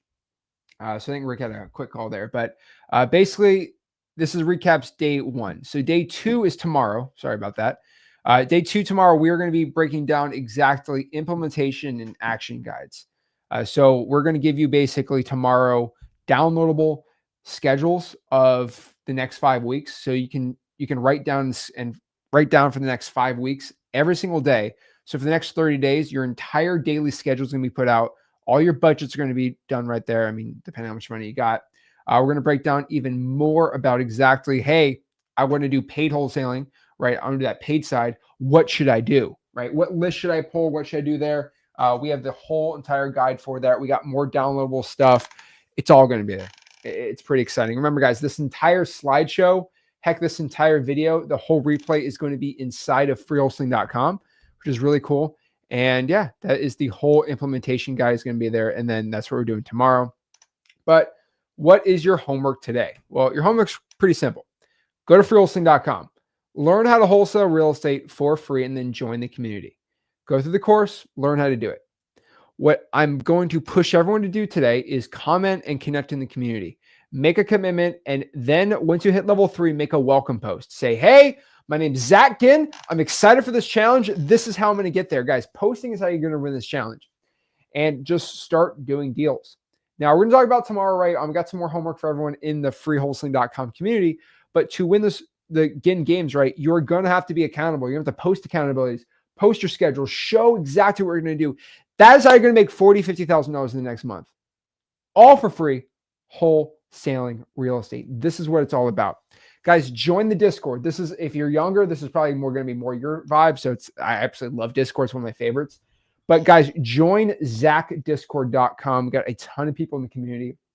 We have almost 15,000 people in that Discord, and it should probably hit, I don't know, 40, 50,000 by the end of the year, hopefully even more, right? Who knows? But ZachDiscord.com is the largest wholesaling real estate Discord community by active users. It is absolutely insane how large this thing has been. And we actually go live every Friday. So I'm actually going live tomorrow, but I'm also doing a private 8 p.m. live stream inside of the Discord, only inside the Discord. I never record it. It's not recorded. It's private only for people inside the Discord. And of course, it's free to join, ZachDiscord.com. So go there, join the Discord, and that is going to be a homework requirement. If you're a winner and I find out you're not in the Discord, you're going to be in some serious problems. And then lastly, guys, I would want everyone to go through xleads.com and just get familiar with the software, or heck, even sign up. That'd be great too. But honestly, you don't have to do it. If you're someone looking to go out here and use a software, go to xleads. If you don't have the money for a software, or you don't want to use a software, don't do it. But if you are thinking about getting a software for texting, dialing, whatever, check it out, xleads.com. Definitely sign up there and get it if you don't want to do the problems of free skip tracing. But overall, guys, that is the day 1 recap of the 2025 Ginn Games. So, guys, I go for an extra 5 hours. I really would love to even go even more into depth and detail about, hey, guys, Rick had to stop me from doing a 2-hour PowerPoint of adding that in here about how to cold call, or like scripts for texting. Like, I had to kind of chill out here, right? I mean, 4+ hours is the quick guide for me. But guys, if you really want to know exactly the scripts for cold calling, the scripts for texting, all these things, freewholesaling.com, this is how you do it. So my last thing for everybody on here for the 2025 Ginn Games of what you should be doing, guys, more than anything, go to freewholesaling.com. So let me write this on here, freewholesaling.com. Let's see here. There you go. Go to freewholesaling.com. Make sure you smash that like button, subscribe. Let me know you guys love it. And then if you're watching this in the freewholesaling.com, make sure you go to Flip with Rick on YouTube and subscribe and watch the videos, comment, love, and show your support. But guys, the point of this is being a community. Guys, tonight, I want to see everybody hanging out in the Discord. I want to see everybody hanging out in the freewholesaling.com community. I want to see everybody on the voice chats on the Discord. I just want to hear everyone hanging out and talking and joining each other and being a collaborative, amazing community. Guys, go to freewholesaling.com. Me and Rick are going to see you tomorrow right there. And yeah, we'll do it. Day 2 tomorrow. Appreciate it, guys. This is Zach Ginn signing out. Rick Ginn is on a call, probably on a deal for the 2025 Ginn Games Day 1. Guys, appreciate it. All blessings. Thank you. I'll see you guys tomorrow at Day 2 of the 2025.